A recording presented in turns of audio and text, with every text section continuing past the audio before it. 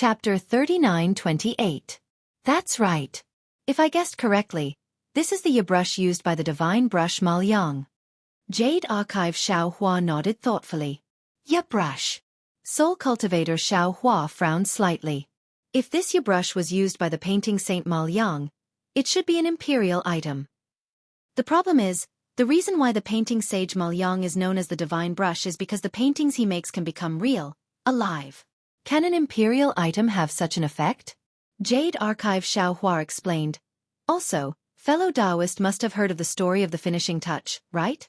Of course, it's the story of Xianxia painting 4 dragons on the wall of the Annal Temple in Jinling. But he didn't add the finishing touch. Every day, touch it and it will fly away. People thought it was absurd, so they insisted on adding the finishing touch. In a flash, thunder and lightning broke the wall, and the 2 dragons soared into the sky on clouds. The 2 dragons that didn't add the finishing touch were all there. Soul cultivator Xiaohua said. Jade Archive Xiaohua nodded. That's right.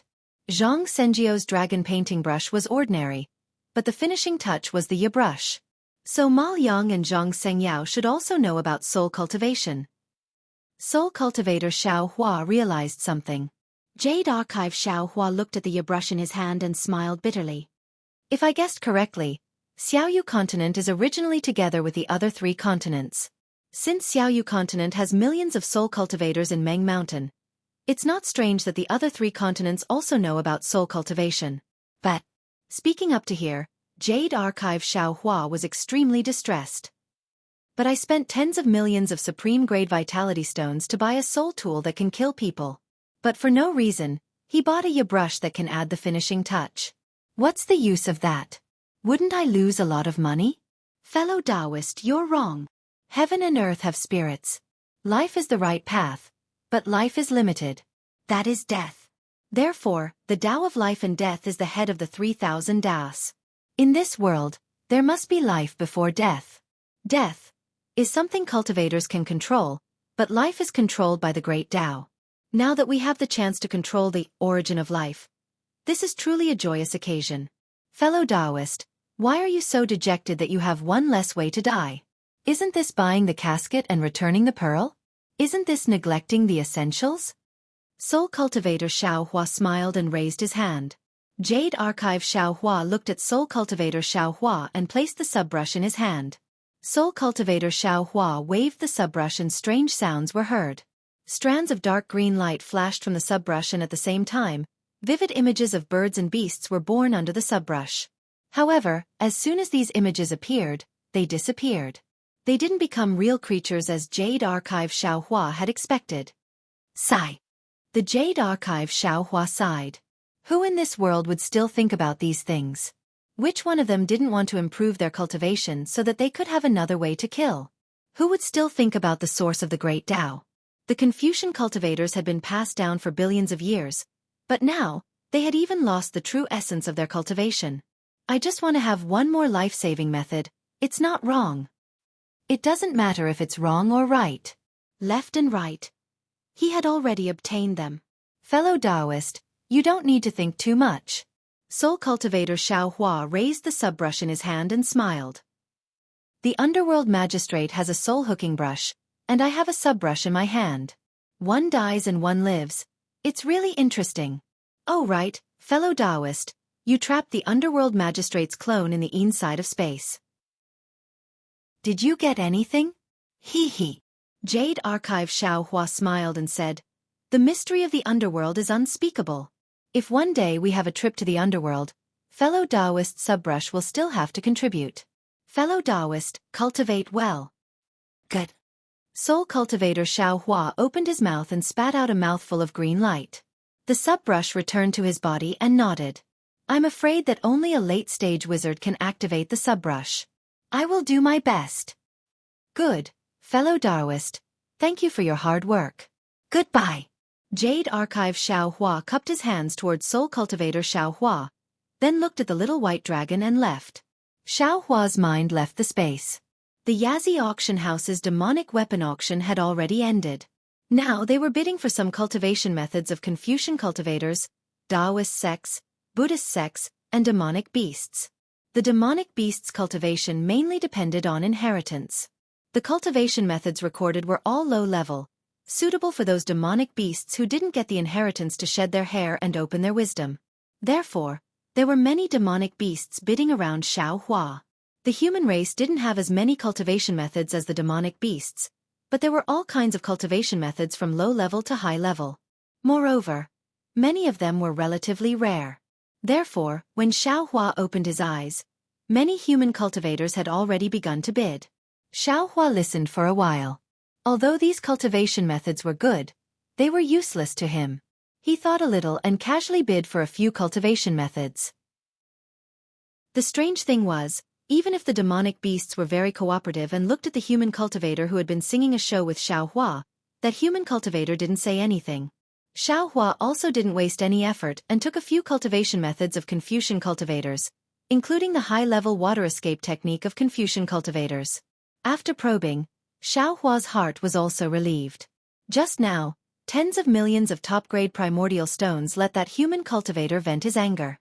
Presumably, the future bidding wouldn't be particularly difficult, so Xiaohua put his attention on the following Taoist cultivation methods. Sure enough, in the following Taoist cultivation methods, not only were there cultivation methods for yuanying and out-of-body cultivators, but there were also some secret techniques and magical abilities. After these, there was actually a rare gold escape technique and a high-level cultivation method.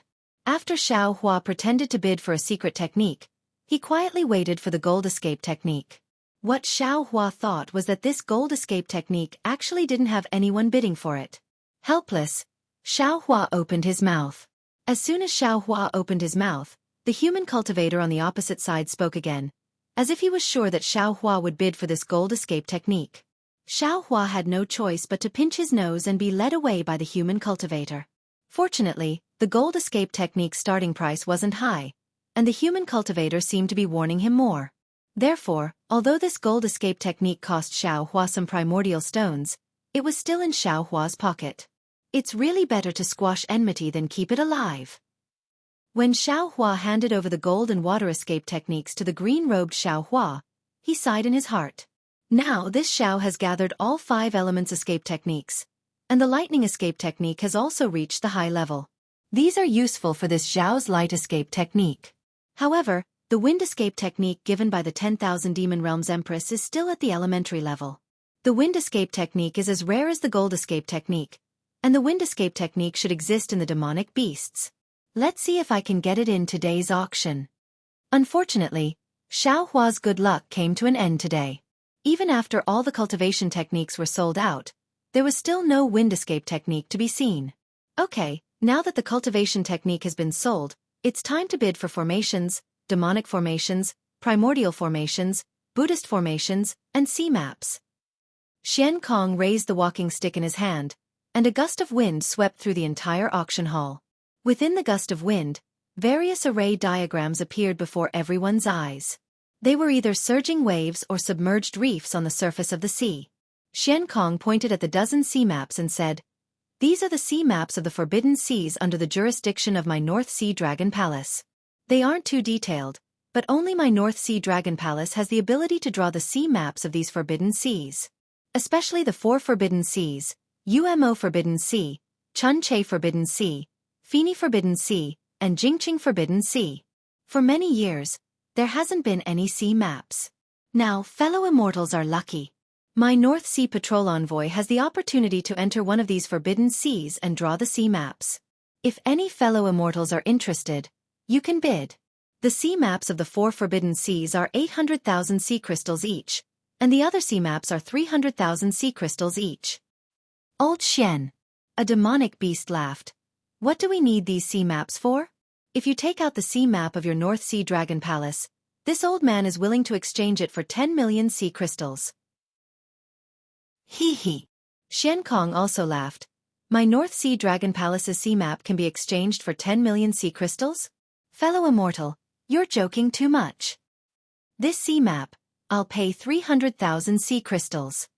Since the Yazi auction house was willing to take out sea maps, naturally there would be demonic beasts who needed them. As soon as Xian Kong's sea map appeared, there were demonic beasts bidding for it. Moreover, There seemed to be quite a number of demonic beasts bidding for it. After the normal sea maps were auctioned, it was time for the sea maps of the 4 Forbidden Seas. Umo Forbidden Sea, Fini Forbidden Sea, and Jingqing Forbidden Sea were all auctioned by demonic beasts. However, no one was interested in the sea map of the Chun-Che Forbidden Sea. Alright. Fellow Immortal Xian. The Chun-Che Forbidden Sea is filled with ghostly whales and howls all year round. Whenever a ship or a member of the sea accidentally passes by, it will trigger a lightning bolt. If they're lucky, even if their ship is destroyed and they're heavily injured, they can still appear from other places. If they're unlucky, they won't even be able to find a piece of their wreckage. Who would go there? Who knows if your sea map of the Chun-Che Forbidden Sea is real or fake? Xiankong laughed. Of course this sea map of the Chun-Che Forbidden Sea is real. However, there's no detailed information on it. It's just a map drawn by the North Sea Dragon Palace's patrol envoy recently. How about this? This sea map costs 500,000 sea crystals. However, even if it was 500,000 sea crystals, none of the demonic beasts would waste it. This old man bids 500,000 sea crystals. Xiaohua suddenly opened his mouth, causing the crowd of demonic beasts to laugh. They couldn't help but look at the person opposite Xiaohua. Although that person's lungs were about to explode from anger, he couldn't say anything. He could only squint his eyes as he looked at the sea map and ponder over Xiaohua's intentions. It seems like this guy is preparing to bid for the formation map. He's trying to tempt me into making a move, and then he'll withdraw as soon as I open my mouth. Damn it, but what if he really wants this sea map? After thinking about it for a while, facing the gazes of countless demonic beasts, that person clenched his teeth and said, 510,000 sea crystals. Alright. Xiaohua clapped his hands and said, this old man bid 600,000 sea crystals. If you raise the price again, then this old man will fulfill your wish. Haha. The crowd of demonic beasts laughed as usual, waiting for Xiaohua to say, there's only one more time, there's no third or fourth time. Unfortunately, faced with Xiaohua's repeated bluffs, that person really couldn't figure out what Xiaohua was trying to do. Thinking about how he had forced Xiaohua to spend a lot of source stones to bid for the metal evasion technique, that person could already feel the aura of Xiaohua's scheme. Thus, that person laughed and said, this old man will fulfill your wish. There's no need for you to think too highly of yourself. Haha. Xiaohua laughed and said, then this old man thanks fellow Immortal. This sea map is something this old man must obtain. After saying that, Xiaohua immediately took out some source stones and handed it over to Xiankong. Unfortunately, no matter how happy Xiaohua was, in the eyes of that person, Xiaohua was just putting on an act. He was just trying to act as a cover for bidding for the formation map in the future. A good activity like a pie falling from the sky. Cool phones are waiting for you. Click on the Chinese network's official account, WeChat friend, add official account, type Dread, and participate immediately. Everyone has a prize. Immediately follow Dread's official account on WeChat. Chapter 39-29. Sure enough, after several rounds of bidding, it was the turn of a formation diagram called the 13 Buddhist Clouds Formation. The Buddhist formations of the Buddhist sect were naturally not as good as the relics of the Buddhist sect. The monster race was not interested in it and there were not many humans who understood formations, so the previous bidding was relatively quiet. When it came to this formation diagram, no one bid, even though Xiankong's bid was only 200,000 sea crystals. Seeing that Xiankong was about to change the Buddhist formation to a Buddhist formation, Xiaohua suddenly smiled and said, fellow Immortal Xian, the things in your Yazi auction house today have really opened this old man's eyes. This old man has gained a lot from you. How about this? Since no one is bidding for this Buddhist formation, this scene is too awkward. This old man will join in the fun and bid for this Buddhist formation. Thank you, fellow Immortal. Xiankong was stunned for a moment. Then he smiled and the strange expression in his eyes became even stronger. Xiaohua's move was really, everyone knows what Sima Zhao is thinking. Not to mention the humans, even the monster race who never used their brains to speak and do things could see Xiaohua's thoughts. Needless to say, all the monster race naturally looked at Xiaohua in an instant. This fellow Immortal is starting to get closer to fellow Immortal Xian? The corners of that person's mouth rose slightly and he said indifferently, in that case, This old man can't be left behind. This old man bids 210,000 sea crystals. Fellow Immortal, aren't you being too obvious? Xianxia muttered unwillingly. This old man bids 300,000. 310,000. 400,000. 410,000. 500,000. As Xianxia and that person bid one price after another, the heads of all the monster race and human race in the entire auction field nodded left and right like little chicks. The rhythm was uniform and quite orderly. 510,000. 600. 000. 610,000. Seeing that person being so aggressive, Xianxia was also very anxious. His tone was very angry and his whole body stood up from the chair. The speed of his bidding also increased. 900,000. 910,000. 1,000,000. 1,010,000. After that person finished announcing the price, all the humans and demons looked at Xianxia's figure. Then, as usual, they paused at Xianxia's position and turned to look at that person. That person also shouted, 11 million. However, just as everyone and the demons turned to look at Xianxia again, they suddenly came to a realization. Xianxia wasn't bidding. The crowd of demons and humans came to their senses, and so did the man himself. An extremely bad feeling rose from the bottom of the man's heart. He almost said angrily, why didn't you bid? Why should this old man bid? Xianxia replied casually, this old man can't outbid you, so I can only give you this incomparably precious Buddha array. Why aren't you? That person was at a loss for words. He almost stuttered as he asked, but he couldn't finish his sentence. Xianxia said with a smile, what? Are you still waiting for this old man to say something? NNN. Without waiting for that person to speak, the nearby demons all nodded, agreeing with Xianxia's opinion. Didn't this old man say it already? There can only be 1 and 2 times, but not 3 and 4 times. Xianxia said very innocently, this old man has said so many times, how can I say it again? That person almost vomited blood when he heard this, because Xianxia had to say, how many millions of sea crystals is this old man going to bid at the end? If you raise the price again, then this old man will have to fulfill your wish. In order to end it, he took it for granted that Xianxia would say it this time, so he didn't even consider bidding with Xianxia. Of course, Xiaohua's bidding speed was also extremely fast. Even if he sensed it in his heart, he didn't react. Who would have thought that Xiaohua would suddenly stop bidding? Not to mention him, even the crowd of demons who were watching the show didn't have any reaction. They even used their gazes to urge him to bid. Ah! Ha! The demons understood, and they all laughed loudly. The atmosphere of the entire Yazi auction house suddenly reached its peak.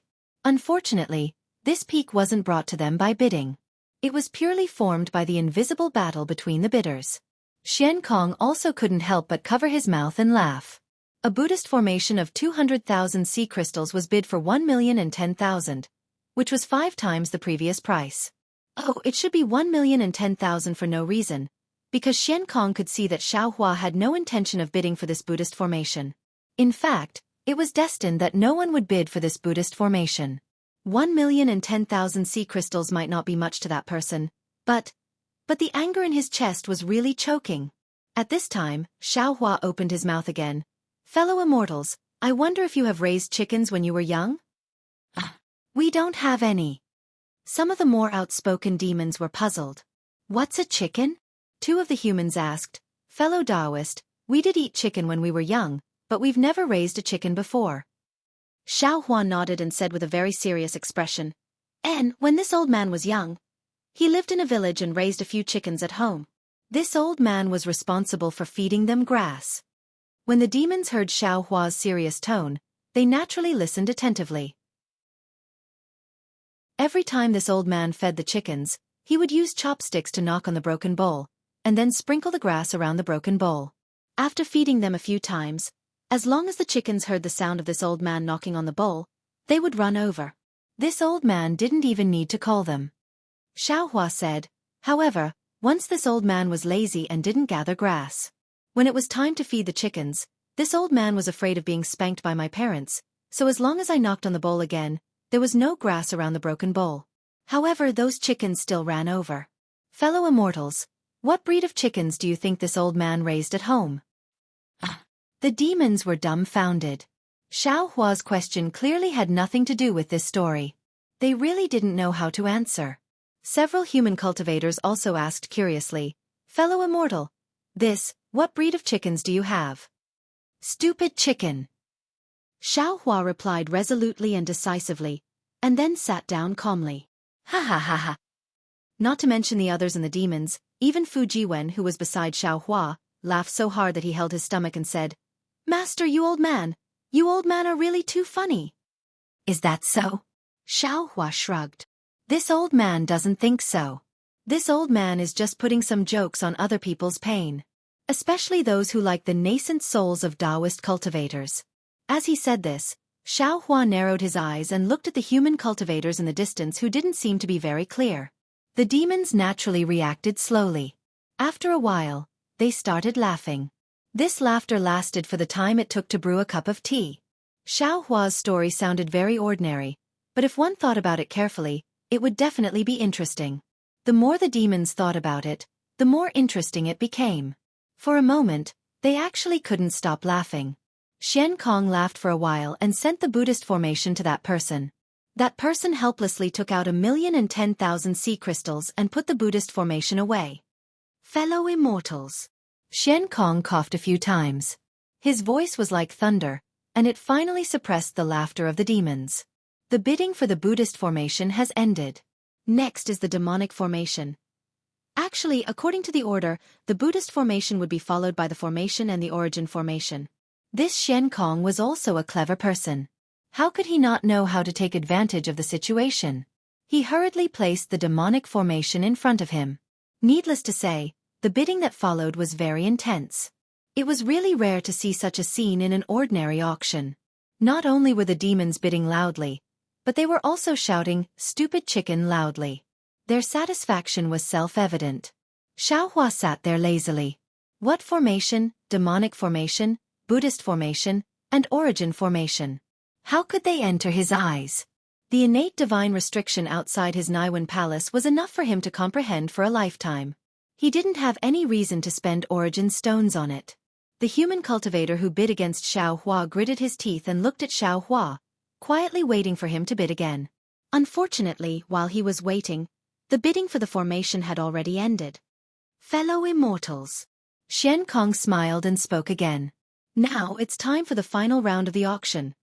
However, before he could finish speaking, a small swordfish suddenly swam over from a corner of the auction house and landed in front of Xiankong. When Xiankong saw the swordfish, he raised his head slightly and glanced in Xiao Hua's direction. Xiao Hua straightened his back. He understood that the swordfish had brought news of his soul-nourishing pill. Sure enough, Xiankong took the swordfish and held it in his hand for a moment. The swordfish turned into demon runes and landed on the back of his hand. Xiankong nodded slightly and said with a smile, Fellow immortals, the nascent soul that was previously put on hold can now be auctioned.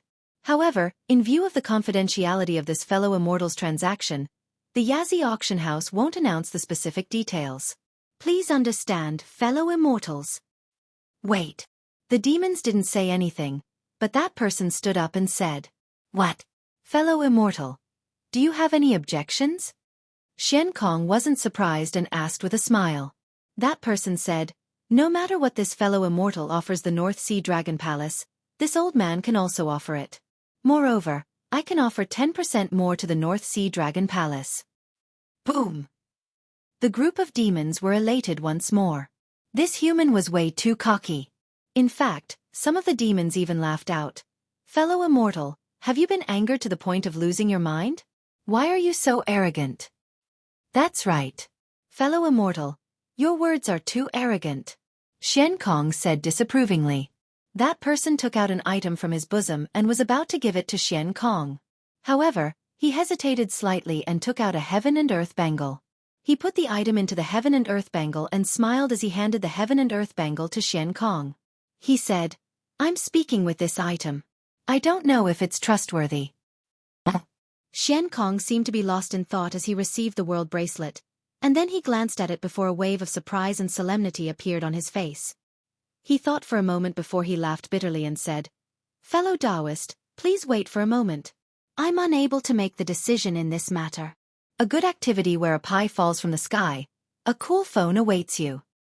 Click on the Chinese website's official account, add a friend on WeChat, add a public account, type Dread, and participate immediately. Everyone has a prize. Follow Dread's official account immediately. Chapter 39:30. Oh! After hearing Xianxia's words, Xiao Hua was naturally even more certain that this person was an immortal emissary from the Immortal Palace. However, the crowd of demons was somewhat surprised. All the demons' heads habitually looked towards that person. Of course, this time they were not urging that person to bid. As he spoke, Xianxia pointed his hand and a wave appeared out of thin air. Xianxia placed the Heaven and Earth bracelet on top of the wave. That wave swirled in the air and disappeared. My apologies, fellow immortals. Please wait for a moment. There should be a reply soon. As Xianxia spoke, he simply stopped hosting the auction and stood there waiting. Sure enough, in just the time it took to brew a cup of tea, another swordfish swam back with a Heaven and Earth bracelet in its mouth. All the demons were eagerly waiting. They all anxiously watched the swordfish land in Xianxia's hand and quietly waited for Xianxia's explanation. Xianxia took the Heaven and Earth bracelet. The swordfish also turned into demon runes and disappeared on the back of his hand. Xianxia did not hesitate to raise his hand to control the wave and send the Heaven and Earth bracelet back to that person. He said with a smile, "I'm afraid you can't take what this fellow immortal offers. Therefore, my Yazi auction house will only trade with this fellow immortal." How is that possible? That person stood up in surprise and shouted, "How can the hidden immortal continent have something that this old man can't provide?" Although that person was cautious and did not say the two words, Immortal Palace, from his tone, other than the demons who did not understand, perhaps some humans had already begun to think about it. That's right. Fellow immortal really can't provide it. Xianxia said and then transmitted his voice to Xiao Hua. The soul-nourishing pill provided by fellow immortal is indeed not bad, but it hasn't reached the effect of the 4 revolutions soul-nourishing pill. Therefore, my Yazi auction house can trade with fellow immortal, but the amount. After saying that, Xianxia also cautiously told him the number. If the Immortal Palace hadn't interfered, Xiao Hua might not have known the importance of his soul-nourishing pills, and he might have been bewitched by Xianxia. However, since the Immortal Palace couldn't provide it, he could only compete with Yazi in this world. Therefore, Xiao Hua began to bargain without hesitation. However, after a few exchanges, Xiao Hua was defeated. After all, the Yuaning was something that Xiao Hua had to obtain. Xianxia, who had grasped this crucial point, didn't care about Xiao Hua's tricks at all. He casually made some concessions and refused to relent. Xiao Hua had no choice but to follow Xianxia's instructions and take out a sufficient amount of soul-nourishing pills. However, when Xiao Hua sent the souls of the 13 Yuaning into his lower dantian to nourish them, a smile appeared on his face again. Refining the soul-nourishing pill was as easy as lifting a finger for the green-robed Xiao Hua. If not for the lack of time, Xiao Hua was prepared to let the soul cultivator Xiao Hua refine the soul-nourishing pill. Presumably, the soul-nourishing pill refined by the old man would be even better than this soul-nourishing pill, right? In exchange for 13 nascent soul spirit bodies that can cultivate scattered soul, no matter how you look at it, Xiao Hua has gained a huge advantage. These are the credentials of the 2 distinguished guests.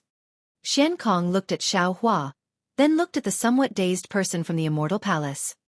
He took out 2 silver Yazi statues from his bosom, waved his hand, and gave them to the 2 people saying, "Since the 2 immortal friends stepped out of the auction, as long as you bid in the business of my North Sea Dragon Palace, you will enjoy a certain discount.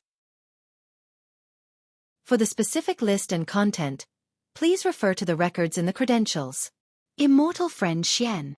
How could the person from the Immortal Palace care about some small favor from the North Sea Dragon Palace?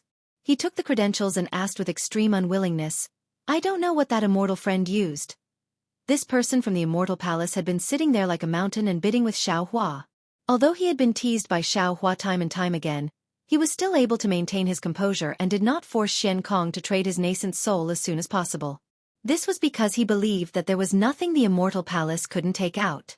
Even when he later realized that Xiao Hua might be a Buddhist cultivator, he didn't panic too much. After all, on the hidden immortal continent, the token of the Immortal Palace was much more useful than a Buddhist cultivator. But he really didn't expect that in the end, things would actually fall short of success. He really couldn't figure out what good thing a Buddhist cultivator could give to the North Sea Dragon Palace. Unfortunately, before he could finish speaking, Xian Kong waved his hand and said with a smile, "This is a secret of my North Sea Dragon Palace. It has nothing to do with others. Immortal friends, next is the fish slave auction that you have been waiting for a long time. Are you ready?" "We are ready." Several monsters with loud voices roared in unison. Their eyes were immediately filled with bestial bloodlust. Clap, clap. Xian Kong chuckled. He clapped his hands lightly, and the entire auction hall suddenly turned dark. At the instant darkness enveloped it, the sound of a flute leisurely resounded from the darkness, and the clamorous auction hall hurriedly quieted down. After that, a ray of light that seemed like a dream appeared at the center of the auction hall. As the light scattered, a pure white body that seemed like a crystal appeared within the light. The body was as white as jade, and traces of red were faintly discernible within the whiteness. Moreover, a naked mermaid had appeared within the light. 1,000,000 sea crystals. Just as the entire auction hall was swallowing saliva, a faint voice broke the silence of the auction hall. The legendary throwing a brick to attract jade was probably like this. After 1,000,000, 1,000,000, 2,000,000, etc., all of them were attracted. What the monsters couldn't stand the most was that whenever a monster made a bid, the mermaid would swing her tail and swim towards that monster. And when a new bid was made, the mermaid would glare at that monster with hidden bitterness and swim to another place. The entire auction hall was pitch black. The mermaid, cloaked in multicolored light, could be seen seductively swimming around above the heads of the monsters. It was as if the darkness was the sea she was swimming in. Disciple. In the darkness, Xiaohua was somewhat bewildered. He transmitted his voice. "This mermaid, what's the use of bidding for it?" "That. Master, if you want to know, why don't you bid for one? Disciple doesn't have a master's wife." "Shut up," Xiaohua scolded. "Be careful or I'll buy one for you. Let Mo ignore you again." "Yes, master." Fu Jiwen was well behaved, but his eyes were dishonestly sweeping over the mermaid's body. This kind of tofu, any male who had touched meat would not let it go. In the end, this lovely mermaid was bought by a monster with a price that made Xiaohua's throat dry. Cough cough. Actually, the price was not necessarily high. The problem was that Xiaohua's throat had been dry ever since the mermaid came out. Of course, not all monsters and humans were attracted by this extremely tempting mermaid. The immortal envoy from the Immortal Palace sat on the chair and used his hand to pinch his chin as he secretly pondered. No matter if it was pondering about Xiaohua's origin or how to snatch the nascent soul from Xiaohua's hands. Unfortunately, although the restrictions of the Yazi auction hall looked simple and didn't have any special places to hide the figures of humans or monsters, the key point was that the faces were blurred. Moreover, he also knew that after the auction, the entire auction hall would have more than 10 exits. At that time, the lights and shadows would change, and no one would know who left from where. He really wouldn't be able to find where Xiaohua went. Perhaps I can only go out and make arrangements in advance. The immortal envoy from the Immortal Palace was somewhat helpless. Although he also knew that after the auction, who knew how many monsters would leave from here? How could he possibly find traces of Xiaohua? However, since he knew that Xiaohua was the Buddhist sex bodhisattva, perhaps it would be of some help. There were a total of 8 mermaids who acted as fish slaves, and each of them bid an extremely high price. Among these 8 mermaids, there were also some rare and valiant demonic beasts. However, those were just decorations and couldn't even be considered as green leaves. When the last mermaid fell into the arms of a monster, the entire auction hall was filled with light. Xian Kong flew out from the center of the auction hall and said with a smile, "Many thanks for your support, fellow immortals. Tonight's auction is over. Next will be the Yazi Battle Hall's Battle Hall. Fellow immortals are welcome to participate. If you don't want to participate, you can leave when the demonic formation in the auction hall changes. Fellow immortals, please don't worry. The changes in the demonic formation will completely conceal your whereabouts. No one will know where you will leave from. Fellow immortals who don't want to leave, please don't worry. Your seats will also change when the demonic formation changes. No one will know where you will sit in a while." After saying that, Xianxia nodded a few times. He raised his hands and cupped them before his figure disappeared. Looking back at the auction ground that was originally as smooth as flowing water, there were some changes slowly taking place in the center of the auction ground. Several holes with fences appeared on the four walls. Every fence had a water-blue brilliance on it, blocking the yuan senses and vision of the demons. However, from the holes, a series of deafening roars came out. Hearing that the auction had ended, Xiaohua stood up. However, when he heard Xianxia mention the wrestling competition, Xiaohua's heart skipped a beat. He immediately thought of the two demonic beasts, the Kunli and the rhinoceros, who were fighting each other at the beginning of the auction. The fight between the two demonic beasts should be the so-called wrestling competition. However, Xiaohua was thinking more than that. He clearly remembered that when he met Xiao Jian and Xianxia in the early years, Xiao Jian once said that Xianxia was picked up in a battle hall. Moreover, when he picked up Xianxia, he also promised the battle hall that when Xianxia came back to life, he would go to the battle hall to participate in a battle hall. This was the price he had to pay for taking Xianxia away. Although this period of time should have already passed, and Xiaohua had not seen an arena in the hidden Immortal continent for so many years, Xiaohua had almost forgotten about it. However, the appearance of the Yazi arena once again brought back this not-so-distant memory. A good event where a pie falls from the sky. Cool phones are waiting for you. Chapter 39-31. Xiaohua thought for a while and said in a low voice, "Disciple, I have some things to ask Xianxia to come out. You go back to the Kunlun Wonderland to cultivate first."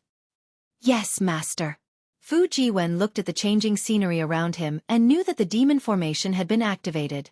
It was a good opportunity for him to leave. Xiaohua released his soul consciousness and formed a seal with his hands. He sent Fu Jiwen back to the space with a wave of his sleeve and then pulled Xianxia out. Xiaohua's actions were very secretive. His current cultivation was high enough.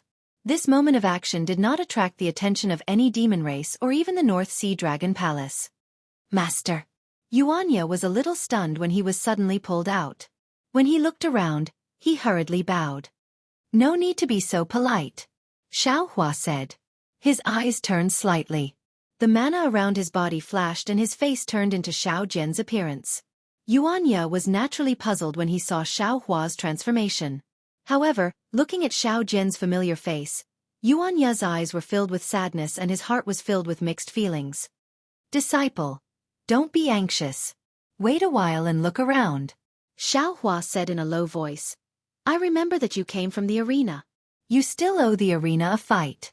This kind of thing is karma. If you don't understand it, it might have nothing to do with your current cultivation. However, who knows what kind of trouble it will cause in the future." Xianxia looked around. The demon matrix was still changing, and there were also water ripples beneath him. He couldn't see anything, so he said, "Master told me about this. I had already fainted and didn't know anything. I don't know if what Master said is true." The master Xianxia mentioned was naturally Xiao Jian. At this time, Xianxia still called Xiao Jian Master. This was also his nature. Xiaohua also sighed slightly when he heard this. Whether Xiao Jian's words were true or false, only he himself knew. The karma between Xianxia and the arena might be made up by Xiao Jian. No matter what, just believe it for now. Xiaohua sighed. Xianxia nodded. "I will listen to Master's instructions. I will return it to them. I don't want to owe anyone a favor. It's just that this disciple doesn't know where the gladiator arena is, and I don't know how to return it to him. Hee, take a look over there." Xiaohua laughed as he raised his hand and pointed at the center of the auction hall. Hiss. Xianxia raised his head to look and unconsciously sucked in a breath of cold air. His hands involuntarily clenched into fists and the veins on his arms bulged like dragons. Even his body was trembling slightly and his teeth were tightly clenched together. Where Xianxia's gaze landed, the originally flat ground was now filled with many stones. The stones were in an irregular shape. There was grass, mud, and even some sharp spikes on the ground between the stones. In addition to the stones, there was some scarlet water around the ground. Some white bones that had not been corroded floated on the water. Some bubbles appeared in the water. It looked extremely poisonous. On the left side of the holes in the walls, there were bloodstains all over. There were even some skeletons and white bones scattered on the ground. It looked very eerie. Seeing Yuan Ye's strange behavior, Xiao Hua already understood. Even if this gladiator arena was not the gladiator arena that Yuan Ye used to be in, it must have some connection to that place. Master. Yuan Ye calmed down with great difficulty. He looked at Xiao Hua and said, "This gladiator arena is very similar to the gladiator arena that disciple used to be in, but it is not the gladiator arena that disciple used to be in." And Xiao Hua nodded and said, "Sit here and take a look. Master will think about what to do." "Yes, Master." Yuan Ye gently sat down and looked at the gladiator arena that was gradually becoming clear. He gradually became confused, cold, nostalgic, and confused. All kinds of emotions surged out like bubbles. Xiao Hua paid attention to Yuan Ye's expression and secretly nodded. He understood that this gladiator arena was where Yuan Ye went after leaving the mystic Jade Dark Forest. Other than Jianghu, this gladiator arena was probably one of Yuan Ye's worries. Jianghu's worries had already been solved by Jianghu, and the gladiator arena's worries would also be solved today. Calling Yuan Ye out was definitely the right decision. A moment later, all the seats became clear. The figures of the monster race and human race on the seats also began to appear. Sure enough, as Shen Kong said, the seats were completely messed up. Xiao Hua had already moved to another place and was much closer to the gladiator arena. Even if Xiao Hua spoke now, the celestial emissaries of the celestial palace would not be able to find him. Dong dong dong. A series of military drums sounded and a bloody color suddenly appeared in the center of the gladiator arena. The bloody color became even bigger and in a moment, it formed a ball of blood that was dozens of feet large in the air. Dong! The military drums sounded in unison, and then two large hands stretched out from the center of the blood ball. These large hands were furry and had sharp armor that flashed with a cold light. The large hands tore left and right, and the entire blood ball opened like a curtain of snow. A flood dragon wearing blood armor rushed out from within. This flood dragon's blood armor was engraved with complicated demon characters. The demon characters were covered with thick blood marks and a strong murderous aura was emitted from this blood armor. Not to mention this flood dragon's huge body, on its ferocious flood dragon face, there was a deep blood mark that cut its entire face in half. Its already terrifying face revealed a murderous aura. When the flood dragon walked out of the blood ball, the entire blood ball turned into a blood cloud and landed under the flood dragon's feet. The flood dragon raised its head and swept its cold gaze across the faces of all the monster race. Then, it cupped its hands and said, "This old man is Ao Feng from the Yazi Gladiator Arena. Greetings, fellow immortals." However, before the demon race could make a move, Ma Yingfeng said again, "Before the auction, I believe all of you have already seen the battle between Kunli and the rhinoceros. This old man can guarantee that it was merely an appetizer. The following battle will be 100 times more exciting than the previous one." "Good!" the monster race loudly shouted. The blood chi that they did not vent on the mermaid rushed to their heads again. Today's battle will be divided into 10 battles. Ma Yingfeng's expression did not change, he still said coldly, "Every round has 2 demon beasts, or many demon beasts fighting. Fellow immortals, you can bet on which demon beast will win based on your own judgment." Ao Feng then said a lot more. It was nothing more than how to bet, how to win, and how to get the sea crystals that you won.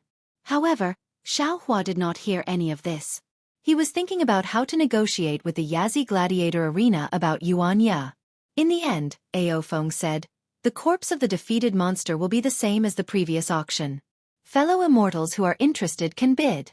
As for the winning monster, if any fellow immortals are not satisfied, they can also come out and challenge. However, my Yazi Gladiator Arena will not be responsible for the life and death of the fellow immortals. Of course, if fellow immortals win, then fellow immortals can take away 70% of the bets that fellow immortals have placed on fellow immortals. Damn it, the last time I saw a bear spirit, he earned 2 million sea crystals. That bear spirit wasn't beaten down by a demonic beast, but was beaten down by sea crystals." A demonic beast with a loud voice shouted, "Today, I want a challenge too." "Good, if fellow immortals are interested, you can go to the side door to register now. Because there are only 10 matches, only 10 immortal friends can participate in the matches tonight." Just as Ma Yingfeng finished speaking, several whirlwinds appeared and several demons flew towards the side door that was shining with light. See. Hearing that there were so many benefits to challenging, Xiao Hua sucked in a breath of cold air. He could not help but have doubts in his heart. Could it be? This is Xiao Jian's lie? He said there was a battle with the arena. Could it be that he wants to earn primeval stones? Is he trying to deceive Yuanya? Damn it, don't push, don't push. Xiao Hua looked over. In just an instant, there were already dozens of large monsters piled up at the side door. A few monsters were squeezed in the middle and shouted. Ao Feng glanced at them and said, "However, fellow immortals who are preparing for the battle, please pay attention.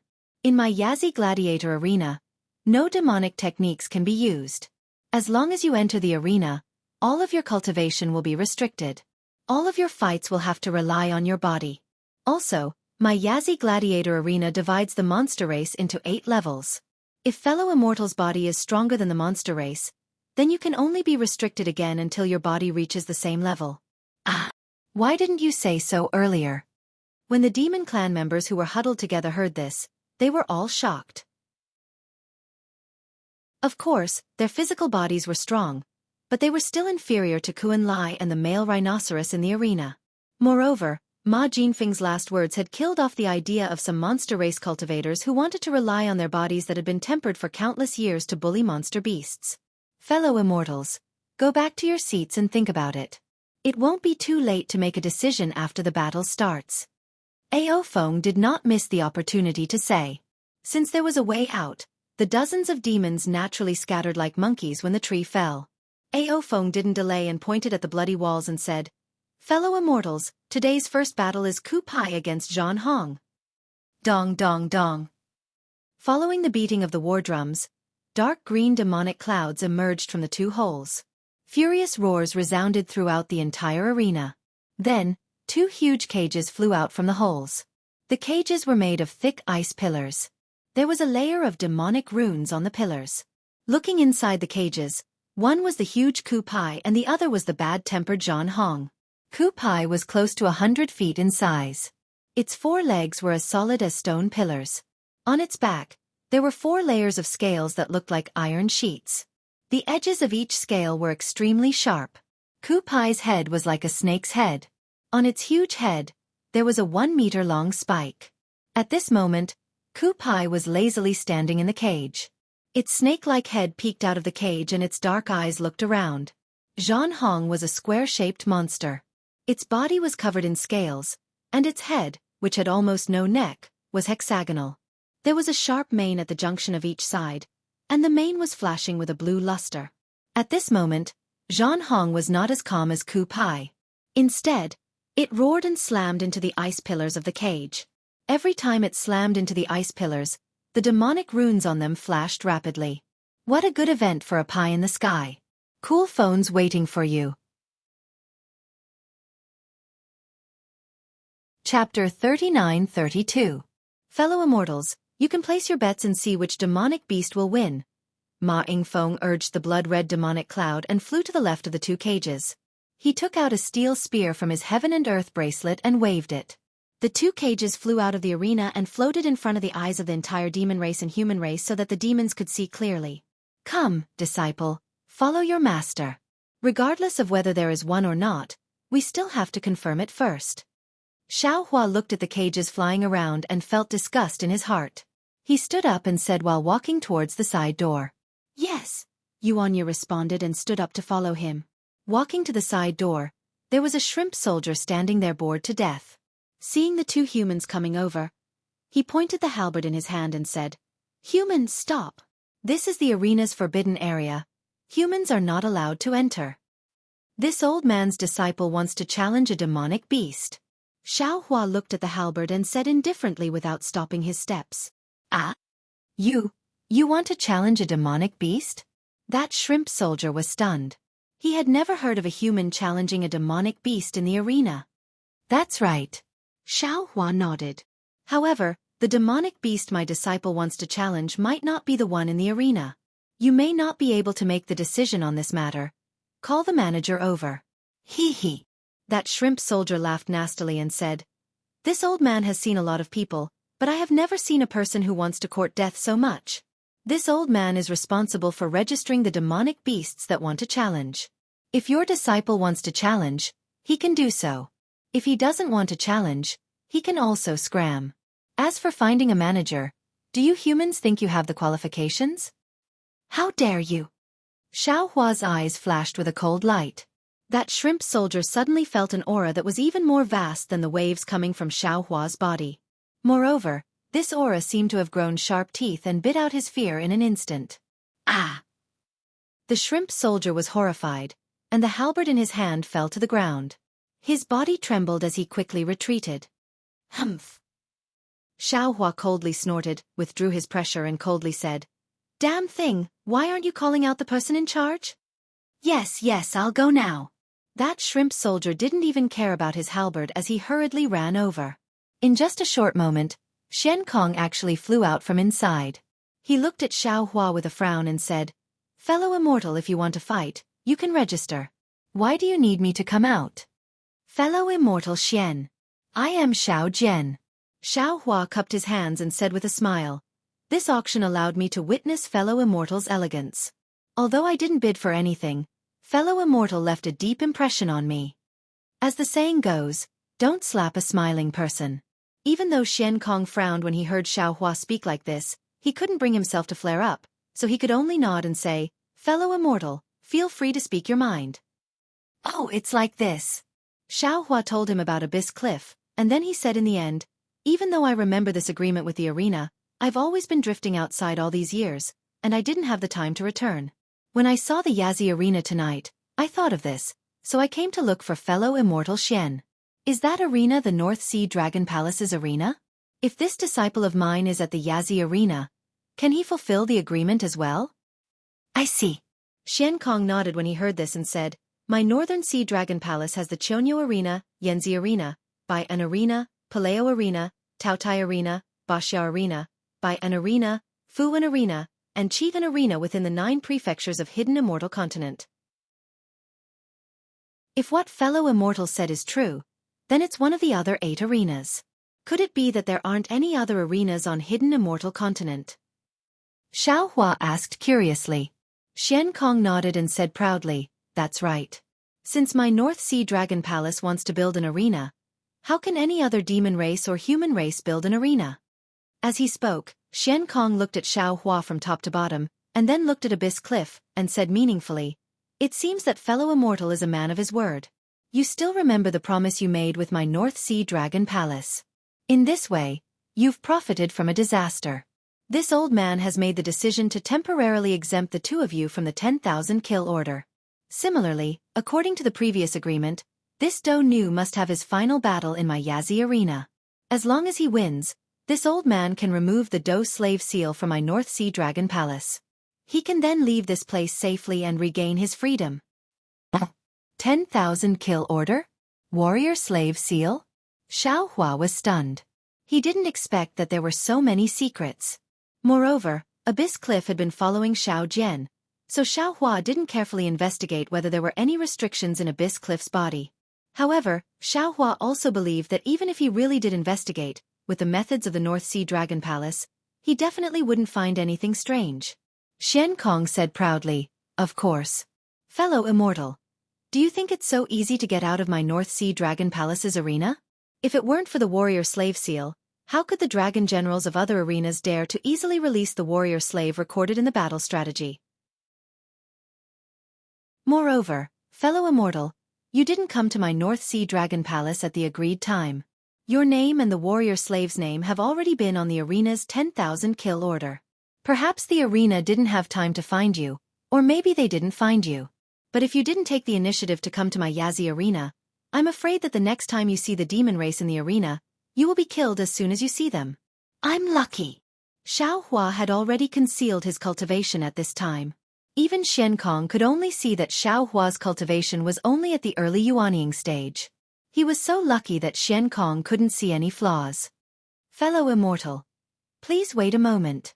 As Shen Kong spoke, he took out something that looked like a dragon horn from the Cosmos bracelet on his arm. With a pu, he spat out a mouthful of demon chi, and the dragon horn let out a clear cry. Soon after, a triangular bronze mirror shot out from the dragon horn. There were 3 Yazis coiled around the edges of the bronze mirror, and their heads and tails were connected. Moreover, There was also a faint opening of a Yazi's mouth in the bronze mirror.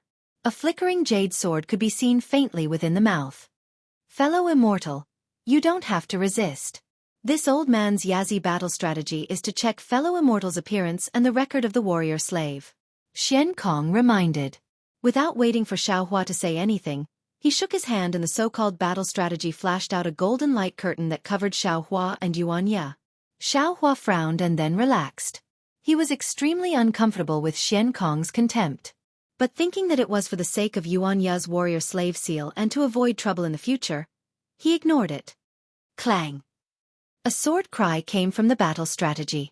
Dozens of sword lights that looked like swimming dragons shot out from the Yazi's mouth and pierced toward Xiaohua and Yuanya. At this moment, the battle strategy in Xianxia's hand had turned blood red. Return, Xianxia roared. The battle strategy in his hand produced a blood-red suction force. The dozens of sword lights shattered and returned to the battle strategy. Xiaohua's face was pale as he said in a low voice, "Fellow Immortal Xian, what's going on?" Xianxia looked at Xiaohua and said indifferently, "Sure enough, it's not out of my expectations. You two have already been placed on the 10,000 kill command. But now, this old man has temporarily suppressed the 10,000 kill command. As long as this warrior slave wins a battle, this old man can remove the warrior slave seal for him." "All right." Xiaohua nodded and said, "Then let's do it according to the rules of the North Sea Dragon Palace." At this point Xiaohua suddenly asked, "Oh right. If this disciple of I wins, can I take the bet?" "Let this old man take a look." Xianxia didn't find it strange at all.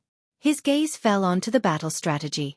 At this moment, the battle strategy had the image of Xiao Jian and Yuanya on it. There were also some densely packed demon characters below. Wuxia, level 4 gladiator beast, was taken away from the arena by the cultivator of the Dao sect, Xiao Jian, because he was seriously ill. Before he left, he made an agreement that if he recovered from his illness, he would return to the arena 3 years later for the final battle. 20% of the bet would belong to Xiao Jian. Wuxia's warrior slave seal hasn't been removed, and he hasn't returned as promised. I hereby issue the 10,000 kill command. Anyone who sees him is to kill him and receive a reward of 5,000. Xianxia spoke word by word in an extremely cold manner. Haha, good. Xiaohua clapped his hands and laughed. That laughter of his had a profound meaning. When he looked at Yuanya again, the reluctance in his eyes had gradually disappeared. At this moment, he finally understood why Xiao Jian had rescued him from the arena. "Fellow Immortal, did you hear?"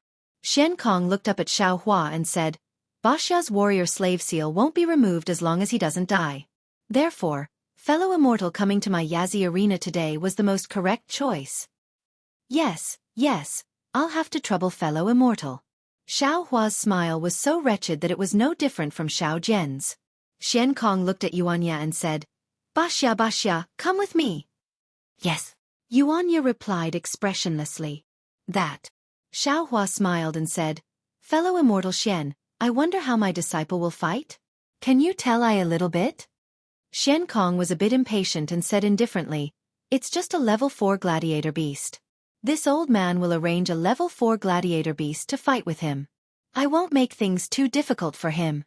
Yes, Xiaohua nodded and asked carefully, "Then can he use weapons?" "Of course he can't use weapons. Even Dao sect cultivation methods can't." Xianxia waved his hand and said, "Before entering the arena, a demon general will seal his lower dantian." "Yes, I'll have to trouble fellow Immortal Xian." Xiaohua smiled and said again. Then he patted Yuanya and said, "Disciple, the happiness of the rest of Master's life is in your hands. In a while, Master will bet more on you." "Yes." Yuanya hated Xiao Jian's appearance. Although he knew that this was Xiaohua, he still replied indifferently. Xiaohua naturally wouldn't be at ease with Xianxia taking Yuanya away like this. Instead, he secretly placed a strand of soul consciousness on Yuanya's body. Then he turned around and prepared to leave. However, after taking 2 steps, Xiaohua was still worried and pulled the green-robed Xiaohua out of the space. He had him control the formless nascent soul and follow behind Yuanya. What a good event where a pie falls from the sky. Cool phones are waiting for you. Chapter 39-33. When Xiaohua returned to the arena and sat back in his seat, he could no longer sense that strand of soul consciousness. The North Sea Dragon Palace's demonic array restriction had indeed exceeded Xiaohua's expectations. However, with the green-robed Xiaohua by Yuanya's side, Xiaohua was not afraid of any special accidents. When Xiaohua sat down, the battle between Ku Pai and Jianghu was nearing its end. The two demonic beasts were covered in wounds and blood. However, for the sake of survival, they continued to roar and pounce at each other. Every time they attacked, the two demonic beasts would spill a lot of blood and flesh from their bodies. Such a bloody battle. No wonder Yuanya doesn't want to remember it. In this cruel battle arena, he doesn't even have a name. Xiaohua looked at the bloody battle and thought to himself, Wuxia 4, 7, 8, 8, 6, 9, 8, 6, 9, which is the Wuxia Gladiator Arena. Furthermore, it's a level 4 gladiator beast. Jianghu was like a small mountain, fiercely charging at Ku Pai. Ku Pai stretched out his head and bit Jianghu's back. Even his sharp thorns tore off large chunks of Jianghu's flesh. However, Jianghu stubbornly held on to Ku Pai's heart. Boom! A loud sound sent Ku Pai crashing into the wall of the arena. The entire arena seemed to be shaking. Ku Pai struggled for a moment before finally lowering his unyielding head. Boom! All the beasts were excited. The screams and roars from before became louder and louder. Perhaps it was because they won the bet, or perhaps it was because of the excitement. Xiaohua sighed slightly. He sat on his seat and closed his eyes to adjust his breathing. Fellow Immortal. Do you feel that it's a bit bloody? Suddenly, a voice appeared in Xiaohua's heart. Xiaohua didn't open his eyes. His consciousness entered his body and saw that the scholarly cultivator Xiaohua was already standing in his middle dantian with a smile on his face. The scholarly cultivator Xiaohua from before didn't have the same outstanding appearance as before. All the sword chi and sword forms had disappeared. Only the pages of his book remained. Inscriptions of armor flashed in his eyes. The aura of the inscriptions of armor was far stronger than that of ordinary scholarly cultivators. However, the current Confucian cultivator Xiaohua was no different from an ordinary Confucian scholar. He wore a light cyan Confucian robe, and his refined temperament was revealed from his clear black and white eyes. That upright and plain-spoken aura could only be faintly seen between his brows. As for the sharp sword from before, it was still hanging at his waist. The scabbard was also gone. However, the sword didn't have any sword chi. It looked no different from an ordinary sword. Fellow Immortal. Fellow Immortal. Jade Archive Xiaohua cupped his hands and said, I didn't expect Fellow Immortal to enter the state of concealing his divine splendor in just a few days. Of course. The Confucian cultivator Xiaohua lightly returned the greeting. Before I started cultivating as a Confucian cultivator, I was originally residing within Sword Intent. My understanding of sword intent and sword chi has already penetrated deep into my bones. Although the sword intent of Cast Emotion Mountain was formed by heaven and earth, in my eyes, it was just a shocking sword strike. Fellow Immortal, you've already comprehended this heaven sword. Now that I've entered seclusion to comprehend it, it's a matter of course. Of course, the comprehension of the heaven earth sword is far from something we can achieve in one go. I still have a long way to go. The sword Tao is also the Confucian Tao, and it's also the heavenly Tao. I've obtained the soul of heaven and the soul of the earth. I've obtained the true essence of scholarly cultivation. My current cultivation has reached a higher level. This is what we should celebrate. Indeed. Jade Xiaohua nodded with a smile. With a calm heart, all things will not perish. With a clear heart, there won't be a speck of dust. Monk Subhoodie has been in seclusion for so long, yet he still hasn't come out. His path in the Buddhist sect is too difficult. Xiaohua said, however, some of the words of the Buddhist sect are very reasonable. If I had seen such bloodshed before, I would have wanted to use my sword to kill all these demons and monsters.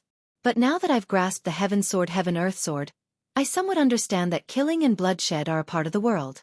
They can never be eliminated by killing to stop killing. Previously, on the Dawn Rain continent, only sword transformation realm cultivators participated in the sword Tao battle. Those spirit swords and divine swords simply disdained to participate. And, even in the eyes of Tao sect cultivators like deity transformation realm cultivators, I'm afraid they also have such thoughts, right? I'm just soft-hearted. I can't see killing. Jade Xiaohua said with a smile. I can't wait for the people of the world to sing and laugh happily. Harmony breeds wealth. Singing and laughing isn't necessarily what fellow Immortal pursues. Xiaohua said with a smile. Harmony breeds wealth. Haha, the same. Jade Xiaohua clapped. Then, Xiaohua said with a serious expression. Fellow Immortal, when fellow Immortal Tempered Bones asked you for a cultivation method, I thought it was a bit funny. But now, in my Confucian cultivation method, the heaven soul is complete and the earth soul is missing. The 5 cheese unifications cultivation method is still missing the water cheese unifications. Of the 5 heavenly hearts, besides the new heavenly heart which is half a piece, I still lack a piece of heavenly heart. Fellow Immortal, why is it so difficult for you to get a cultivation method? Jade Xiaohua smiled bitterly and raised his hand to point at Xiaohua. Fellow Immortal, you're not satisfied. The 5 cheese unifications cultivation method is the top cultivation method for Confucian cultivators. How could it be easy to get? Fellow Immortal, you're already lucky to be able to see the secret inside. Especially, the mystery of the heavenly book's true solution is a secret that even Zhu Zi, Zhang Zi, and Sun Zi couldn't comprehend. We actually managed to see it by chance. The path to heaven has already appeared under our feet. Why should we be in a hurry? Haste makes waste. It's always been a big taboo in cultivation. I know. Xiaohua said with a smile. I'm just reminding fellow Immortal. When you're proud, don't forget about me. You and I are the right path. I understand. Jade Xiaohua waved his hand and prepared to leave. After the auction, I will go look for the Yu province cauldron. Heavens will can only rely on chance. I can't promise you anything. Thank you for your trouble, fellow Immortal. Xiaohua returned the greeting with a smile. Xiaohua's mind left his middle dantian. The entire arena was still noisy like fire. There was simply no one sitting quietly like Xiaohua. After all, those who didn't leave the auction and participated in the arena were all here for this kind of blood and excitement. How could they give up on a regular scene? After another half an hour, seeing a large rock-like demonic beast tearing apart and devouring a duck-like demonic beast, Ma Yingfeng once again stepped on a blood cloud and appeared in the sky above the arena. Fellow Immortals. Ma Yingfeng's face was still cold. He said word by word, previously, this old man said that my Yazi Arena arranged 10 matches for fellow Immortals to enjoy. However, today, there is a beast that is about to leave the arena for its last match. Therefore, my Yazi Arena temporarily added a match. Please enjoy.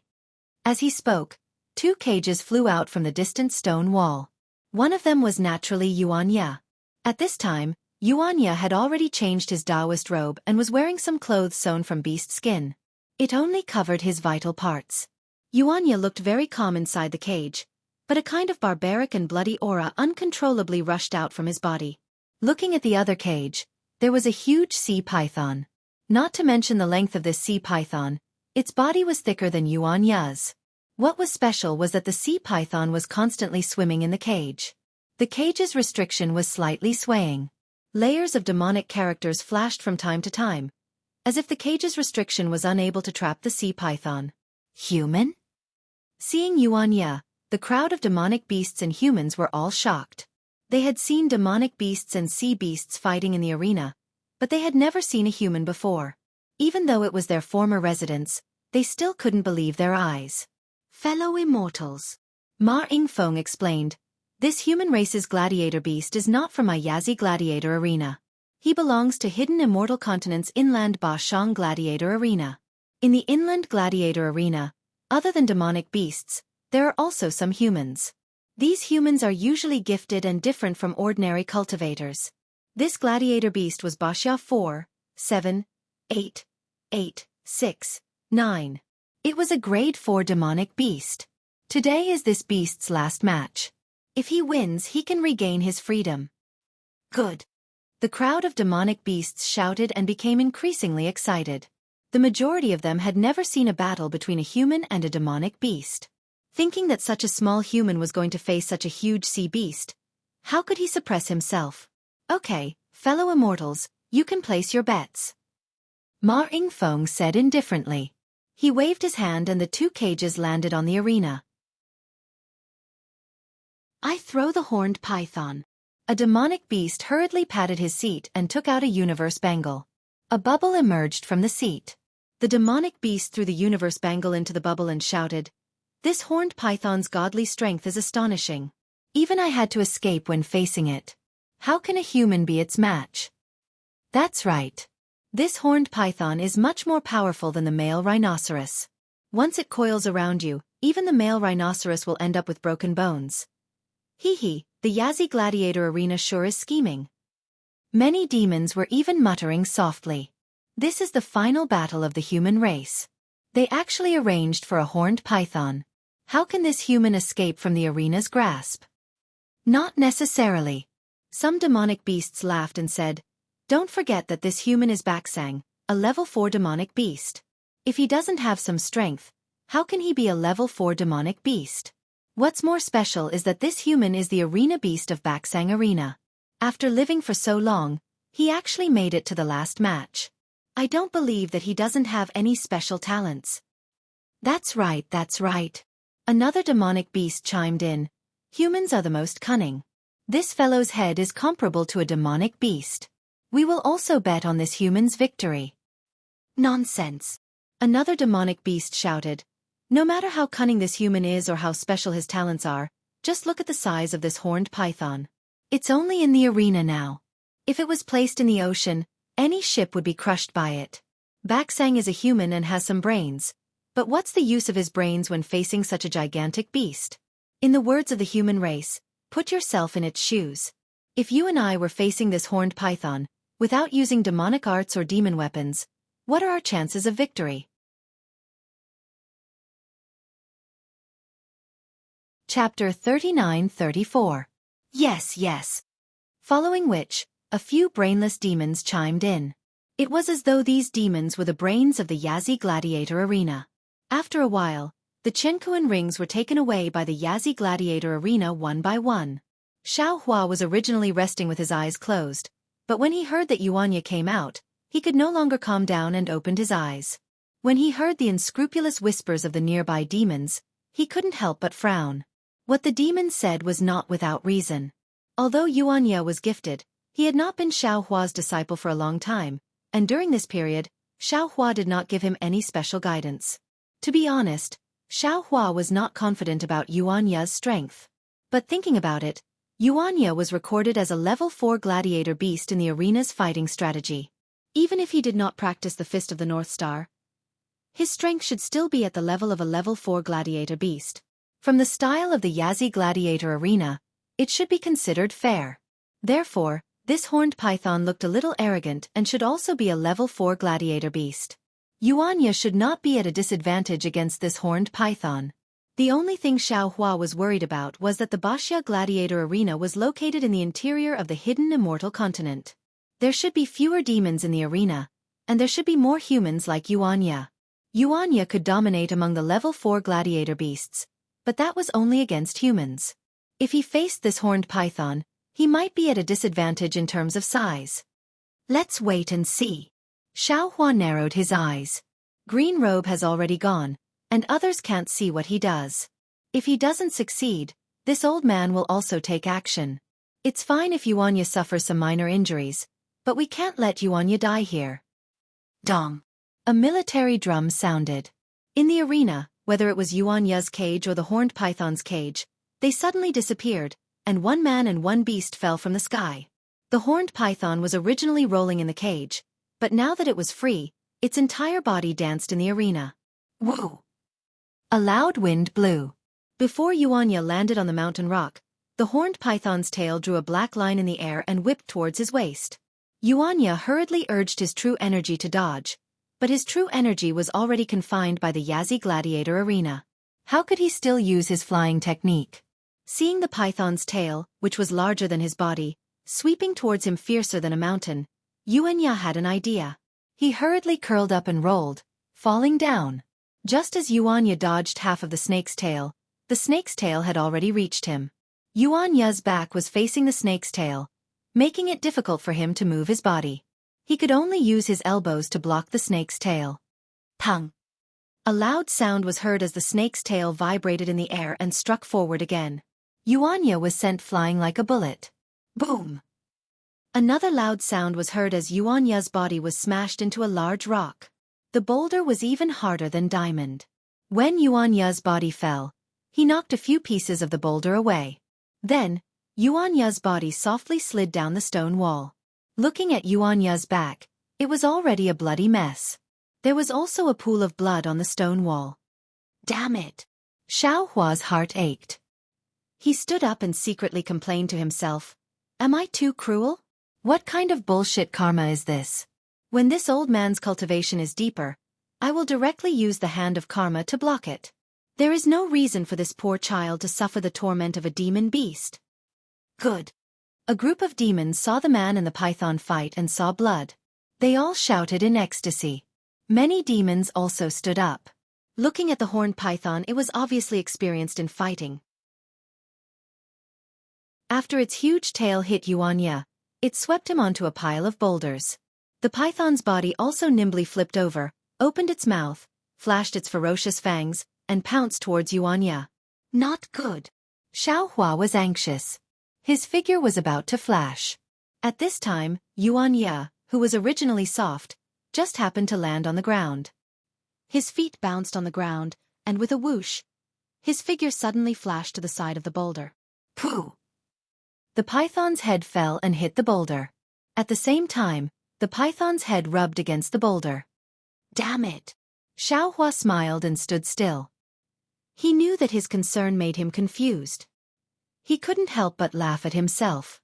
Like I said, Xianxia has the strength of a 4th-level fighting beast.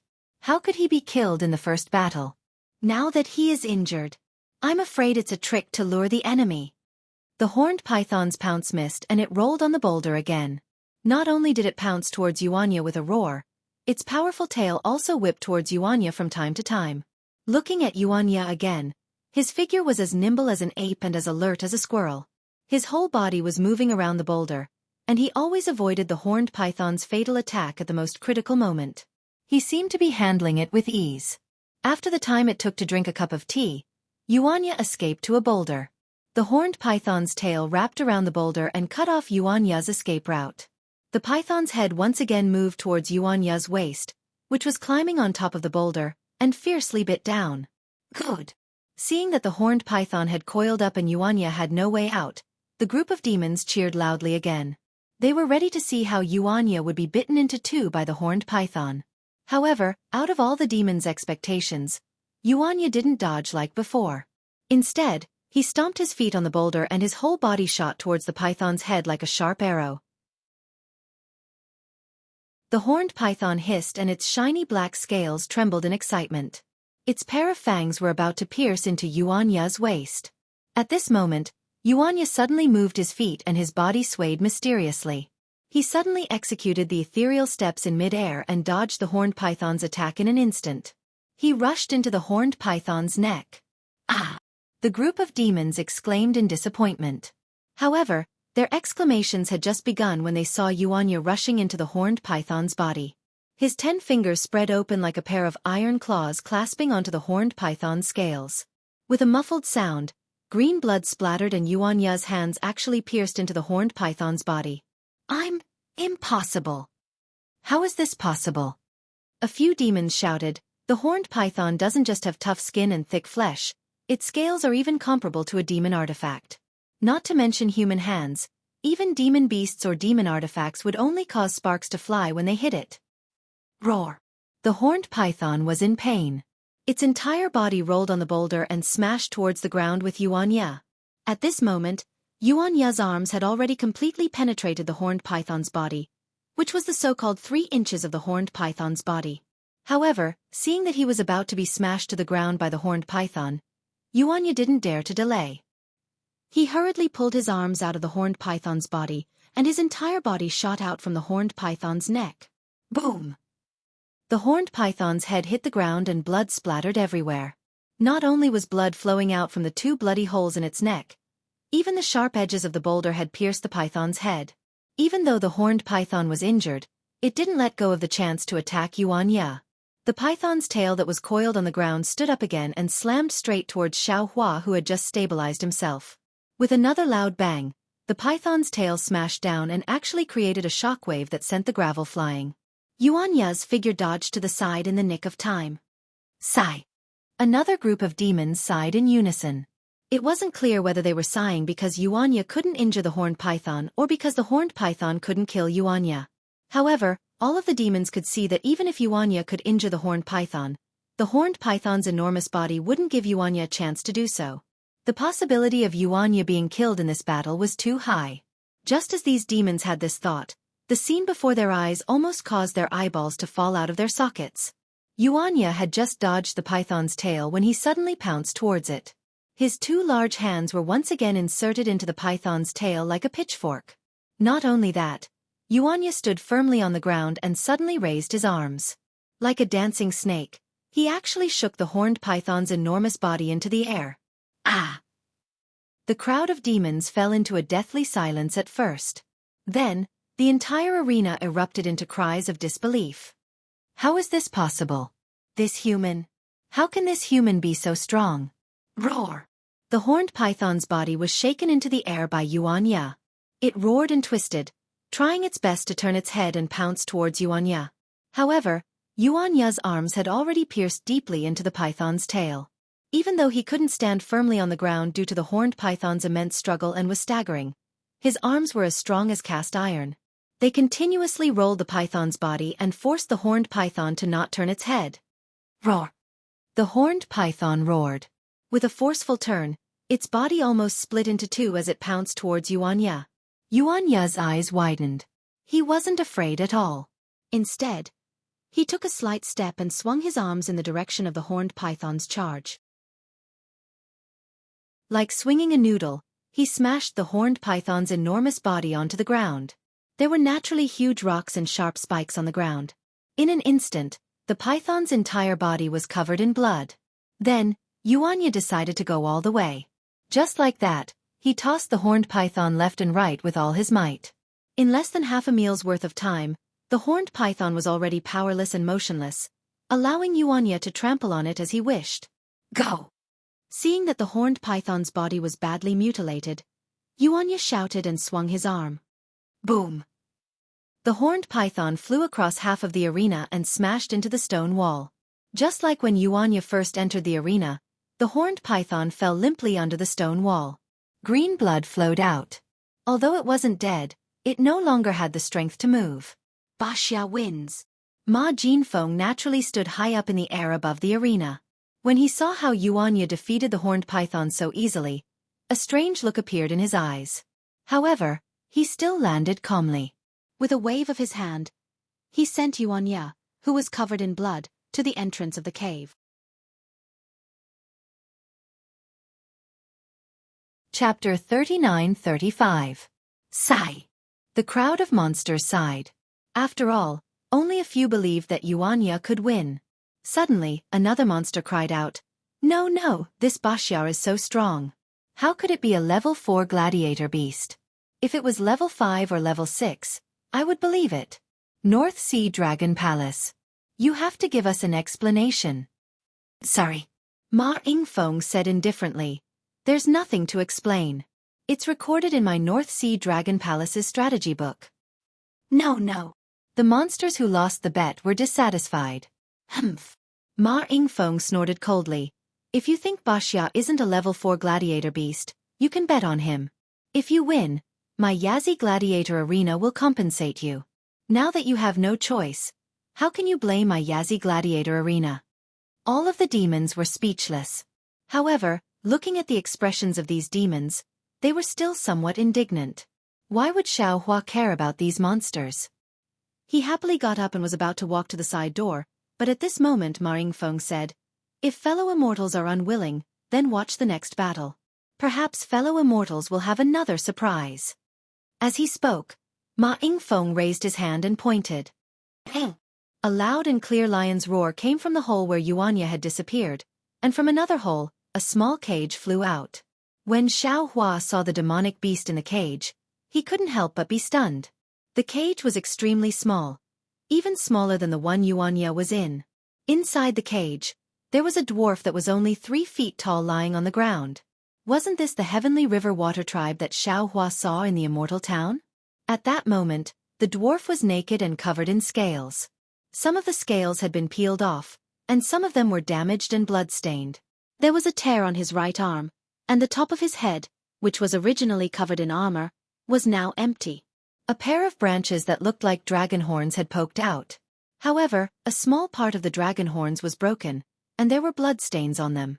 Looking at the dwarf's lower body, other than the 2 legs that were similar to dragon claws, a dragon tail poked out from behind him. Jianghu. Xianxia stopped and looked at the arena in shock. He thought to himself, isn't he the dragon general of the heavenly abode river? How did it fall into the hands of the North Sea Dragon Palace? However, after thinking about it for a while, he understood that the water tribe of the Dongtian River was stirring up trouble everywhere. They wanted to incite internal strife in the Dragon Palace of the 4 Seas, so that they could benefit from it. However, since they were stirring up trouble, it was inevitable that they would give themselves away. It was not too strange that Jianghu was captured by the North Sea Dragon Palace.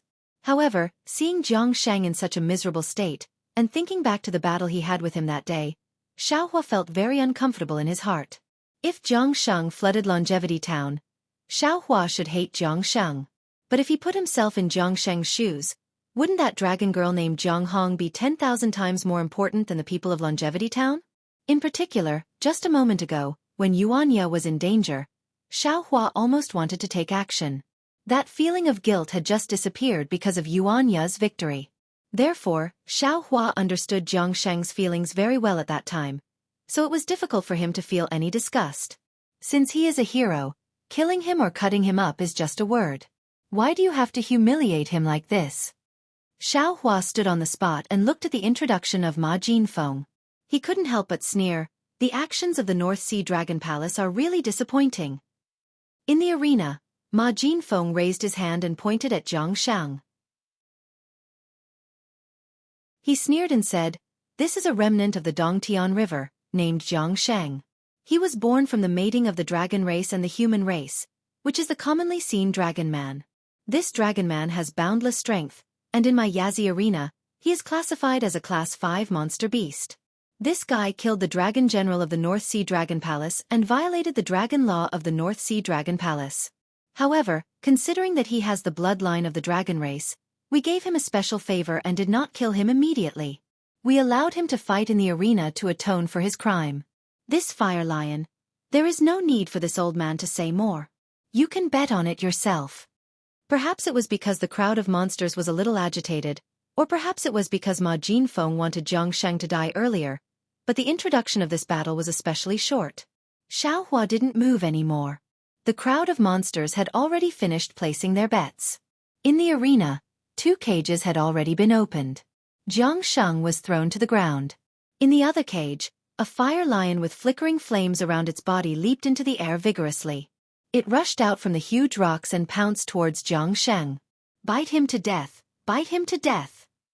Seeing Jianghu covered in wounds, how could the monsters not know that the North Sea Dragon Palace was humiliating Jianghu? Jianghu was definitely going to die in this arena? They had already placed their sea crystals on the fire lion. Seeing Jianghu's short body fall to the ground, the fire lion pounced towards him crazily. The monsters all shouted loudly, "Whoa!" Before the fire lion pounced, it had already spat out scarlet flames from its mouth and enveloped Jianghu. "Ayo ayo!" Jianghu cried out loudly. He rolled on the ground, trying to extinguish the flames.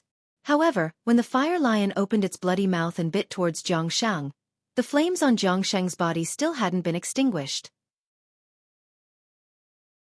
Roar! Seeing that he was about to be bitten into 2, Jianghu also roared loudly. He jumped up from the ground in extreme madness and pounced towards the fire lion. He grew 2 hands and bit the fire lion. The battle between Jianghu and the fire lion was different from the battle between Xianxia and the horned python. The 2 monsters were completely close to each other. Not only was the fire lion's body torn by Jianghu's bare hands, but Jianghu's body was also torn by the fire lion's iron claws. Xianxia's gaze was attracted by this unusually bloody and intense battle. He was worried for his former opponent. This fire lion was very powerful. If Xianxia wasn't careful, he would be torn apart by the fire lion. Roar! The fire lion roared. It waved its left claw like a slap and slapped Xianxia to the ground. Then, it pounced forward and stepped on Xianxia's chest with its right claw. Pang! Just as the fire lion was about to pounce, Xianxia lifted his leg and kicked the fire lion's abdomen. Then, Xianxia's dragon tail suddenly swung, and the fire lion's body was thrown high into the sky. Before the fire lion could stabilize its body, Xianxia suddenly pounced on it. Similar to how Yuanya dealt with the horned python, Xianxia immediately plunged his hands into the fire lion's neck. Then, with a pu sound, his dragon tail directly stabbed into the fire lion's eyes. Ayo ayo! The fire lion screamed and rolled on the ground. However, Xianxia hugged the fire lion's neck tightly and didn't let go. In just half a cup of tea's time, the fire lion's aura disappeared. It was strangled to death by Xianxia. Humph! Xianxia coldly raised his head and grabbed the fire lion. Woo!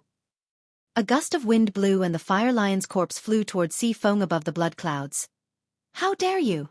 Xifeng coldly rebuked. He lifted his hand and pointed.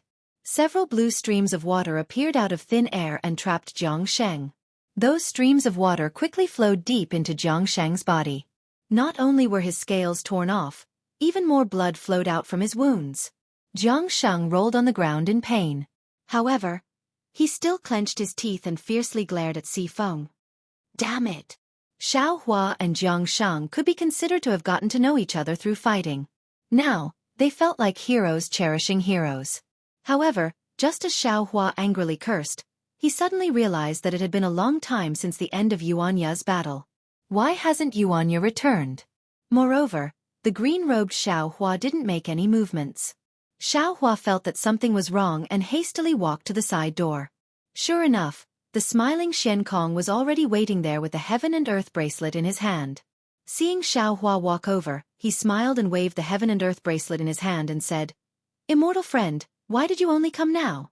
This old man thought that you had forgotten about the bet." "Hee, not at all, not at all," Xiaohua said with a smile. "The battles in the Yazi Gladiator Arena were really too exciting. I took a few more glances and almost forgot about it." Hearing Xiaohua's words, a trace of contempt flashed through Xianxia's eyes. He handed the Heaven and Earth bracelet to Xiaohua and said, "This is the agreement between Immortal Friend and my North Sea Dragon Palace. 20% of the bet is Immortal Friends." Xiaohua took the Heaven and Earth bracelet and released a slightly weak divine sense. After taking a look, he was so surprised that his eyes narrowed. He cried out, "Why is it so much? Wuxia's strength is a little beyond our expectations. That's why almost all of our fellow immortals have placed their bets on the horned python. Just 20% of the bets is already shocking enough." Xianxia's smile was still the same as before. He said, "However, this is only 20%. Immortal friend, have you thought of earning more?" "Oh." "Immortal friend Xian, what do you mean?" Xiaohua put the Heaven and Earth bracelet into his bosom. He looked behind Xianxia and asked curiously, "Where's Ai's disciple? Why hasn't he come out yet?" Don't worry, Xianxia said in a low voice. "Wuxia's fine now. However, this old man wants to discuss something with you, so he hasn't come out yet." "Oh, what does Immortal Friend want to say?" Xiaohua rolled his eyes and asked in a low voice. Xianxia stared into Xiaohua's eyes and probed, "Immortal Friend, have you thought of letting Wuxia participate in another battle?" "Why?" Xiaohua asked curiously. Ai's disciple has already participated in the last battle. His agreement with the North Sea Dragon Palace has ended. Immortal Friend, you should remove the warrior slave seal for Ai's disciple and return his freedom. This old man didn't say that he wouldn't remove the warrior slave seal for Wuxia. This old man just wants to suggest that Immortal Friend let him participate in another battle. Could it be that Immortal Friend didn't see it? Until now, no Immortal Friend has participated in the battle. If Wuxia's disciple can participate, he'll definitely earn a lot of sea crystals. No. Xiaohua shook his head and said, "My disciple has already been injured in the previous battle. If he participates in another battle, won't he die here?" "Immortal Friend, Don't you think you can earn more sea crystals if you participate in another battle? Xianxia asked with a smile. No. I still have to rely on this disciple to earn more origin stones in the future. Xiaohua waved his hand and objected. Xianxia's expression changed, and he said coldly, Actually, this old man doesn't want to fall out with Immortal Friend. I want to discuss this properly. However, since Immortal Friend refuses a toast only to be forced to drink a forfeit, this old man will just tell you directly. Tell me what? Xiaohua said coldly.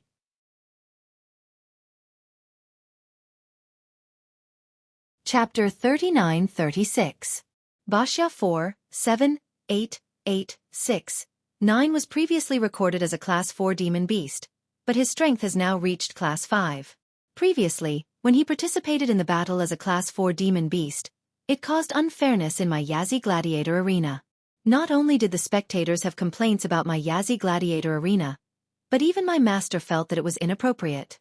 Therefore, this old man has already told Wuxia 4, 7, 8, 6, 9 that he must participate in another battle between Class 5 demon beasts before he can leave the gladiator arena. Fellow Immortal Xian. Xiaohua smiled and said, This is your Yazi Gladiator Arena going back on its word. Xianxia shrugged his shoulder that was exposed outside the tortoiseshell and said, It's not going back on my word. It's just that you didn't clearly state Wuxia 4, 7, 8, 6, 9's true strength. What did my foolish disciple say? Xiaohua understood that with Xianxia's eloquence, he must have deceived and coaxed Yuanya like before. Yuanya, in order not to implicate Xiaohua, would definitely agree. Sure enough, Xianxia smiled and said, Wuxia 4, 7, 8, 6, 9 has already agreed. In fact, this old man didn't need to inform you. However, this old man feels that since you're Wuxia 4, 8, 8, 6, 9's master, this old man should inform you. That's good. Xiaohua thought for a moment and said, But before the battle, you have to remove the 10,000 kill order and my disciple's slave warrior seal. Xianxia thought for a moment and shook his head slightly. This old man can't promise you. All demon beasts can only remove the slave warrior seal when they leave the gladiator arena. Don't worry. Xiaohua said again, This is the first condition. I have a second condition. Xianxia didn't find it strange at all. He seemed to have expected Xiaohua to say this.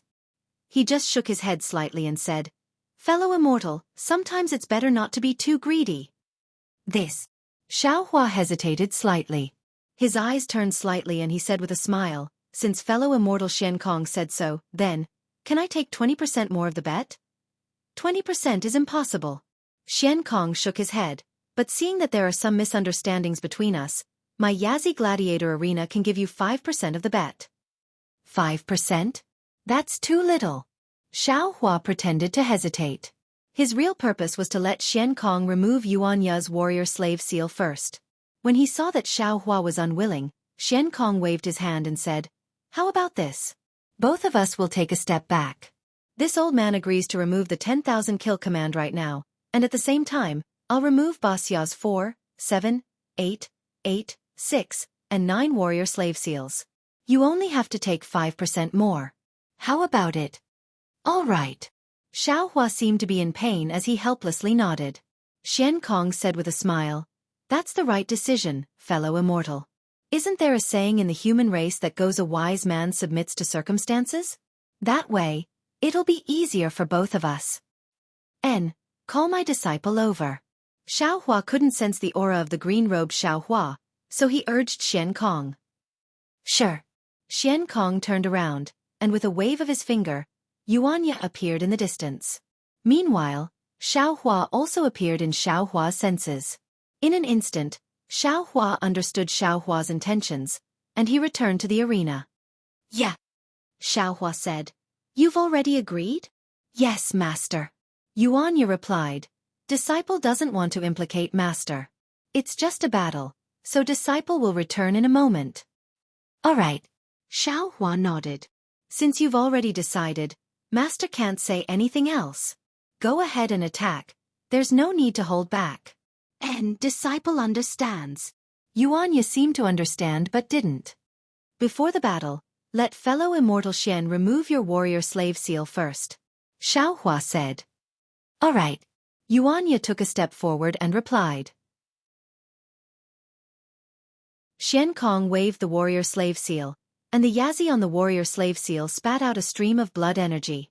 The images of Xiaohua and Xianxia in the bronze mirror slowly disappeared. Then, Xiankong opened his mouth again, and a mouthful of demonic energy landed on the warrior slave seal. The warrior slave seal emitted a dazzling brilliance, and it rushed into the air and transformed into a Yazi. Xiankong calmly took out a thumb-sized dragon seal from his bosom, and with a flick of his finger, the dragon seal landed in the Yazi's mouth.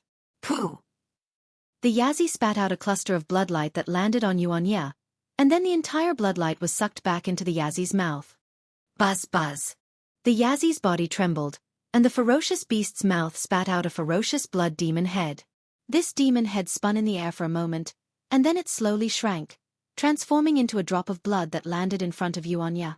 Xiaohua raised his hand, and the drop of blood landed in his hand. Xiaohua carefully looked at it, and then he said with a smile, "Very good. Disciple, you can go now." "Yes, master." Xianxia turned around without hesitation and walked towards the entrance of the cave. This old man congratulates fellow Immortal on returning with a fruitful journey. Xiankong looked at Xiaohua, and cupped his hands with a fake smile. "Haha, I definitely will. Many thanks to fellow Immortal Xian for giving I this opportunity." Xiaohua turned around and walked towards the arena. The true samadhi fire in his hand flashed, and the drop of blood was burned into a wisp of smoke. Looking at Xiaohua's back as he walked into the arena, Xiankong smiled coldly. He had been in charge of the Yazi auction house for who knows how many years, and he had seen countless humans and monsters. How could he not know the reason why Xiao Jian took Xianxia away from the Bashar arena that day? When Xiaohua returned to the arena, everything in front of him made him have mixed feelings. Because the one in the arena at this moment was still Jiang Sheng. The one fighting against him was a killer whale. This killer whale was huge, and it had the head of a tiger and the body of a whale. It was incomparably ferocious, and it was much more powerful than the fire lion from before. When Xiaohua sat down on the chair, Jiang Sheng had already been smashed onto a rock by the huge whale. Although it was not to the extent that his flesh was smashed and his bones broken, looking at the blood gushing out from the corner of Jiang Sheng's mouth, Xiaohua knew that Jiang Sheng was seriously injured. Roar! Just as Xiaohua was biting his lips, Jiang Sheng let out an angry roar. His entire body flashed with a golden luster, and his body that was only 3 feet tall abruptly grew in size. However, he only grew to about 10 feet before stopping. At this moment, Jiang Sheng was no longer in his human form, but in the form of a small dragon covered in scales. Jiang Sheng, who had transformed into a dragon, roared and pounced towards the killer whale. His claws and fists continuously hit the killer whale's head, and in a moment, the killer whale was stunned. Then, Jiang Sheng's claws really pierced into the killer whale's cheeks, and with the strength of his arms, the entire killer whale was lifted up from the ground by Jiang Sheng. "Go to hell!" Jiang Sheng shouted. The huge killer whale flew out from his hand with a woo, and rushed towards the arena's wall. Pung! A loud sound rang out, and the entire arena shook. Damn it, how can this shorty have so much strength? All the demons were extremely shocked. After all, demons were known for their physical bodies, but Jiang Sheng's strength still exceeded their imagination. Swoosh! Without waiting for Jiang Sheng to make another move, Ma Yingfeng, who was standing on the blood cloud, already used a cage to imprison Jiang Sheng, and sent him into the cave. "No, no!" Another demon shouted. "How can this dragon man be so powerful? Your Yazi Arena's actions are too unfair. He clearly has the strength of a level 9 fighting beast, but you insist on treating him as a level 5. Hee hee, how can there be absolute fairness in this world? How can there be absolute certainty in this world?" Ma Yingfeng sneered and said, "If I let you all see it accurately, wouldn't this old man have to drink the northwest wind?"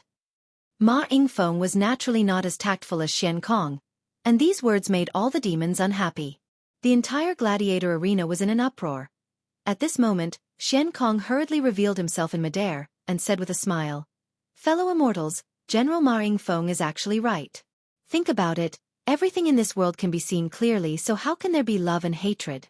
How can this little dragon man from Heavenly Abode River betray us and assassinate the general of our North Sea Dragon Palace?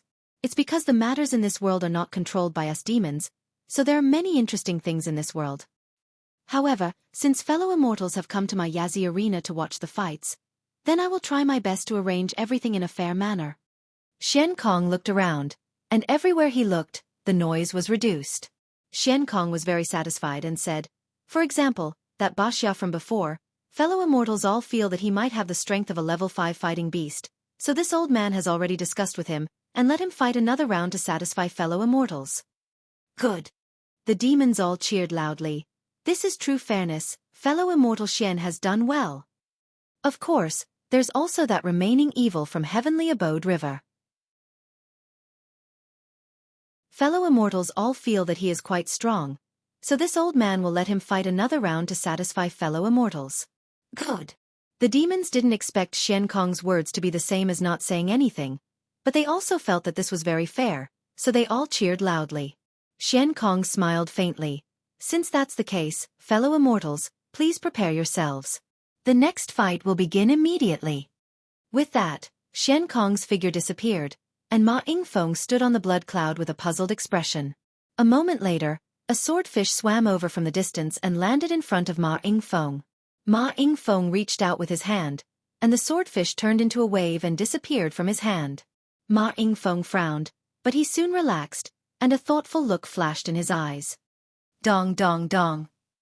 Several drumbeats sounded, and the entire arena flashed with a layer of blood-red light. 2 holes appeared on the stone wall as usual, but when the holes appeared, there was no beast roar coming from inside. When the 2 cages flew out, the demons were stunned, and even Xiaohua was stunned on the spot. The 2 cages weren't big, and the one on the left was even smaller. Inside it was Jianghu who had just left the arena. However, at this moment, Jianghu had already returned to his original size. Furthermore, he was holding a halberd in his hand. In particular, Jianghu's eyes were extremely bright and blood-red. He didn't care that he was covered in blood, and he coldly stared at Ma Yingfeng on the blood cloud. As for the other cage, it was Xianxia who was wearing a Taoist robe. At this moment, Xianxia was just like Xianxia who had entered the side door. He had a Chenkuan bag on him, and he held a pair of demonic hammers in his hands.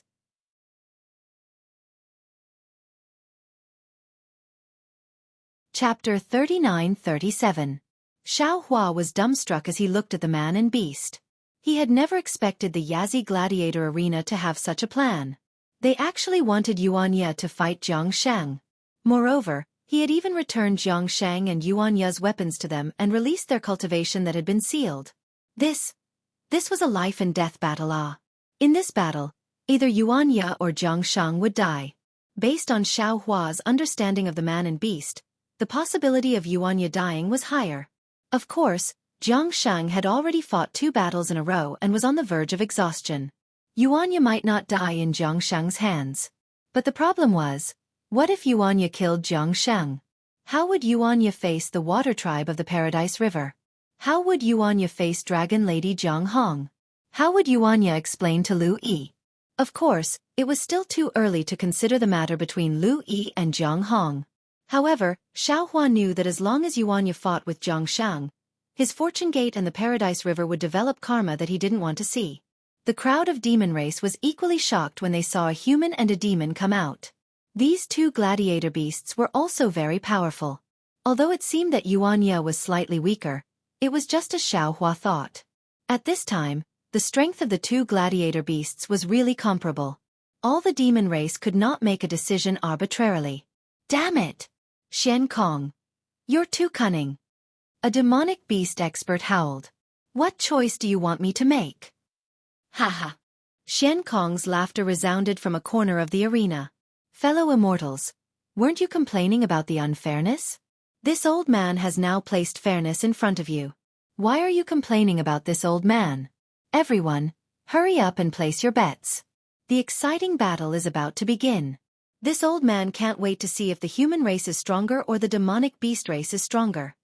Xiaohua narrowed his eyes and coldly looked at the arena. Looking at the beasts who were placing their bets in a mess, a cold light flashed in his eyes. Dong dong! Along with the beating of the war drums, Ma Yingfeng waved his hand and opened Xianxia's and Jianghu's cages. As soon as the man and the beast rushed out of the cages, They immediately activated their flying techniques and rushed towards each other. Seeing that a tragedy was about to happen, a thunderous roar came from the arena. "Ma Yingfeng, hand over your life." As this voice spread out, a ray of sword light that was as bright as thunder appeared. The moment this sword light appeared, there was no other light in the arena. All the demons and humans closed their eyes under this sword light. Within the dazzling sword light, the sword chi that could kill all living things instantly filled the entire arena. Most of the demon race members were so frightened that they trembled all over. As for the few demon race experts who were sitting high up, their demon chi naturally surged as they tried their best to protect their bodies from this unparalleled sword chi. Swoosh! The sword light flashed and landed on the demon array in the center of the arena. Thousands of demon runes scurried around like frightened tadpoles, but at the same time, all the demon runes were neatly cut in half by the sword light. What was special was that the sword chi didn't have much energy left after cutting through the demon runes. It continued to fly towards Ma Yingfeng, who was standing on the blood cloud. At this moment, Ma Yingfeng was the same as all the other demon race members. His eyes were blinded by the sword chi and his eyes were slightly closed. Just as he released his origin sense, the sword chi had already landed on his head. How is this possible? When did I offend such a powerful opponent? Hearing this, Ma Yingfeng lost all his courage. Under the shroud of the sword energy, the sword intent of the flying sword was like the heavens pressing down. Not to mention Ma Yingfeng's monster body, even a giant mountain peak would be split in half by this sword intent. Ma Yingfeng's demon body violently trembled under this sword chi. He was extremely shocked and couldn't help but cry out, "General Ao, don't move." Seeing that the sword chi was about to fall, Ma Yingfeng had nowhere to hide. Suddenly, an extremely long crutch stretched out from the stone wall, and Xianxia's voice came. Dong! With a light sound, Ma Yingfeng was sent flying by the crutch. Boom! The flying sword fell. Not only was Xianxia's crutch cut in half, but the ground of the entire arena, including the giant rocks and spikes, were also split by the flying sword. A sword mark of more than 100 feet appeared in an instant. "Disciple, don't move. It's master." Yuanya's figure was naturally sent flying by the sword chi. Just as he was surprised, Xiaohua's voice sounded. Yuanya immediately calmed down. Then, his body tightened. When he opened his eyes again, his figure was already inside the Kunlun Immortal realm. This shocking sword was naturally done by the Confucian cultivator Xiaohua. This was also the first time Xiaohua used it after his sword Dao reached the Dashang level. He didn't expect the power to be so terrifying. After putting away Yuanya, Xiaohua's heart moved, and his mind wrapped around Jianghu. Although Jianghu was forced back by the sword chi, he stubbornly urged his demonic aura with all his strength. His demonic body once again expanded, wanting to block the sword light. Xiaohua's mind was naturally firmly blocked by Jianghu. Xiaohua hurriedly used the monster language to whisper, "Jianghu, this old man is an old friend of Jiang Che and Jiang Peng. At the same time, I also know Jiang Hong. They asked me to save you." As soon as he heard Xiaohua say so many names, Jiangxing immediately stopped resisting. However, he was still somewhat hesitant and struggling. After all, he already felt the strange force around him. He knew that as long as he fell into it, he would have no power to struggle. Everything would be handed over to this person. Damn it! Seeing that Jiangxing was still moving, Xiaohua was anxious. "If you want to die, this old man will leave now." Jiangxing was helpless and could only stop struggling. Then he felt his body fly up. Then, he saw light and shadow flash. He was actually in a celestial mountain, and in front of him was the human who had just appeared in the arena like him. Jiangxing was greatly alarmed. He wanted to move again, yet he couldn't. No matter how much strength he used to struggle, he couldn't even budge an inch. However, Yuanya glanced at him indifferently and didn't pay attention to him at all. He walked towards a place on the mountain peak. Where is this? Jiangxing was slightly relieved in his heart, yet a cloud of doubt arose. It was also the moment Jiangxing resisted that several powerful origin senses swept past from all around the arena and descended onto Xiaohua. Clouds and rosy clouds surged around Xiaohua's body, and he shouted loudly, "This is a personal grudge between this old man and Yuan Jinfeng. It has nothing to do with fellow immortals." As he spoke, Xiaohua raised his hand again. Several sword lights condensed in his hand, and he shouted loudly. Vile creature, when this old man saw that you were injured earlier, I pitied you in my heart and saved you. Then, I placed you in this old man's home. However, you actually took advantage of the time when this old man left home to swallow my chick and copulate with the female pufferfish I raised. The most infuriating thing is that you actually abandoned a group of pufferfish that were crying piteously for food and fled. If this old man doesn't take your life today, how can I face the female pufferfish that died under the butcher's knife? As he spoke, the murderous sword light from before appeared once more. Even though the demon race experts weren't afraid of Xiaohua's divine ability, when they heard that it was a personal grudge between Xiaohua and Yuan Jinfeng, and they heard Xiaohua speak clearly about the chick and the female pufferfish, they acted like they were serious and hurriedly withdrew their origin senses and hid at the side. However, Xian Kong and Yuan Jinfeng were puzzled when these words entered their ears.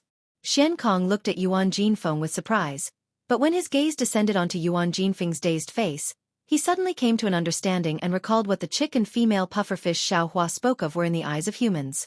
At the same time that Xian Kong thought of this, Yuan Jinfeng naturally came to an understanding as well, and his face instantly turned extremely livid. Wait!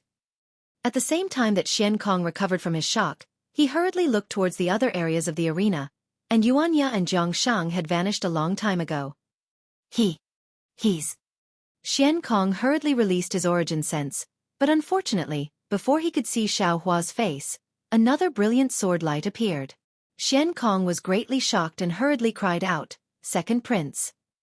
Actually, there was utterly no need for Xian Kong to shout. At the same time that the sword light appeared, a strand of origin sense swept out from the arena, and a proud and furious voice drifted through the entire arena. Who dares to cause trouble in this king's arena? However, this voice was still too late. The sword light shot into the sky, and a wave of rumbling resounded. The demon formation at the entrance that everyone had entered through was slashed apart by the sword light, and the group of demon runes were split into two. Along with a wisp of starlight and the smell of the ocean that poured into the arena, Xiaohua's figure transformed into a strand of watery light that vanished at the flaw of the demon formation. At the same time that Xiaohua's figure swayed, the experts of the demon race that sat high above in the distance had recovered from their shock as well. They practically swung their arms at the exact same time, and their claws tore through space and instantly descended towards the spot where Xiaohua stood just a moment ago. Unfortunately, only strands of water vapor drifted through the air, and they weren't even able to capture a single strand of Xiaohua's hair. Damn it! The experts of the demon race were slightly embarrassed and furious. It wasn't just because Xiaohua had fled right before their eyes, but because Xiaohua was a human while they were demons. When had the human race ever acted so arrogantly before the demon race? Xiaohua's escape wasn't just Xiaohua's problem.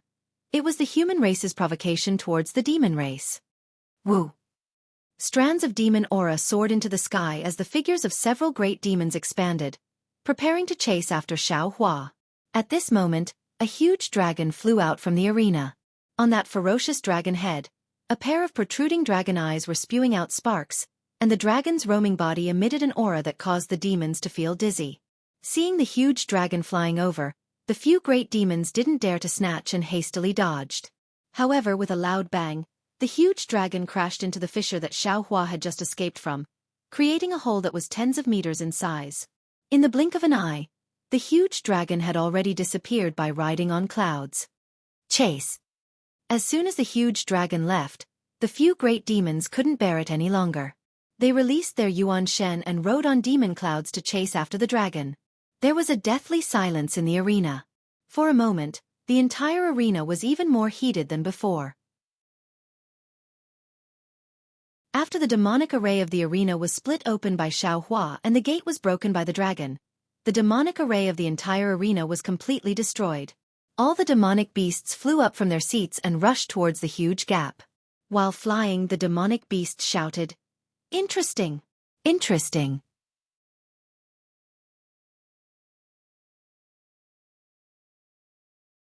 Chapter 39-38. Haha, there's actually a human who dares to cause trouble in the North Sea Dragon Palace's arena. He must be tired of living.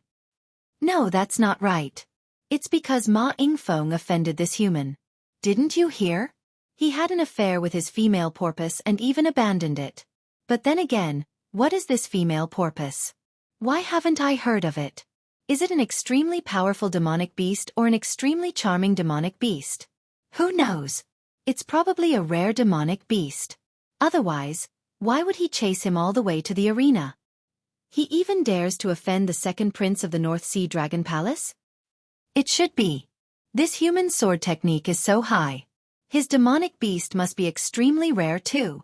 According to the humans, Ma Yingfeng must have eaten a bear's heart and leopard's guts.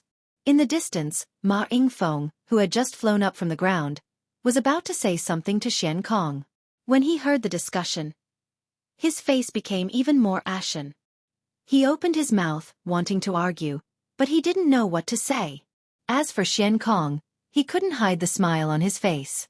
However, when he saw all the demonic beasts flying out of the hole, he immediately thought of something and hurriedly called out, "Fellow immortals!" However, Xianxia only said these two words before he shut his mouth dejectedly. If these demonic beasts didn't leave, Xianxia could easily find out who left the arena. There weren't many humans in the Yazi arena. If he investigated carefully, he would be able to find out who gave the auction hall certificate to Xiao Hua. Although there were portraits of Xiao Jian and Yuan Ye in the North Sea Dragon Palace's battle strategy, as well as Yuan Ye's record in the Baxia arena, these weren't enough for Xianxia to find the power behind Xiao Hua. Now, both the demonic beasts and humans had left. How could Xianxia find out? However, the huge hole in the arena was personally opened by the second prince of the North Sea Dragon Palace. Xianxia really wanted to cry but had no tears. A group of demonic beasts chased out of the arena. When they saw the second prince of the Dragon Palace flying towards the North Sea, they were all surprised. After all, the troublemaker could fly anywhere, but why did he fly to the North Sea? The North Sea was the lair of the second prince of the North Sea Dragon Palace. There was no way he could escape from the second prince. Don't tell me. Something must be wrong if something was amiss. The demons thought quickly and seemed to have thought of something. Hence, numerous strands of primordial consciousness swept out. However, when their primordial consciousness swept past the second prince, it continued forward, forward, and forward. There was only the boundless sea in front of them. Where was that wretched-looking human? Roar! Just as the demons were wondering what was going on, the second prince raised his head and roared. His dragon body shrunk by half, and he dove into the North Sea. How is that possible? That human actually dove into the water? Could it be that he thinks he can hide from the dragons in the water? Although the demons were wary of the dragon clan, they were not afraid of them. After pondering for a moment, they urged the demon cloud to increase their flying speed. They either dove into the sea to chase after the dragon clan or chased above the sea surface. However, in the time it took to brew a cup of tea, buzz buzz, the continuous sound of tsunamis came from the sea. Then, a huge wave rushed out from the sea. The second prince's huge dragon body soared into the sky. Roar, roar! The dragon's roar resounded for thousands of miles. The layers of dark clouds in the sky were torn apart by the dragon's roar, and rays of sunlight shone through the clouds. No way! The demons chasing after the second prince were shocked. Could it be that the human actually escaped the second prince's primordial consciousness? That human is actually the literary sage of Confucianism? The second prince of the Dragon Palace rushed into the sky. The huge dragon body shrunk rapidly and gradually transformed into a human form. The second prince was wearing a golden chainmail and a purple gold crown on his head. Above the ferocious dragon head, a pair of huge dragon eyes were bloodshot. Roar! The second prince of the Dragon Palace turned around. His eyes were like lightning. He opened his mouth and roared to the surroundings. Within 100 miles, the winds and clouds were swirling. Several experts of the demon clan hurriedly dodged. Pa pa pa! A series of explosions came from the surface of the experts of the demon clan. Within 100 miles, whether it was in the air or at the bottom of the sea, countless explosions came one after another. It was more intense than pouring cold water into a pot of oil. While the experts of the demon clan were dodging, their hearts were as clear as a mirror. The second prince of the Dragon Palace must have lost the human, and he must have lost him long ago. Otherwise, the dragon's roar would have made him appear within 100 miles. Just as the demons were thinking, a blurry human figure suddenly appeared 100 miles away. However, it was like a mirage, disappearing in a flash. Damn it! The second prince of the Dragon Palace had already noticed it. He did not have time to transform into a dragon and chased after Xiaohua again. The Dragon Palace really has a lot of secret skills. In the distance, Xiaohua used the water escape technique to escape. At the same time, he used the secret skill of the Heavenly Abode River to cover his breath. That day, Xianxia of the Heavenly Abode River hid beside Ao Zhan with his secret skill and was not discovered by Ao Zhan. Xiaohua was so far away from the second prince of the Dragon Palace. How could he be discovered? Moreover, among all the skills that Xiaohua had learned, there was only one divine sense that surpassed the second prince of the Dragon Palace. It must be the Taoist escape technique. Therefore, the water escape technique that Xiaohua used was not inferior to the second prince of the Dragon Palace. If the second prince had not suddenly stopped and turned around to use the secret skill of the Dragon Clan, Xiaohua's diversion tactic would have succeeded. However, even if Xiaohua was temporarily discovered by the second prince of the Dragon Palace, Xiaohua was not afraid at all. The fluctuation of his soul awareness flowed like water waves, washing away the primordial thoughts of the second prince of the Dragon Palace and other experts of the Demon Clan. His figure quickly rushed to Yuling Bay. Damn it, damn it, damn it!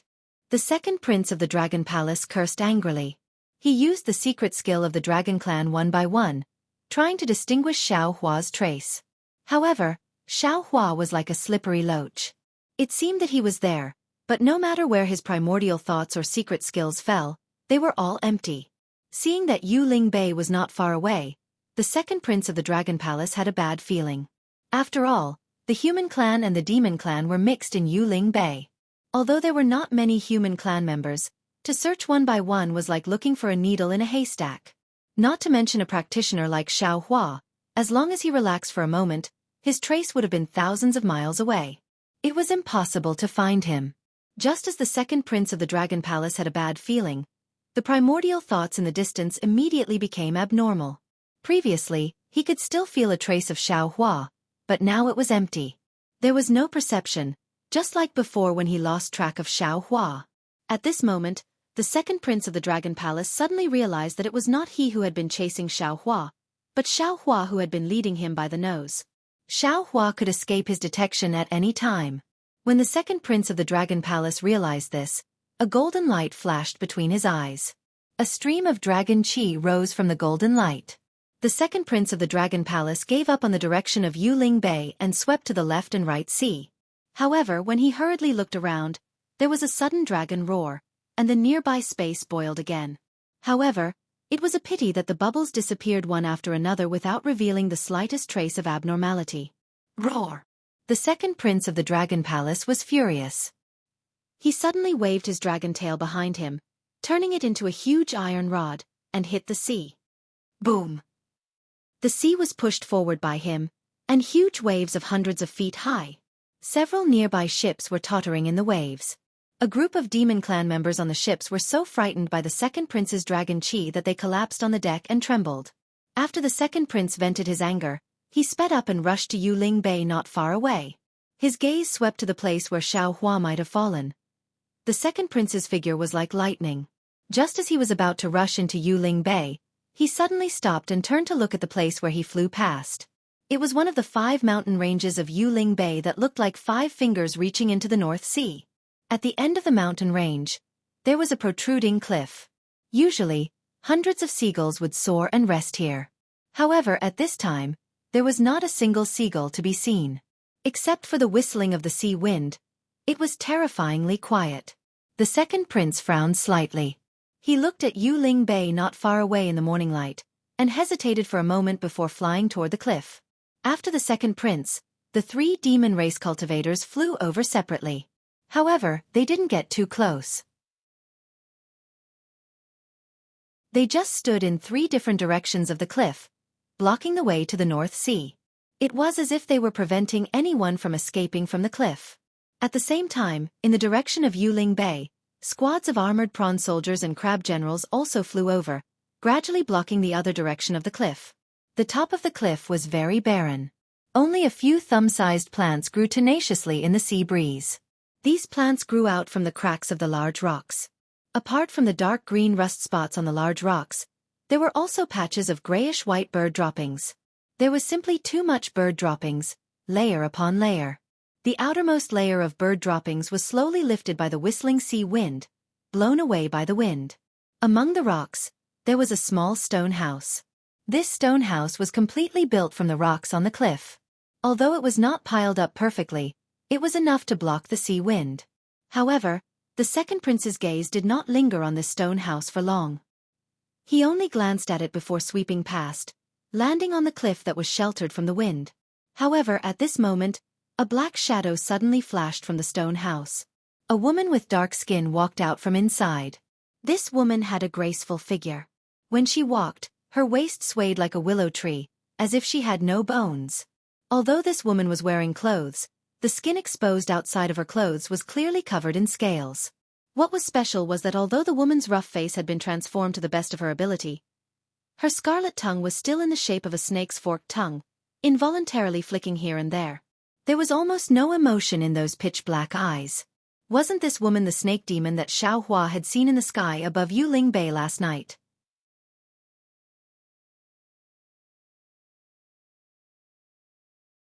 Chapter 39:39. Looking at the woman who had just walked out of the stone house, she immediately felt that something was wrong. She looked at the second prince, and the expression on her face changed drastically. She stood there in a daze, and her entire body trembled like a sieve. She almost fell to the ground. The snake species' natural submission to the dragon clan was involuntarily revealed. "Wife!" A weak voice sounded from inside the stone house. He seemed to have noticed the abnormality and hurriedly asked, "What happened to you?" "Nothing, nothing. Husband, you must not come out." The woman's voice was a bit shrill and even had a hissing sound. However, in the midst of the woman's voice, there was a slightly dragging sound of footsteps. A man in strange clothes walked out of the stone house. This man had a head full of white hair and two big and lifeless eyes. His hands were stretched out in front of him, groping left and right. Obviously, he was blind. When the man touched the snake demon's trembling body, he said in surprise, "Wife, why are you so cold? Quickly put on these clothes."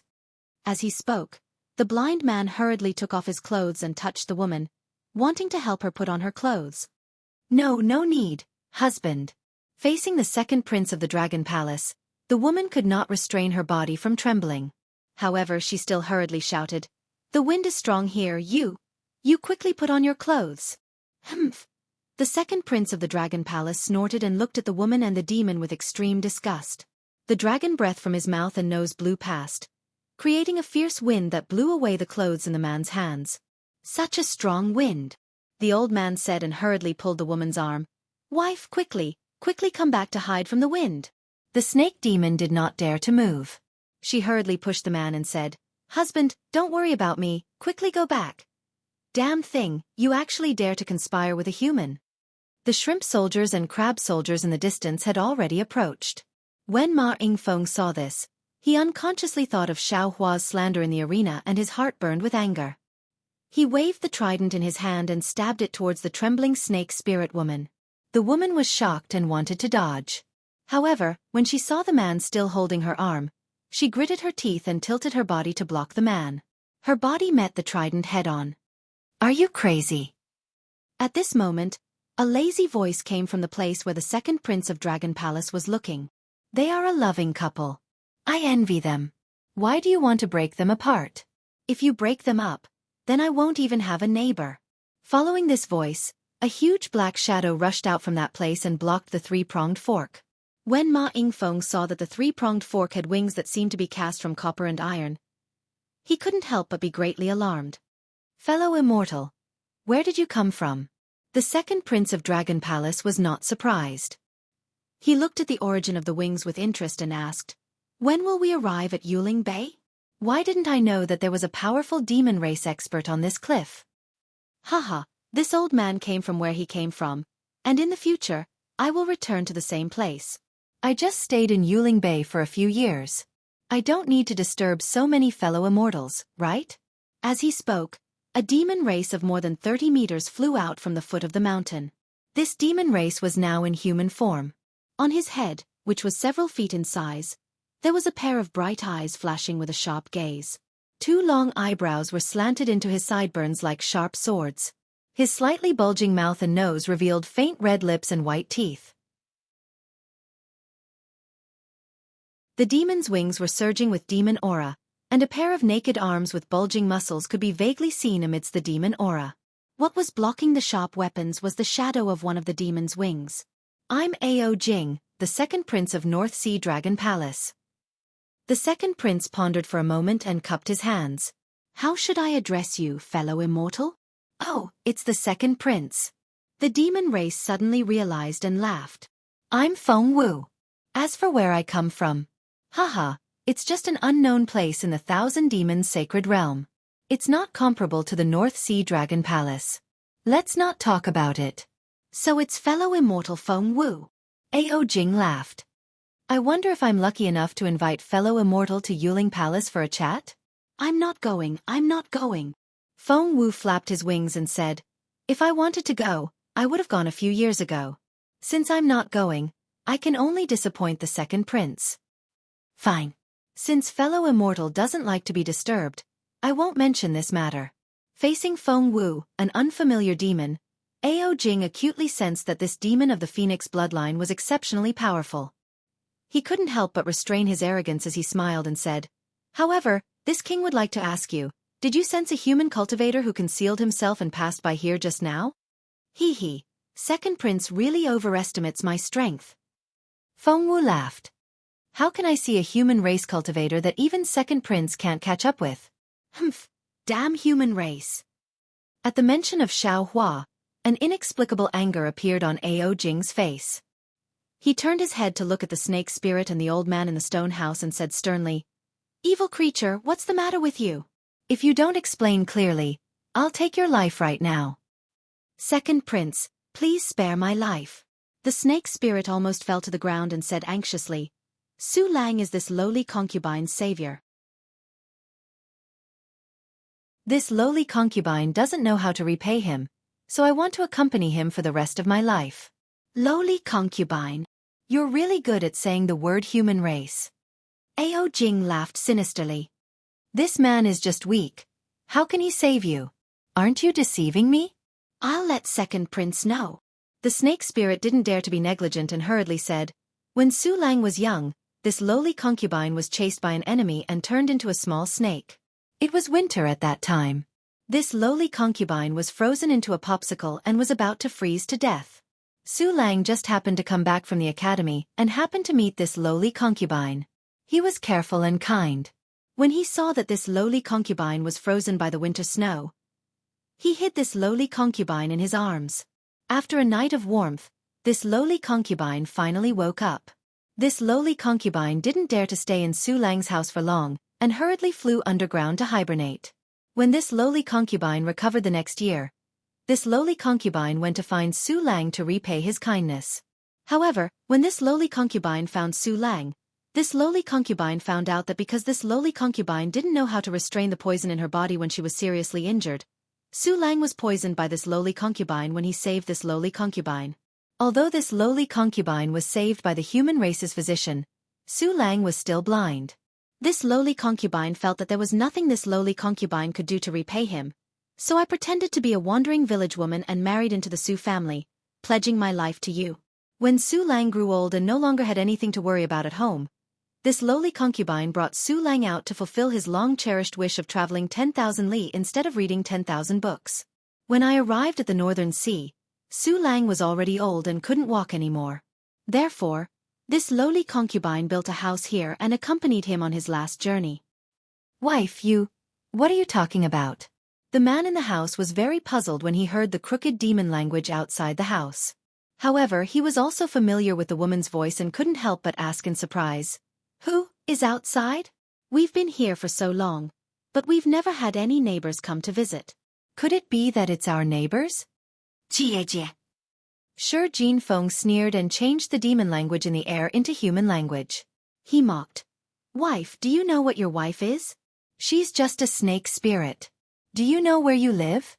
This is a cliff, a cliff that goes deep into the northern sea. In the past, there were many seabirds here, but now, not a single seabird can be seen. Do you know where these seabirds went? They were all swallowed by your snake spirit wife. Where did you get this neighborhood from? Hearing Ao Jing's words, the house was silent at first. In the end, that man cried out in shock. Wife, who is this person? Is what he said true? Aren't you an orphan of the Bai family? How did you become a snake spirit? How is this possible? Husband. A trace of sorrow appeared in the woman's previously emotionless eyes. This sorrow was especially obvious in the pitch-black snake eyes. Feng Wu frowned and glared at Shi Jinfeng with some displeasure. Shi Jinfeng's heart shrank as fear appeared in his heart. At this moment, he finally understood why his prince was so courteous to this demon with a phoenix body. It wasn't just because Feng Wu was powerful. My wife. Say something. I don't believe what this person said. That man pressed. Are you a human or a demon? The snake spirit woman hesitated for a moment and said, Husband, is it important whether this lowly concubine is a human or a demon? Unfortunately, that old man with the surname Su didn't answer. After a moment, the snake spirit woman said with some sorrow, Husband, do you still remember the story of the little snake that this concubine often told you? Of course I remember. That man's voice trembled.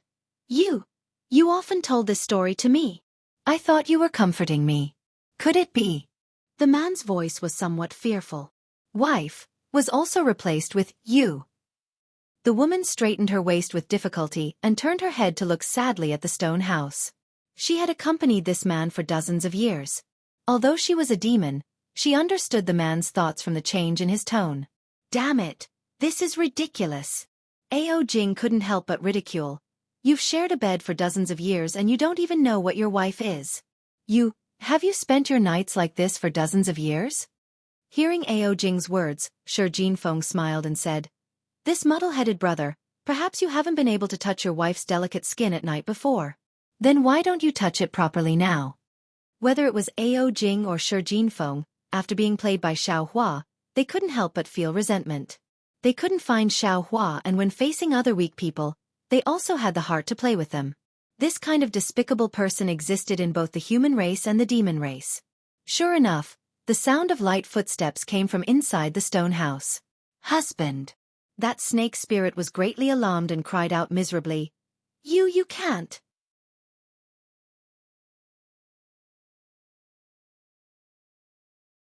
Chapter 39-40.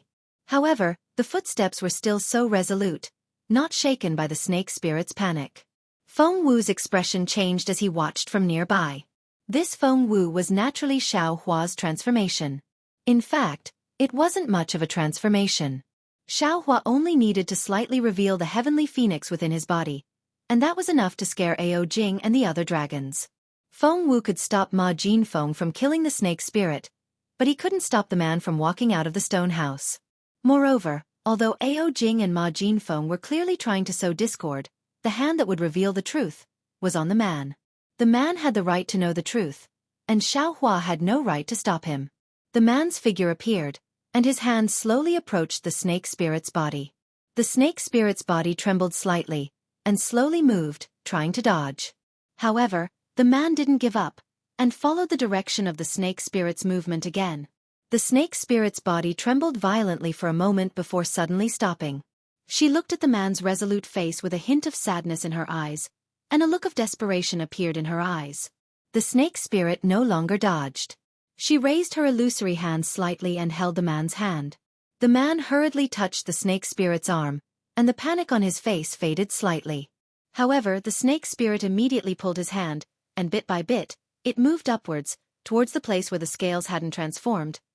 The man's arm trembled slightly, and he was somewhat hesitant, but also somewhat resolute. The distance of less than a foot actually took a full half a cup of tea's time. Not to mention the howling sea breeze, even the crowd of demons and shrimp soldiers and crab generals stopped moving, as if they were waiting for some kind of outcome. The man's hand finally touched the snake spirit's ice-cold scales, and the moment he touched the scales, the coldness struck the man like a bolt of lightning. The man's arm trembled, and his entire body twitched. His face revealed disbelief, and his empty eyes seemed to flash with spirit, as if he had seen many things. However, the man's mouth seemed to say, You. And it was unknown what he wanted to say, and then, there was no more. Then the man collapsed on the ground, white foam coming out of his mouth. In just a few breaths, the breath he breathed out was less than the breath he breathed in. The snake spirit looked coldly at the man's hand, which was now firmly gripping a piece of scale on the snake spirit's body. Even in the face of death, he did not loosen his grip. The man died. His grayish-white eyes stared fixedly at the sky, as if he had died with his eyes wide open. His hand was still stretched out, strangling the snake spirit's scales. The snake spirit raised her hand, and with a crack, she broke off the scale. The man's hand fell to the ground. The snake spirit reached out to cover the man's eyes and said in a low voice, Su Lang, I thought that after accompanying you for your entire life, I had already become your true love in your heart. You wouldn't care about my demon body anymore. Actually, there are many times when I want to tell you the truth. I want to know if you care that I'm a snake spirit, but I'm afraid of seeing something I don't want to see. I thought that once we reached this place, I would be able to accompany you to the end of the journey and let you have a perfect ending. But the heavens want me to know what you're thinking. Stories are just stories. The more I tell them, the more you listen to them. What I ask and what you answer are not reality. When the illusion had become a thing of the past, when you really faced reality, you actually couldn't believe that you were actually scared to death by your first wife who had accompanied you for decades, and that you were actually scared to death by your first wife who had taken care of you all your life. The ending of this story is really laughable. Su Lang, how can you make me believe in the affection of this world? Demons will always be demons. What's the point of talking about feelings with humans? Ao Jing was also surprised by this unexpected ending, but seeing the snake spirit so sad, he couldn't help but sneer. Maybe it's time to end it. The snake spirit waved her hand and picked up the man's corpse. She looked at Ao Jing indifferently. Although she was still afraid, she still asked, Can this concubine go now? Go. Ao Jing waved his hand. Xiao Hua asked strangely, Where are you taking this human's corpse? After a human dies, it's important to be buried in peace. This concubine will bury him. The snake spirit looked at Xiao Hua and replied, Alas, go. Xiao Hua flapped his wings and sighed. This old man should also go. After staying here for a few years, I didn't expect that you too would have such an ending. It's really beyond this old man's expectations. This old man often heard humans say that the world in people's hearts is often the most perfect. Many people don't dare to open their eyes and face reality because the world in front of them is too cruel. There are too many unsatisfactory things. This kid surnamed Su seems to be a pure and kind person from his speech and behavior. He even helped my demon race since he was young. Unfortunately, a pure and kind person is not necessarily a wise and brave person. His eyes are blind, and his heart is even more blind. After he finished speaking, Xiao Hua spread his wings and a whirlwind appeared. Xiao Hua's body turned into a phoenix that was dozens of feet long. As his wings danced, demonic clouds lingered around him. The clouds flickered and his demonic body instantly flew a few miles away, gradually disappearing into the sea breeze. Second Prince. Seeing Xiao Hua fly away, Ma Yingfeng whispered, This Feng Wu is a demon expert. You. Alas, if not for today's matter, we could have become friends. Ao Jing smiled bitterly. After watching Xiao Hua fly away, the snake spirit also rolled up the demonic clouds and went inland. He whispered, Since this matter has happened, let's wait for another chance. Yes. Ma Yingfeng nodded. He then looked at the several demon experts in the distance and whispered. This subordinate suddenly thought of something. That human who escaped. Was he the Confucian cultivator who took out the Immortal Palace's token? Should this subordinate and the others search Yuling Bay? Naturally we have to search. This Confucian cultivator actually dared to ruin my North Sea Dragon Palace's matter. We can't let him go easily. Ao Jing nodded. However, it's hard to say whether this human is from the Immortal Palace or not. After all, the Immortal Palace's people have already revealed their identities.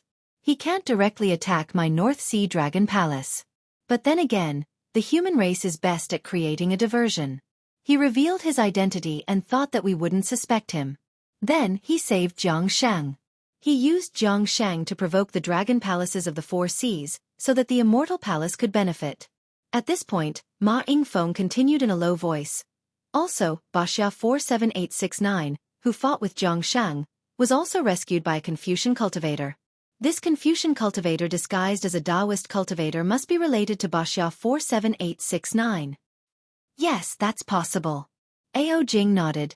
Check Wuxia's records and see if you can find any clues. Actually, there are no more than a few possibilities. One is that the remnants of the Heavenly Abode River asked the Confucian cultivator to help. They borrowed Wuxia's power to sneak into the arena and save Jianghu. The first possibility was that the Confucian cultivator wanted to save Wuxia and Jianghu along the way. Another is that the Confucian cultivator knew these two and saved them at the same time. Yes, Your Highness's analysis is very reasonable. Ma Yingfeng smiled. No matter what, this Confucian cultivator disguised himself as a Taoist cultivator and came to my arena with bad intentions. No, if that Confucian cultivator wanted to save Jianghu, he could have just entered the arena. Why did he drag Wuxia into it? Also, if he wanted to make a move, he could have done it before Jianghu's fight. Why wait until Jianghu and Wuxia make their move? Ao Jing suddenly realized something, shock appearing on his face. Could it be that the Confucian cultivator wanted to save Wuxia? And Jianghu was just doing it in passing? Damn it! Ao Jing anxiously said. Ma Jinfeng, you're right. Quickly go and investigate the background of this Wuxia 4786-9. Since he's Wuxia 4786-9, he's from the Wuxia arena. Why would he come to my Yazi arena? Could it be? Ma Yingfeng smiled bitterly at Ao Jing's words. He naturally knew about Xian Kong's arrangements, but how could he dare to tell Ao Jing? Then, what about the Immortal Palace? Ma Yingfeng asked in a low voice. Investigate. Of course we have to investigate. Ao Jing sneered. I can't find the Confucian cultivator or the Taoist cultivator, but I can still find the human in Yuling Bay. Let's see if I can't turn Yuling Bay upside down.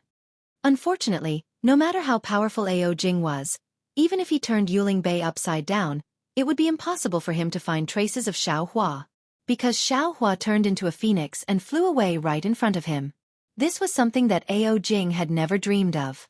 A heavenly phoenix with a monstrous aura, whose bloodline was even purer than his, the second prince of the North Sea Dragon Palace, was actually the human Confucian cultivator he was looking for. Xiao Hua's heavenly phoenix demonic body spread its wings and soared along with the sea breeze.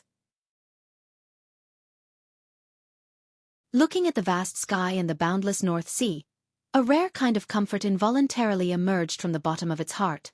Xiao Hua opened its mouth and let out a phoenix cry. This sound resounded through the sky. Not only did it shatter the clouds, it even stirred up the seawater in the vicinity of several dozen li layer upon layer of waves, with Xiao Hua as the center, spread out in all directions. It looked like a medium-sized storm had already begun to form. Awesome! Xiao Hua enjoyed the flight and couldn't help but think to himself. No wonder the ancients said, Great Peng rises with the wind one day, soaring up 90,000 li. This poem is refreshing to read, but when I really fly, the feeling is even more inconceivable. Freedom is just like this, to swim freely in the universe, to soar between heaven and earth, to be unrestrained, to do as one pleases. This kind of freedom should be the end of my cultivation. In the future, not to mention the carefree domain, even the void-shattering realm will be as relaxed and free as this. After flying for less than half an hour, in addition to the boundless sea of clouds, there was only the boundless blue sea. Xiao Hua knew that he couldn't fly deeper into the North Sea. He released his soul consciousness and looked around. After confirming that there were no demons following him, and there was no demon expert's consciousness, he returned to his original appearance. Then he took out the Pegasus and flying carriage, relying on his terrible sense of direction. He urged the flying carriage to fly to another place in the hidden immortal continent.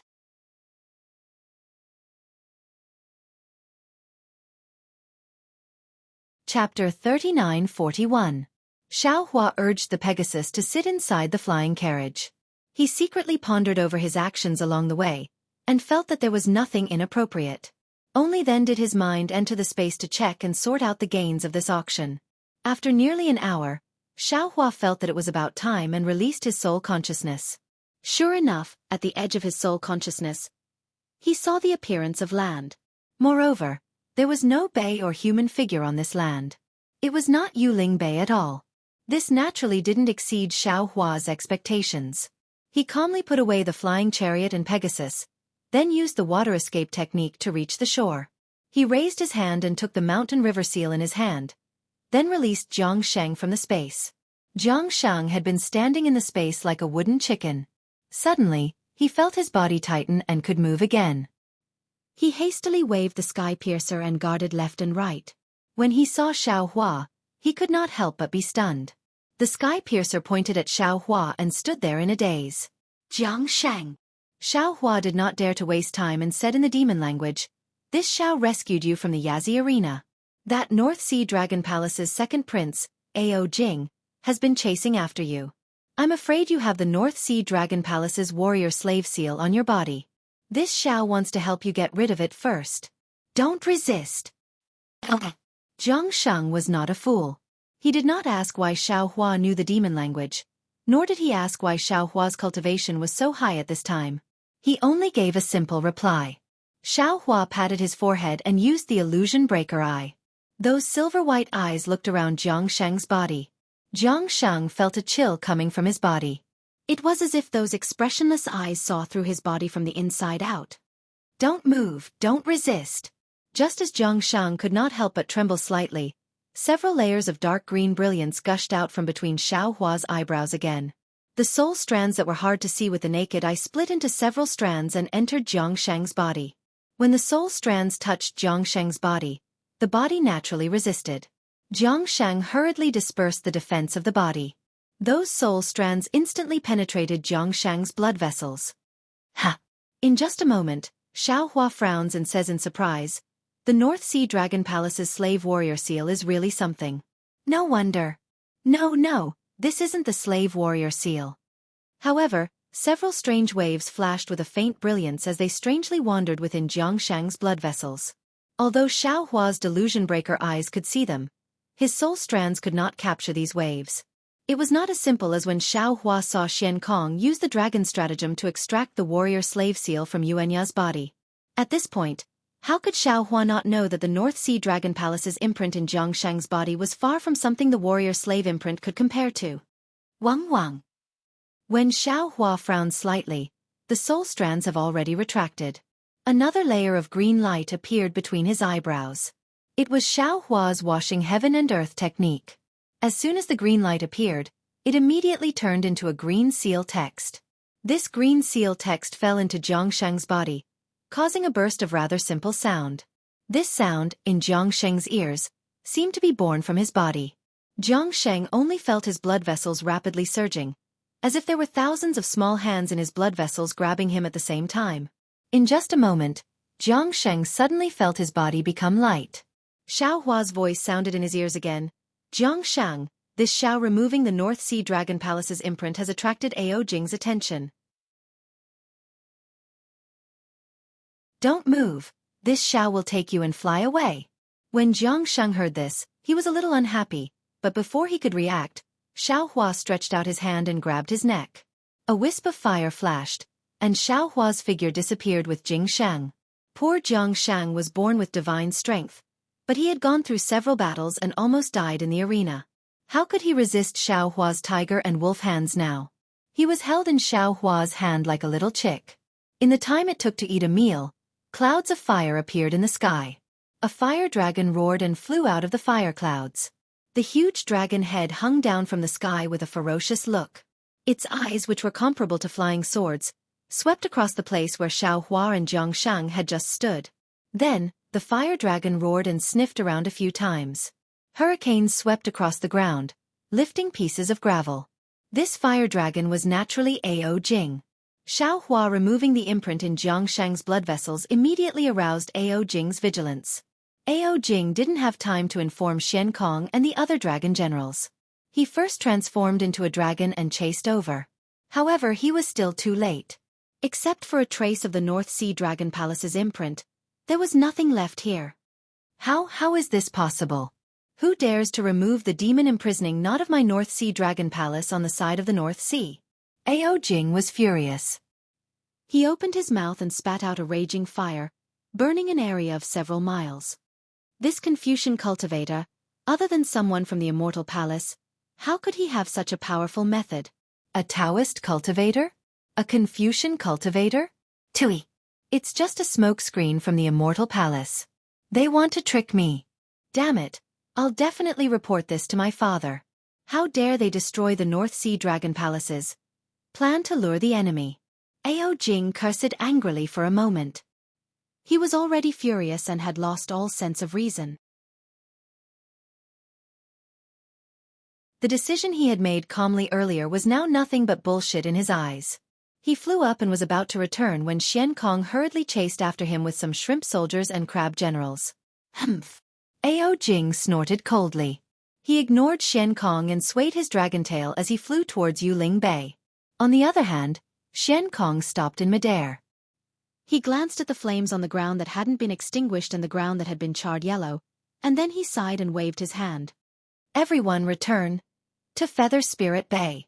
However, before he could fly 100 feet, he hurriedly stopped and looked into the distance respectfully. After a moment, a ferocious smile appeared on his face. He ordered, "Pass down the second prince's order. Track down the people from the Immortal Palace with all our strength. If you find any trace of them, report it immediately." Yes. The shrimp soldiers and crab generals all scattered and went in different directions. Xianxia set up a demon cloud and followed Ao Jing back to Yuling Bay. Ao Jing thought that the Confucian cultivator in his eyes had already left Yuling Bay with Xianxia. However, he didn't know that he had already been lured away by Xiaohua.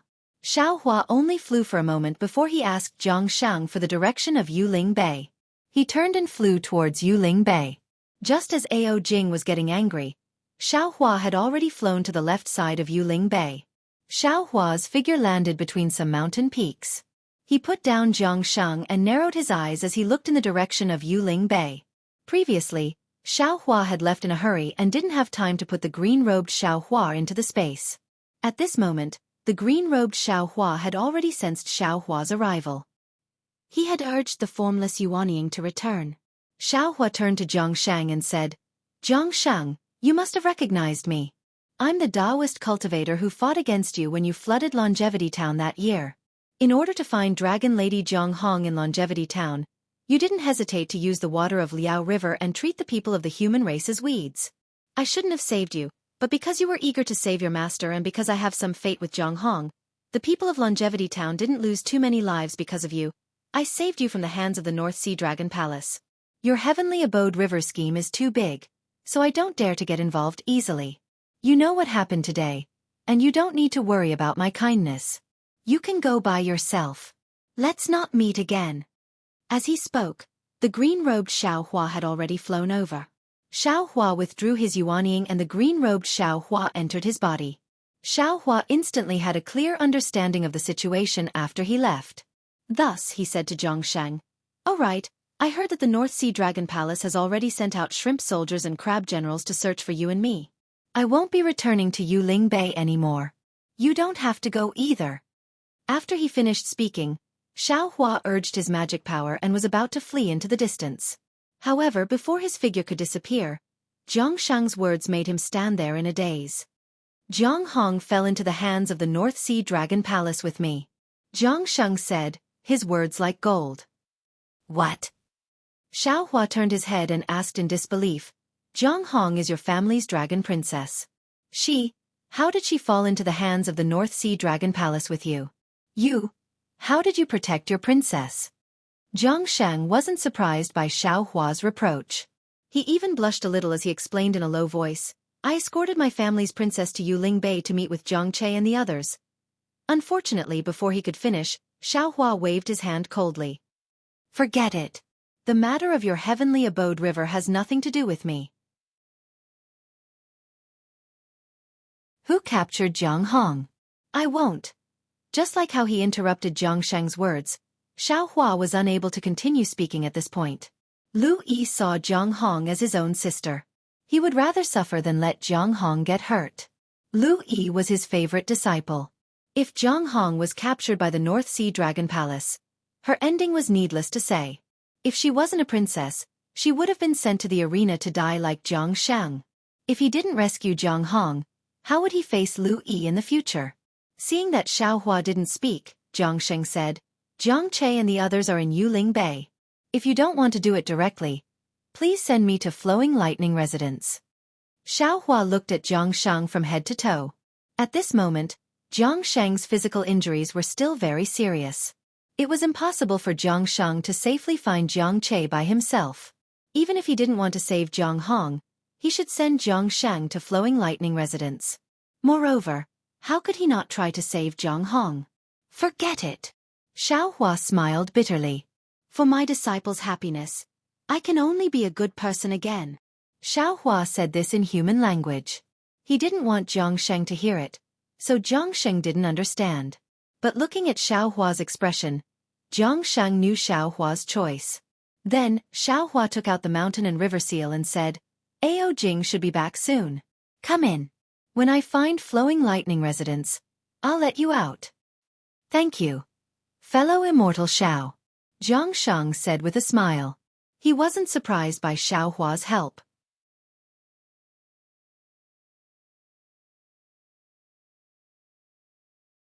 Chapter 39-42. Xiaohua shook the mountain river seal and retrieved Jiangxia. He then activated his flying technique and flew towards Feather Spirit Bay. Not long after, Xiaohua arrived at the place where he met the snake spirit. Looking at the familiar place, Xiaohua sighed. In just one night, so many things had happened, which made Xiaohua realize a lot. At this time, Yuling Bay was different from before. Whether it was humans or demons, there were much fewer people. The shops and tents were equally desolate. Xiaohua identified the direction and landed on the ground.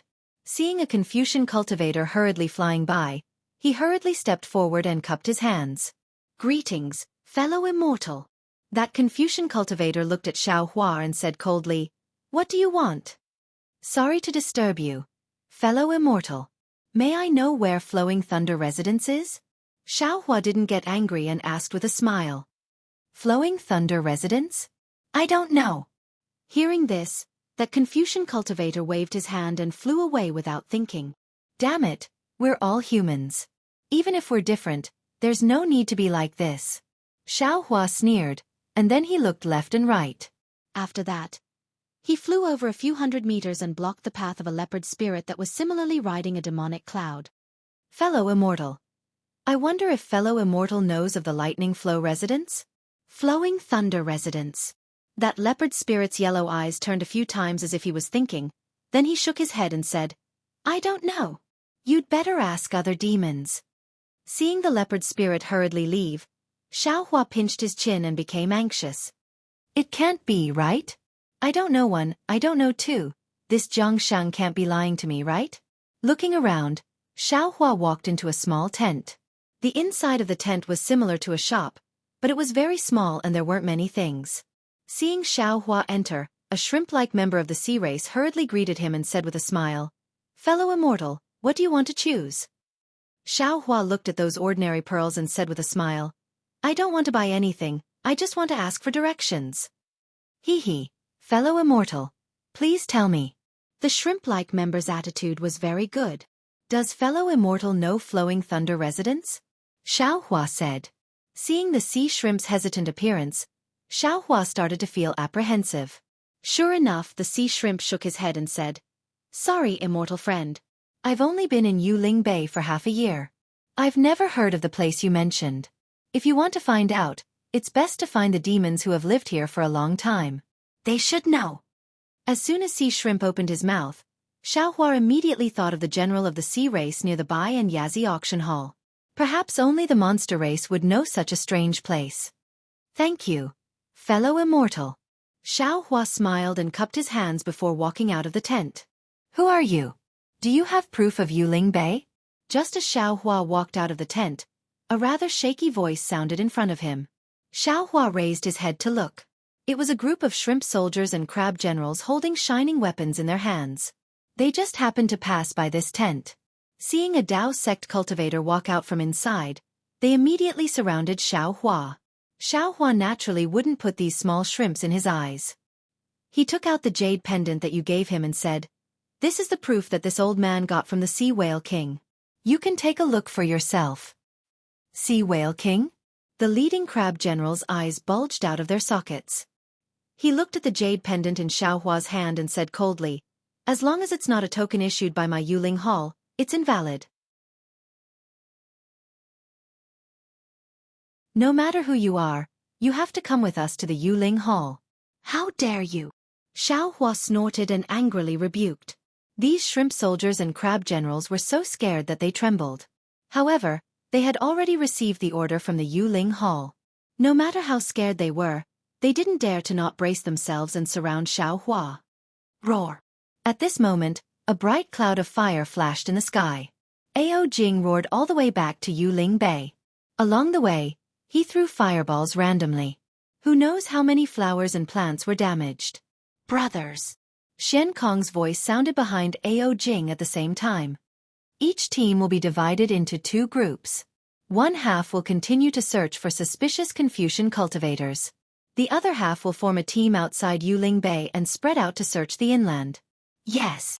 The shrimp soldiers and crab generals surrounding Xiaohua didn't dare to disobey the order. Half of them flew out of Yuling Bay on a demon cloud. The remaining half looked at Xiaohua's clothes, scratched their heads and thought for a moment. They asked, "Are you a Confucian cultivator?" "This old man is a Taoist cultivator." Xiaohua raised his sleeve and said with a smile, This half of the shrimp soldiers and crab generals shook their heads and let Xiaohua go. Then they continued to search in front. Damn it, with this kind of soldiers. They want to catch this Xiaohua? What a fool's dream. Xiaohua laughed inwardly and flew towards the Yazi auction house. On the contrary, when he arrived near the auction house, apart from a small number of demons on guard, there were fewer shrimp soldiers and crab generals patrolling. The humans and demons who were watching the excitement also disappeared. Even the shops around the auction house were mostly closed. The previous lively scene was nowhere to be seen. However, the shop where the sea race general sold sea relics was still half open. It seemed like it was waiting for Xiaohua. Xiaohua's figure had just stepped into the shop when a respectful voice sounded, "Senior is here." "Why are you still here?" Xiaohua was slightly taken aback. "Who are you?" Without waiting for Xiaohua to answer, a yuan thought swept over from afar. It landed on Xiaohua. Soon after, a cold voice sounded. Xiaohua naturally noticed that there were people from the auction house inspecting nearby. He was not afraid of being discovered. When he heard the question, he turned his head and said with a smile, "This one is Xiaohua. My Taoist name is Taoist Xiao. What's the matter?" "General, what's the matter?" The person who came was a sea race general wearing armor. He looked like a big octopus. On the side of the armor, several tentacles held several different weapons. He looked very mighty. "Taoist Xiao?" When the sea general heard this, his expression changed slightly. After all, a Taoist cultivator who could be called a Taoist master should be at the early Yuanying stage. He was not someone he could resist. However, the sea general looked left and right. He swam toward Xiaohua and asked, "What are you doing here? Do you have a certificate issued by my Feather Spirit Palace?" This Taoist Xiao is this little one's friend. Yuan hurriedly ran out of the shop and respectfully said to the sea general, "He came to the Feather Spirit Bay to play. This little one has already helped him obtain a certificate from the Sea Whale King." Hee hee. When the sea general saw Yuan come out, he unconsciously sneered and said, "The Feather Spirit Palace has already issued an order. Apart from the certificate issued by the Feather Spirit Palace, all other certificates are invalid. All human cultivators with invalid certificates are to be detained in the Feather Spirit Palace. Their whereabouts and any suspicious signs will be investigated. Since you are related to this human, you should also come with this general." Yuan was clearly stunned. He took half a step back in fear. However, it was only half a step. He stepped forward and said, "Senior Xiao was invited by this little one. This little one will guarantee his identity with my life. This little one will follow the general to the Feather Spirit Palace." "You!" The sea general was startled. He was clearly caught off guard. However, he immediately waved his tentacles and said, What is a small shrimp like you doing in the Feather Spirit Palace? Be a good boy and stay aside. Then the Sea General looked at Xiaohua and said, Daoist Xiao, do you want to go by yourself? Or do you want this one to invite you? Impudent. At this moment, a rather dignified voice came from behind Yuan. The owner of the shop, the Sea Race General, walked out and scolded. This is this general's honored guest Brew. Why aren't you scramming back? The Sea General called Brew was shocked when he heard the scolding. He almost naturally bowed and said, This subordinate greets General Lu. Just as he said this, the Sea General suddenly woke up. He straightened up and coldly looked at the Sea General called Lu and said, Lu, don't forget. You are no longer a general of the North Sea Dragon Palace. What qualifications do you have to order this general around? This general is here on the orders of the Feather Spirit Palace to investigate suspicious humans. Since you are colluding with this human, you might as well come with this general to the Feather Spirit Palace. Xiao Hua coldly watched from the side. His heart somewhat rueful. There was a struggle for power and fame between the human race, and it was easy for people to scheme against each other. Xiao Hua clearly smelled this kind of dark smell between the High Jianglu and the bromine. Lu's face was extremely unsightly. He opened his mouth to say something, but it was very clear that Brew was no longer a small soldier under his command. He could not order him around. But if he let Brew take Xiaohua away, Lu could not bear to. After all, he already saw hope in Xiaohua for a group of old soldiers to get rid of their injuries. It was not that Lu did not think of inviting Xiaohua to the Feather Spirit Palace and then he would tell him about Xiaohua's abilities. But the problem was, he didn't know if Xiaohua was willing to cooperate with the North Sea Dragon Palace. If Xiaohua wasn't willing, and he had leaked Xiaohua's divine ability, it would bring disaster to Xiaohua. Lu didn't think he would do such a thing. Second, even if Xiaohua was willing to cooperate with the North Sea Dragon Palace, how could the North Sea Dragon Palace waste a divine doctor like Xiaohua on these old soldiers? There was no lack of shrimp soldiers and crab generals in the North Sea Dragon Palace that could not be cured. Xiaohua would not have the free time to treat the old soldiers that he cared about. What if I can vouch for you? A faint voice sounded. The sea snake Dee also walked out and coldly looked at Brew. When Brew heard Dee's voice, he hurriedly retreated. It was as if he had suffered a great loss in Dee's hands. His several tentacles quickly danced. He was even more shocked. You. What's wrong with me? Can't you recognize me? Dee said with a smile. The dignified Xiao Hai General is really awe-inspiring. How come I have never seen a soft octopus with a hard bone? Oh my, I forgot. How can an octopus have bones?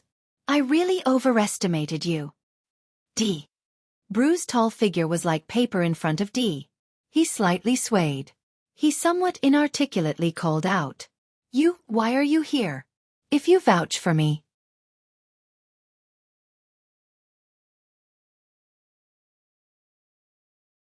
Chapter 39-43. At this point, Bromine hesitated. His two slightly transparent eyes trembled rapidly. He looked at Xiaohua, then looked to the left. He was afraid that this was a trap set for him by Dee. However, Bromine had been here for a long time, and other soldiers had started to pay attention to this place. This gave Bromine the so-called encouragement. Fine. Bromine clenched his teeth and said, You're the same as Lu. You're no longer a subordinate of the North Sea Dragon Palace. What qualifications do you have to guarantee? Since you're with this human, you can't get away with it. You don't know what happened in the Yazi arena last night. Let's go. Bromine took a few steps forward, and the weapon on his tentacles danced arrogantly. Is that so? Are you sure you want me to go? Drip took a step forward with a faint smile. This simple step scared Bromine into retreating a few steps, as if he didn't dare to get too close to Drip. You're pissing me off. Just as Drip was about to push Bromine back, a low, powerless voice came from behind Drip. Then, Chio's grandfather, Old Shrimp, staggered out with a shabby crutch. Without saying a word, he swung the crutch at Bromine. Bromine's body was naturally much bigger than Chio's grandfather. The crutch also looked funny. Bromine only needed to lift any one of his tentacles to knock it away. However, seeing Old Shrimp's crutch coming at him, Bromine didn't dare to move. He just let Old Shrimp's crutch hit him. Bromine could only wave his tentacles and the weapon in the air. He shouted in exasperation. "Old man, you're a veteran who's been through fire and water. You've bled a lot for the North Sea Dragon Palace. You've done a lot in battle, but you can't delay me. I'll guarantee for Taoist Xiao." Old Shrimp said loudly, "If you want to take Taoist Xiao, then take me too." You can't do it either." Bromine didn't dare to fight back, but when he saw some of his colleagues coming over, he gritted his teeth and answered. "Of course Old Shrimp can't do it. What about us?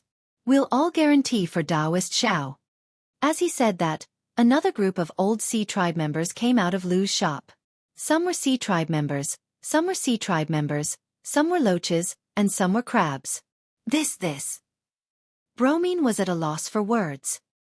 He glanced at the soldiers of the North Sea Dragon Palace who had surrounded them, then quickly fled. Although these veterans didn't have any official positions and were on the verge of death, they had made outstanding military contributions. They were all old ruffians who couldn't rub sand in their eyes. They were far from what the current soldiers could afford to offend.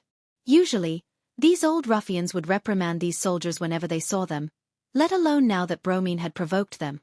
The group of Dragon Palace soldiers saw that the situation was not right and ran away, leaving only Bromine to stay behind. Bromine was dumbfounded at the sight of so many veterans. His head was bigger than a mountain. He didn't think that his duty of inviting this strange human to the Feather Spirit Palace would cause so much trouble. Hee, fellow immortals. Xiaohua smiled and cupped his hands. There's no need to make things too difficult for this general. Although this Xiao participated in the Yazi auction hall's auction, this Xiao withdrew from the auction midway for some reason. Although this Xiao doesn't know what happened in the auction, if this Xiao needs to go and ask, this Xiao has no objections. Look at Taoist Xiao. An old loach clapped his hands. He's really a Taoist master. He can kill you with a raise of his hand, but he's still talking to you calmly. Little octopus, do you think this kind of Taoist master is the human Confucian cultivator you're looking for? An old crab waved his claws and shouted.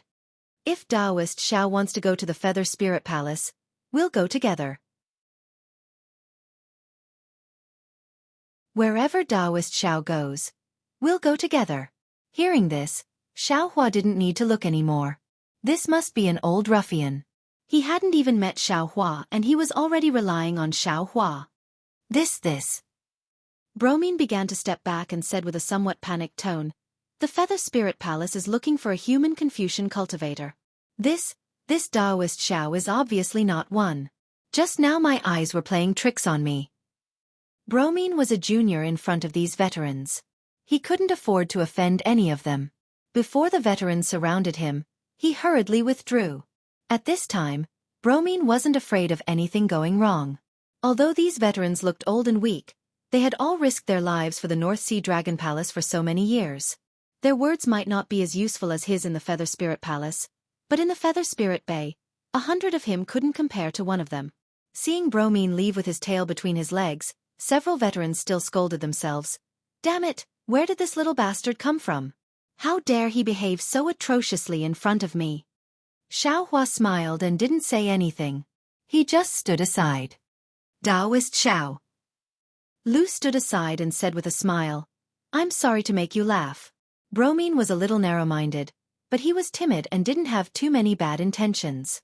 I guess he saw that Taoist Xiao was a human and wanted to take credit for it. In fact, if Taoist Xiao wasn't the Confucian cultivator they were looking for, they wouldn't make things too difficult for Taoist Xiao. It doesn't matter. Xiaohua waved his hand and said, "If it wasn't for the fact that I was still worried about your injuries, I'm afraid I would have left long ago and ignored his little tricks." Many thanks for Taoist Xiao's pity. Seeing Xiaohua return, Lu was already happy in his heart. However, he was still uneasy. He didn't know whether Xiaohua came back for the sea Saraira or to save the old sea shrimp. Now that he heard it, his heart had already flown away. His eyes blurred and he hurriedly bowed to express his thanks. Sea Snakely moved his body and said in a low voice, "Let's invite Taoist Xiao in first. Now that there are changes in the auction, the entire Feather Spirit Bay is heavily guarded.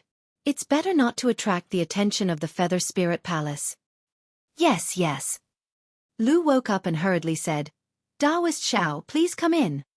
Please. A group of veterans were now very obedient.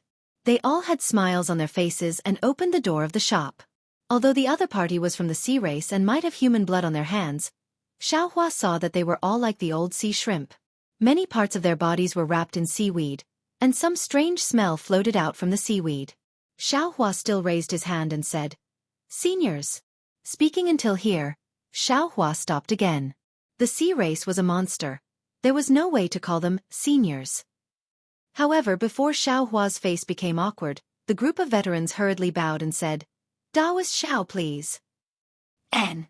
Seeing this, Xiaohua no longer modestly declined and stepped into the shop. Then, these veterans hurriedly came in under the lead of the old sea shrimp. "Daoist Xiao, please sit." After Lu walked into the shop, he hurriedly took out a chair from who knows where and respectfully placed it beside Xiaohua. Xiaohua looked at the group of veterans. Those veterans hurriedly raised their hands and said with a smile, "Daoist Xiao, please." "All right." Xiaohua sat down, looked at Li and said with a smile, "Is this Xiao's pill easy to use?" Li swam over and prostrated herself in front of Xiaohua. She said in a low voice, "This one thanks Daoist Xiao for the pill. This one's illness has been completely cured. Even, this one feels that my strength can still increase in the future."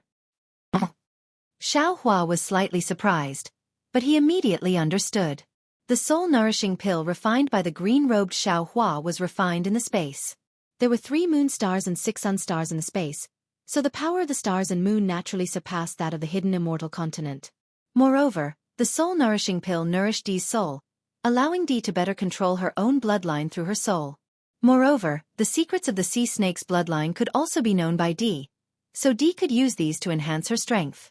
After understanding, Xiaohua said with a smile, "Then I congratulate Daoist Xiao. I didn't expect that the pill that this one casually refined would have such an effect." Casually?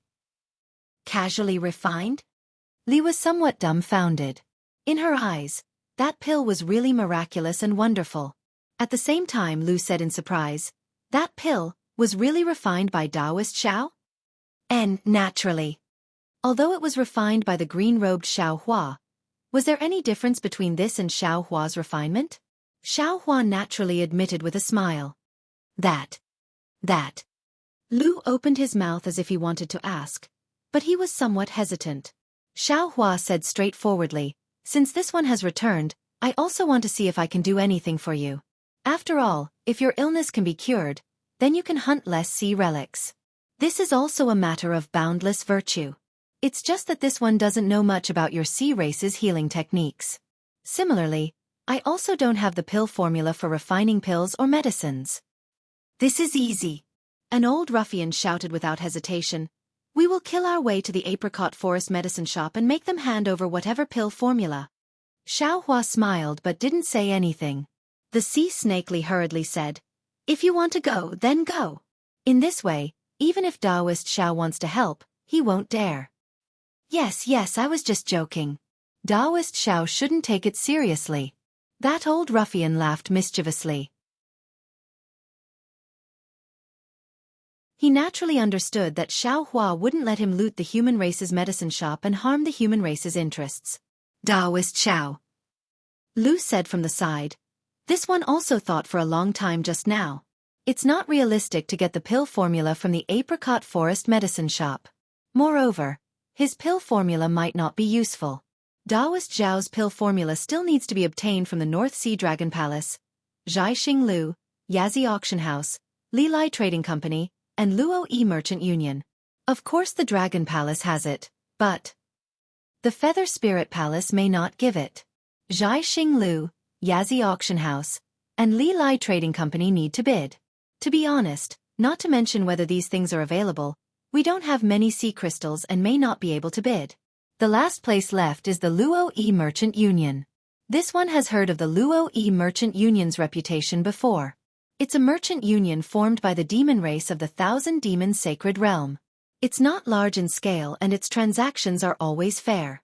Moreover, they are indeed resourceful and can get things that ordinary demon race can't. This one wants to see Daoist Xiao and ask him clearly. This one will go find the Luo Yi Merchant Union now.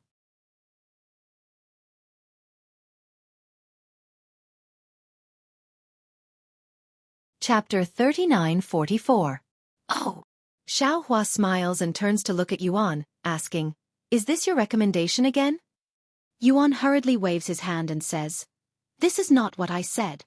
General knew about it and then asked about it. That's why I reported it to you." Xiaohua thinks for a while and says to Lu, "It would be best if you could find Bei Wen who recorded the pill recipe in Luo Yi Merchant Union. I would be able to refine pills according to the recipe." Taoist Xiao, you don't want to go with me? Lu is a bit surprised and disappointed.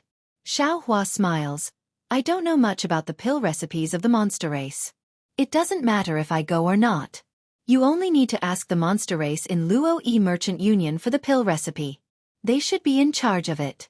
Moreover, I have something important to do. I'm afraid I can't accompany you." All right. Lu naturally wants Xiaohua to go with him. However, Xiaohua has something important to do so he can't force him. Beside him, Drop hastily asks tactfully, "Taoist Xiao, what is it? Do you want to do it in Yuling Bay?" And Xiaohua nods. After thinking for a while, he asks, "Do you know a place called Drifting Pavilion?" Drifting Pavilion? Drop thinks for a while and shakes his head. "I am familiar with every place in Yuling Bay, but I have never heard of Drifting Pavilion. Could it be that this drifting lightning abode that Taoist Xiao mentioned is located outside of Yuling Bay?" Xiaohua shakes his head and replies, "No, it's in Yuling Bay." Drop looks at some old soldiers on the left. After thinking for a while, he says in a low voice, "Taoist Xiao, if possible, you should ask these old sea race." Xiaohua nodded, then raised his head to look at the closed shop door and said, "Everyone, this Xiao came to Yuling Bay to look for an old friend. He left a message for this Xiao, saying that he was at the Drifting Pavilion, but this Xiao couldn't find him anywhere in Yuling Bay. I wonder if anyone can answer my question?" Drifting Pavilion? The group of old Oceanids are also slightly startled. They all look at each other, wanting to share Xiaohua's burden. However, they seem to have never heard of this name before. One of the old Oceanids even asks, "Taoist Xiao, do you think this flowing lightning residence? Is it the E-residence? Or a place name? Or a brothel that you humans often talk about?" Xiaohua smiled and said, "This Xiao doesn't know either, I only know the name of this place."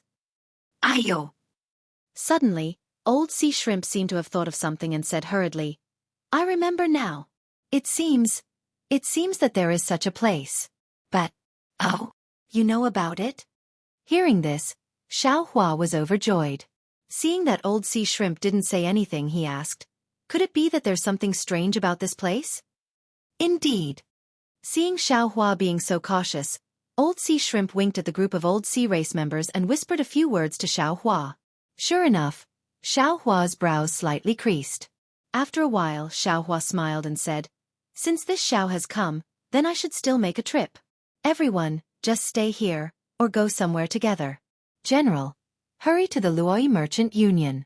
When this Xiao pays a visit to my old friend, I can refine some pills or medicines for you." Okay. Lu nodded vigorously and said, "I'll go now. When I find the pill formula, we'll meet at Yaoshi. This place is too close to the Yazi auction house. After all, it's inconvenient for Taoist Xiao to be here." Indeed. You all go first. I'll immediately go find a Feather Spirit Palace certificate for Taoist Xiao. An old sea race member said hurriedly. Xiaohua watched as Lu opened the shop door and the group of old sea race members walked out. He said to the fish monster, "Yuan, take this Xiao to that place." "Okay, this little one understands." The fish monster was extremely excited. It rubbed its illusory hands and nodded vigorously. Sea Snakely hurriedly said, "Taoist Xiao, do you want me to accompany you?" "No need." Xiaohua waved his hand. "You go with Lu to the Luoyi Merchant Union. Since there is a pill formula, there must be some demonic herbs, demonic fruits and so on. You also help to take a look. Lu is not a shrewd businessman." Li covered his mouth and said, "He's not a human to begin with." "NN." Xiaohua nodded. He looked around and said, "If possible, give all the sea relics in this shop to this Xiao. This Xiao has a use for them." "No problem." Li said without hesitation, "This one will pack it up right away. When Taoist Xiao returns, I'll give them all to you. Xiaohua took out a Chenkuan bag and handed it to Li. He directly took the fish monster and prepared to leave the shop. The little sea shrimp waiting at the entrance of the shop hurriedly said shyly, "Daoist Xiao, Grandpa and the others have gone to find a certificate for Daoist Xiao. Please wait for a moment." They really went. Xiaohua didn't know whether to laugh or cry. Thus, Xiaohua simply stood inside the shop and watched Li tidy up the sea relics in the shop. On the other hand, the somewhat tyrannical shop assistant from before had long disappeared. After a while, Li tidied up all the sea relics in the shop and gave the Chenkuan bag to Xiaohua. Xiaohua looked inside and saw that there were indeed a lot of sea relics. Thinking about how each sea relic was the life of a sea race member, Xiaohua increasingly felt that doing these things was worth it. Xiaohua had just received the Chenkuan bag when the old sea shrimp brought the two old sea race members back hurriedly. From the looks of it, they didn't seem to be injured at all. Xiaohua received a fish card and carefully held it. He smiled and said, "Many thanks, everyone. You can go and rest first. When this Xiao comes back, I will help you refine pills." Seeing Xiaohua treasuring the fish card very much, the old sea shrimp and the others were quite happy. They cupped their hands and said, "Thank you for everything, Daoist Xiao." Seeing the old sea shrimp and the others leave, Xiaohua also waved his hand and hurriedly took the fish monster out of the shop. After a while, the fish monster asked in a low voice, "Daoist Xiao, where are you going?" "Bayan." Xiaohua said these two words through sound transmission. "You want to go to Qi?" The fish monster was shocked and almost blurted out. Fortunately, he only spoke half of it and stopped. Xiaohua smiled and said, "If you don't dare to go, then just point in the direction. This Xiao already knows where it is. I can ask." "No. This little one will take Daoist Xiao there." Yuan clenched his teeth and said. Then, he raised his hand and a demonic cloud appeared under his feet, asking Xiaohua to fly with him. Xiaohua urged his flying technique and followed behind Yuan, flying towards the outside of Yuling Bay. Sure enough, along the way, there were many shrimp soldiers and crab generals patrolling, stopping Xiaohua from time to time. The certificate given to Xiaohua by the old sea shrimp was quite useful. Every sea race took a look at it and didn't ask much, directly letting them go. After flying over the mountain range of Yuling Bay, they arrived at the other side. Before they could get close, a hot aura hit them in the face, and a strong smell of sulfur gradually diffused in the air. Near this hot aura, there were no sea race, and the patrolling shrimp soldiers and crab generals were also gone. After flying for a while, Yuan's figure was already trembling. Obviously, he couldn't adapt to the heat here. Xiaohua said, "Yuan, Chi must be in front. You don't need to get too close. This old man will go by himself. You find a suitable place to stay. After this old man comes out, I will come to find you." The fish monster stopped in midair and said very shamefully, "Many thanks for Daoist Zhao's sympathy. This little one really can't stand it anymore. This is a hot place. It's different from the humid life of sea race. It's normal that you can't stand it." Xiaohua smiled and waved his hand, then flew forward. The fish monster watched Xiaohua's figure fly over the foothills and fall into the valley. It quickly turned around and flew straight to the inside of Yuling Bay. The salty sea breeze swept up the moisture and fell on the fish monster's body. Only then did the fish monster let out a long sigh of relief. It didn't even transform into its human form and returned to its fish form. It twisted in the air, as if it was enjoying it to the extreme. Xiaohua flew over the mountain valley, and in front of him was a sea of scarlet red mountain rocks, scarlet red sand, and also surging scarlet red lava. However, this scarlet red only covered a range of a few dozen li looking further into the valley. There was another stretch of dilapidated fences and dilapidated walls. Some dilapidated stone pillars, collapsed pavilions, and other things piled up in the valley. Many weeds and wild vines wrapped around these buildings. Xiaohua had already learned from old sea shrimp that this valley was called Drifting Pavilion thousands of years ago. It was a place where some monster race gathered. However, there was a change later on. A huge amount of magma was produced overnight, completely destroying the entire drifting pavilion. After the monster race left, another monster race occupied this place and changed the name of this place to Chi. As for why Yuan's expression changed when he heard about this place, it was not only because this place was hot and basically no sea race came here, but also because the monster race that occupied this place was a barbarian, a monster beast that liked to eat sea race. Yuan usually didn't have enough time to hide. Why would he come here? Xiao Hua stood in midair and released his divine sense to explore. He had already seen the dried fish hanging on the mountain rock in the depths of the valley. These dried fish were not the kind that ordinary people would hang in their homes. The short ones were a few feet long and the long ones were several zhang long. They were all dried up and shrunk to one place. It was obvious that when these barbarians hunted these sea race people, the sea race people's bodies were huge. Xiao Hua secretly smiled and said, "This place is not bad." Presumably, the North Sea Dragon Palace also didn't expect Xianxia to be hiding here. Then, Xiao Hua let Jianghu out. The moment Jianghu came out, he immediately shrunk his neck and looked a little uncomfortable. He then looked around and asked curiously, "This is Drifting Pavilion?" "I'll let fellow Immortal Jiang know." Xiao Hua smiled and said, "This place was originally called Drifting Pavilion. Later on, because magma spewed out, Drifting Pavilion was destroyed. Now it's called Chi Chi. This." Jianghu was a little hesitant. He frowned and said, "Since it's called Chi Chi, why did Xianxia say it's Drifting Pavilion? How can I find Xianxia? Anyway, this is Drifting Pavilion." Xiao Hua shrugged and replied, "As for how to find Xianxia, I don't know. However, there's a group of barbarians here who know how to forge weapons. You might as well go and ask them." "All right." Jianghu thought for a while and nodded. However, after flying for several zhang, he turned his head and asked, "Daoist Xiao, the North Sea Dragon Palace didn't chase after us, right?" "No." Xiao Hua looked between the mountain rocks and casually replied. "That's good." Jianghu smiled and flew down the valley.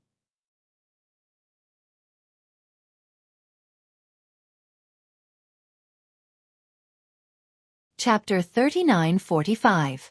At the bottom of the valley was an enormous mountain crevice. Within the mountain crevice was a space of hundreds of meters. Within this space, one after another, stone caves surrounded the crimson magma in the center. In front of the stone caves, there were many materials and large pieces of stone scattered about. At the edge of the magma, there were also some weapons submerged in the magma. Only some parts of the handles were exposed. Xiao Hua and Jianghu had just approached this mountain crevice when they were immediately discovered by the demon race. They saw 5 leopards, each about 30 meters in size, holding weapons as they flew over from the left side of the magma on a demon cloud. The leopard in front was holding a dried fish in its hand and was biting it with all its might. Its sharp fangs flashed with a blood-red color. "Stop!" one of the leopards shouted loudly. "Is this a place where you can come?" Jianghu turned his head to look at Xiao Hua and smiled. He flew forward a few steps, cupped his hands and said, "Ji Pai." Xiao Hua was stunned and blinked his eyes. He could be considered proficient in the demon language and dragon language, but he actually didn't understand what Jianghu was saying. However, since Jianghu and Jiangxia had arranged to meet here, and Jiangxing didn't bring any keepsake, presumably this strange demon language was also what they had agreed on, right? As expected, when the leopard heard Jiangxing speak, its expression changed slightly. The leopard that was eating the dried fish threw away the dried fish in its hand and flew a few steps closer. It also spoke in a similar demon language, but the speed of its speech was even more hurried. The 2 demons spoke a few words, and then they both stretched out their claws and stuck them together. The claws slightly touched a few times, and the rhythm was also different. Then, the leopard raised its head and looked at Xiao Hua. On that sinister and strange leopard face, a trace of a smile was squeezed out. Seeing this, Xiao Hua also nodded and returned a smile at him. The leopard raised its hand. It was still that strange demon language, which seemed to mean, "Please." Jiangxing transmitted his voice in a low voice. "Spiritual Master Xiao, please follow me." Okay. Xiao Hua knew that Jiangxing was being cautious, so he also sent a sound transmission and flew down with Jiangxing. The other few barbarians also gave way. Their faces were also filled with respect. The leopard in front led Xiao Hua and Jiangxing into a cave. The inside of the cave was even hotter than the outside. Several streams of magma seeped in from the 4 corners of the cave, then flowed through several grooves and fell into a furnace similar to a cauldron. This furnace was square in shape, and strange demon characters were engraved on it. There were many patterns in the demon characters, and those patterns were actually filled with the splendor of the moon and stars. Seeing this, Xiaohua knew that this was a tool used by the demi-human race and couldn't help but take a few more glances at it. However, he could see that there were only some raw materials in the furnaces, presumably still being refined. When he thought about the weapons in the lava outside the cave, Xiaohua lost interest in taking a closer look. The strength of these barbarians was limited, and they could only use the lava to refine weapons. They had no value to him as a reference. Naturally, there were also some barbarians following behind Xiaohua. When they saw Xiaohua looking at the furnace, they frowned and looked at each other with dissatisfaction in their eyes. After passing through this cave, they arrived at an even larger cave. Inside, there were some weapons commonly seen by the sea race, and they seemed to be of good quality. However, Xiaohua's gaze didn't even stop. He directly looked into the cave and saw another deep cave. At this moment, there were several larger barbarians standing in front of the deep cave. The leader of the barbarians walked forward and whispered a few words.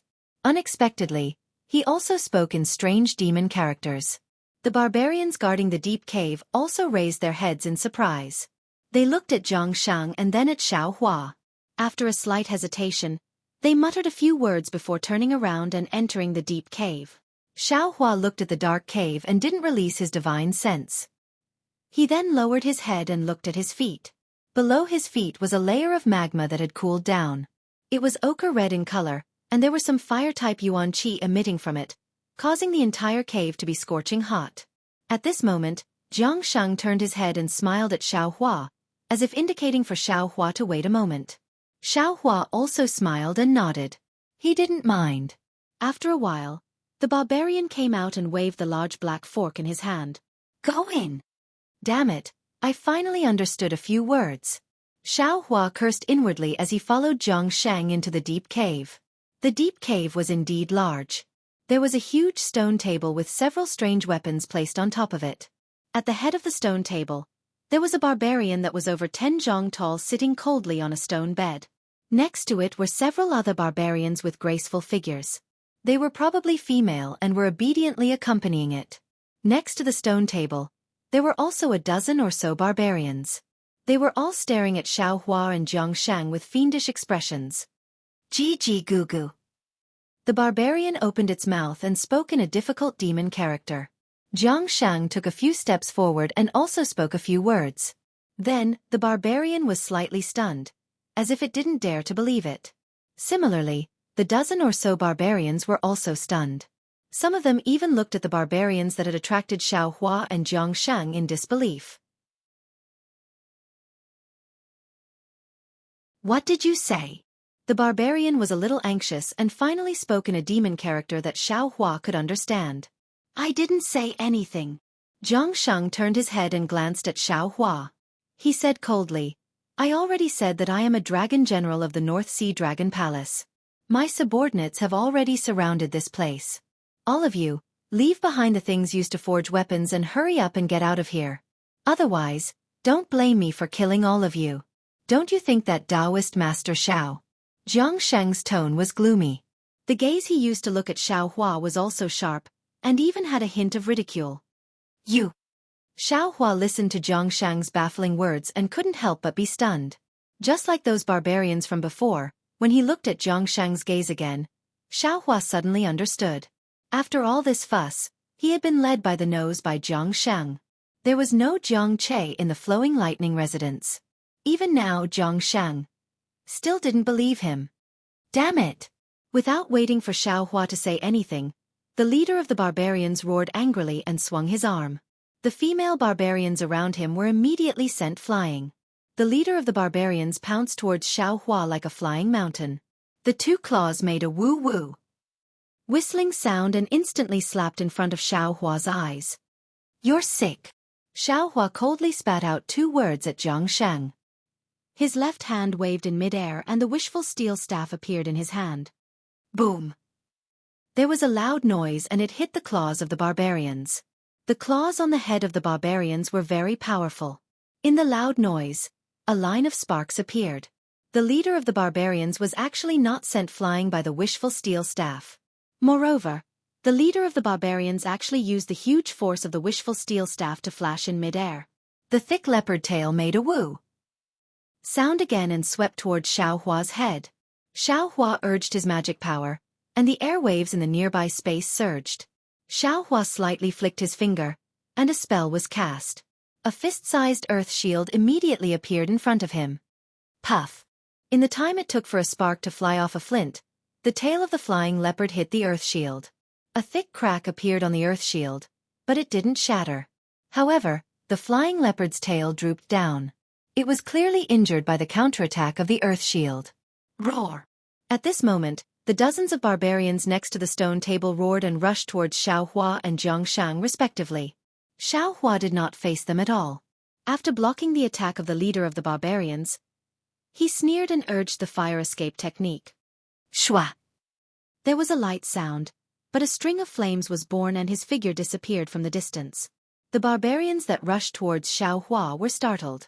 They looked at each other and two of them turned around and chased out of the deep hole, while the rest rushed towards Jianghu. Roar! Xiaohua appeared outside the mountain valley. Hearing the faint dragon roar in the mountain valley, he snorted coldly and flew towards the top of the mountain valley without stopping. Those dozens of barbarians were only in the light-gathering realm and could not be considered as powerful experts. However, the leader of the barbarians had the strength of the Enlightenment Star realm. If Jianghu was at his peak, he would be able to put up a fight. As for now, Jianghu was already injured, so how could he be a match for these barbarians? However, this had nothing to do with Xiaohua. Xiaohua wanted to help Jianghu with good intentions, but he didn't expect that Jianghu would make a fool out of him like this. Xiaohua, who looked very reckless, was actually so scheming. It really made Xiaohua's heart cold. Xiaohua's divine sense swept through the bottom of the mountain valley. Two barbarians led a few weaker ones out. Xiaohua originally wanted to teach these monsters a lesson, but when he saw the scarlet mountain rocks nearby, he sighed. His figure moved, turning into a rainbow and flying into the sky. Then, Xiaohua waved his large sleeve and swept up Yuan, who was standing far away from the mountain rocks, and disappeared in a moment. Where did the Dragon Palace Marine soldiers come from? Then, where did that powerful human fly off to? Dozens of barbarians flew up the mountain valley with weapons in hand. Their gazes were all empty. Not only did they not see Xiaohua's figure, the shrimp soldiers and crab generals were also nowhere to be seen. The leader of the barbarians released his divine sense and looked around for a moment. His eyes turned a few times, and he instructed the barbarians behind him. Go to the Feather Spirit Palace and find out if the second prince of the Dragon Palace wants to go back on his word again? Oh, and while you're at it, see what happened in Feather Spirit Bay recently. Yes. The dozens of barbarians scattered and flew away, disappearing in a moment. The two barbarians who had chased after Xiaohua were still not at ease. They once again circled the entire mountain valley before descending into the mountain valley. Xiaohua's figure landed in Feather Spirit Bay. Yuan shook his head, looked left and right, and said with a smile, Taoist, have you finished your business? Yes, it's already finished. Bring this Xiao to Yao Shi. Xiaohua nodded, his face not showing any abnormality. Senior, please follow this little one. Seeing that Xiaohua was so serious about his promise, the fish monster was overjoyed. It carefully flew in front of Xiaohua, bringing him into the depths of Feather Spirit Bay. While Xiaohua was flying, he was thinking about how to refine pills for old sea shrimp and the others. At this time, he was not in the mood to be angry about Jianghu's distrust. After all, from the beginning to the end, Xiaohua was helping Jianghu with his own wishful thinking. It was normal for Jianghu to be suspicious, but Xiaohua helping others to this extent was indeed a bit shameful.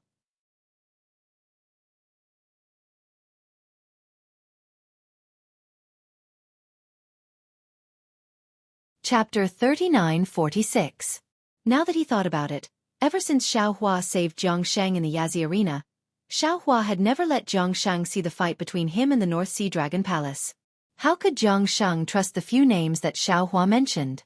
Even if Xiaohua escaped with Jianghu, Jianghu still saw the fight between Xiaohua and the North Sea Dragon Palace. If it was Jianghu, he could also see it as the North Sea Dragon Palace playing hard to get. Jianghu thought that Xiaohua was bait to capture Jiangche, Jianghong, and the people of the Heavenly Abode River. This was very normal. Since that was the case, what Jianghu said to Xiaohua earlier should also be a test. In other words, Jianghong was not captured by the North Sea Dragon Palace. Perhaps it was because of this that Jianghu saw the flaw. And it was also because of this flaw that Xiaohua was relieved.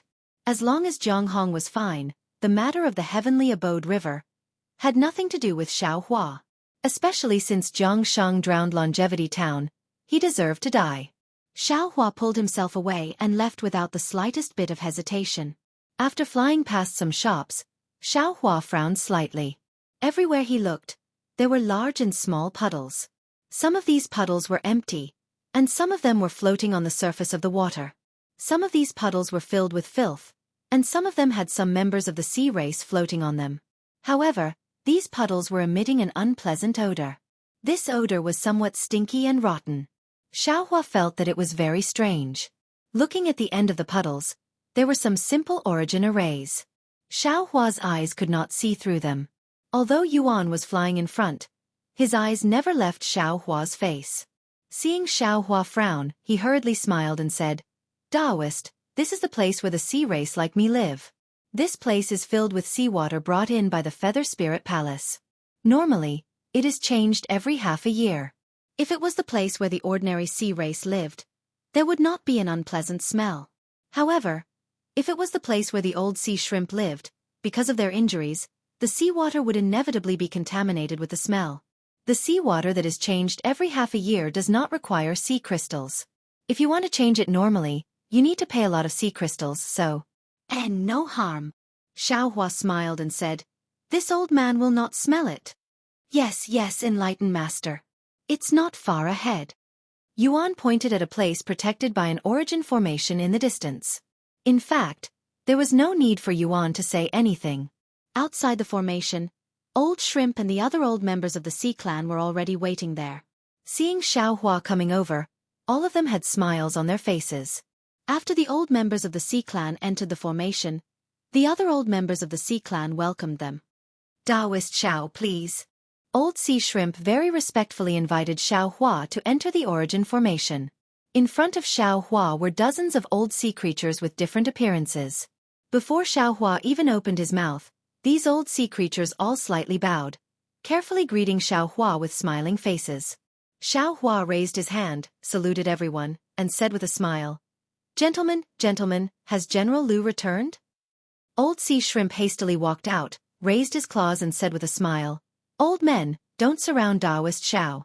Since Taoist Xiao is already here, he will definitely help us if he can. I still want to let you rest for a while and wait for you to return." "All right." As they spoke, the dozens of old sea race members dispersed. However, they didn't go far, and their gazes were fixed on Xiaohua. "Taoist Xiao, this way please." Old Sea Shrimp raised his hand and invited Xiaohua to walk towards the center of the origin formation. The interior of the origin formation was about a few li in size. It looked like an island with seawater all around. There were some trees on the island, and there was actually a pavilion among the trees. Near the pavilion, there were also some clear and melodious chirping sounds of birds. Xiaohua flew across the seawater and landed on the island. He looked around and said with a smile, "This Yaoshi really lives up to its name." "Indeed." Old Sea Shrimp said with a smile, "This Yaoshi is a famous place to receive guests in Yuling Bay. Many humans like to rest here. When I came over, a few Confucian cultivators had just left this place." General Liu is very considerate. Xiaohua understood. So this Yaoshi wasn't what he had imagined. It was the place where Old Sea Shrimp and the other sea creatures lived. Walking into the pavilion, there was a stone table, a few jade chairs, and a few small cups placed on top of the stone table. The cups were filled with some light green liquid, and Xiaohua couldn't tell what it was. "Taoist Xiao, please take a seat." Old Sea Shrimp respectfully invited Xiaohua to sit down. He raised his hand and picked up a cup and placed it in front of Xiaohua. "This is Yuling Bay's ice rain liquid. It is produced from the ice spring at the bottom of the North Sea. It is said that it is useful for the cultivation of humans. Sigh, Xiaohua sighed. He took the cup and said, "Why are you so polite? Presumably, this thing will cost a lot of sea crystals. It is enough for me to know your intentions." Old Sea Shrimp said with a smile, "There is a saying in the human race, no one will blame you for being polite. We are all vulgar sea creatures. We don't understand the etiquette of the hidden immortal continent. Normally, we would only learn it after seeing others do it. As long as Taoist doesn't get tired of it, we will be satisfied." "Forget it." Xiaohua raised the cup, raised his head and swallowed the ice rain liquid into his mouth. As the ice rain liquid entered his stomach, an ice-cold yuan qi came out from the ice rain liquid and rushed into Xiaohua's meridians. At the same time, Xiaohua's body felt refreshed, as if all the pores on his body were about to open. "Not bad," Xiaohua said with a smile. "Ice rain liquid really lives up to its reputation. If Taoist likes it, then use it all." Old Sea Shrimp hurriedly put the other cups in front of Xiaohua. "These things are useless to us sea creatures." Xiaohua bitterly smiled. This ice rain liquid was admittedly not bad, but that was only for ordinary cultivators. The amount of yuan qi within this ice rain liquid was simply insignificant to Xiaohua. The only thing that could make Xiaohua praise it was the momentary feeling and nothing more. Looking at Old Sea Shrimp, who was very eager, Xiaohua waved his hand and received the ice rain liquid. He said with a smile, "I appreciate your intentions. I have no use for this thing now. Let's talk about it later." "Good, good." The Old Sea Shrimp smiled and chatted with Xiaohua for a while. Xiaohua also asked about the Feather Spirit Bay with interest. At this time, Xiaohua knew that the Old Sea Shrimp and the other soldiers of the North Sea Dragon Palace were born in the sea. However, because of the war, they were sent to guard Yuling Bay because of their meritorious service. Yuling Bay was naturally a peaceful place, and there would be no more war. However, after these veterans retired, they could no longer cut through the wind and waves and return to the Northern Sea Territory. They could only spend the rest of their lives here. In fact, for these old sea creatures, as long as there was seawater, anywhere was their home. However, they were injured and in pain every day. Usually, it was inevitable that they would think of their former carefree life and miss their former sea. As for Lu, he was just as Xiaohua thought. He was a loyal sea creature general. When he saw that his subordinates' injuries could not be healed and they were howling every day, he took out the sea crystals he had accumulated to treat their injuries. The sea relics in the shop were also killed by him using sea crystals to invite soldiers he was familiar with. As for Old Sea Shrimp and the other sea creatures, they naturally lived in the puddles that Xiaohua saw when he walked over. The fishy smell was emitted by the pus and blood on their bodies. "How many sea creatures like you are in Yuling Bay?" Xiaohua asked with a frown. "At least 100,000. Old Sea Shrimp answered without hesitation. Xiaohua was puzzled and asked curiously, "How come there are so many? Then, why do you all have to live in Yuling Bay? Won't you return to the Northern Sea?" Old Sea Shrimp smiled bitterly and said, "Taoist Xiao, you don't know." However, before he could explain, a sharp voice called out from afar, "Taoist Xiao, have you returned? Taoist Xiao, have you returned?" Then, a Yuan Shen hurriedly swept over and landed on Xiaohua. The voice sounded again, "Quick, Taoist Xiao, Lu has encountered trouble in the Flowing Merchant Union." Xiaohua stared blankly. He didn't understand why Lu had encountered trouble in the Flowing Merchant Union, and why Drip was looking for him. However, he didn't hesitate. His figure turned into a rainbow and flew to the sea where the Yuanshan formation was and said, "Quick, let's go." On the way, Drip told him what had happened. In fact, it wasn't a big deal. Today, there was a small auction in the Flowing Merchant Union that was similar to the Yazzie auction house. After participating, Lu came across a beast skin and bevan that had a pill formula recorded. Coincidentally, the Apricot Forest Medicine Shop also participated in this auction. The Apricot Forest Medicine Shop was determined to get the beast skin and bevan. Of course, Lu wouldn't give in. The two sides started to bid and the beast skin and bevan reached an extremely high price. The Apricot Forest Medicine Shop obviously didn't believe that Lu could take out so many sea crystals. Therefore, they took out their Chenkuan bag and asked for the sea crystals immediately after bidding. This was contrary to the auction rules of the Flowing Merchant Union, so the Flowing Merchant Union didn't agree. However, the Flowing Merchant Union reminded Lu that if he couldn't take out so many sea crystals after the auction, not only would the beast skin and Bevan belong to the Apricot Forest Medicine Shop, Lu would also have to pay a large amount of sea crystals to the Apricot Forest Medicine Shop. Of course, Lu didn't have so many sea crystals. He hurriedly asked Drip to come back and find Old Sea Shrimp and the others to raise the sea crystals. Drip was well aware of how many sea crystals Old Sea Shrimp and the other sea tribes had. She knew that these sea tribes definitely wouldn't be able to gather so many sea crystals. Therefore, she went to find Xiaohua as soon as she entered the Yuanshan formation. After all, the human race Dao cultivators who could participate in the Yazi auction house would definitely have sea crystals in their Qianquan bags. After hearing Drip's explanation, Xiaohua's heart was also relieved. After he asked about the price of the beast skin and Bevan, his heart was completely at ease. He smiled and said, "You don't have to worry about the price. Even if it was 10 times more expensive, this old man can still take it out." That's good, that's good. Drip was actually a little panicked. Now that she heard it, she was really grateful and said, "Taoist Master, this matter. Originally, we sea tribes had to deal with it properly, but I didn't expect that Taoist Master would have to take out the sea crystals. This one doesn't know what to say." Xiaohua waved his hand and said, "My human race has a saying, send Buddha to the Western Paradise, send people to their home. Since this old man has the spare energy, this old man will do it alone. But we are monster race." Drip wouldn't say this sentence normally, but facing such a compassionate Taoist master Xiao, Drip admired him from the bottom of her heart and couldn't help but say it.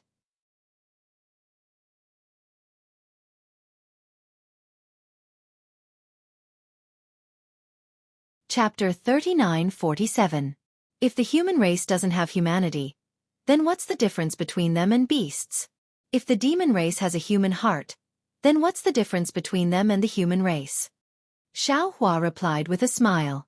AI. Drop sighed in shame.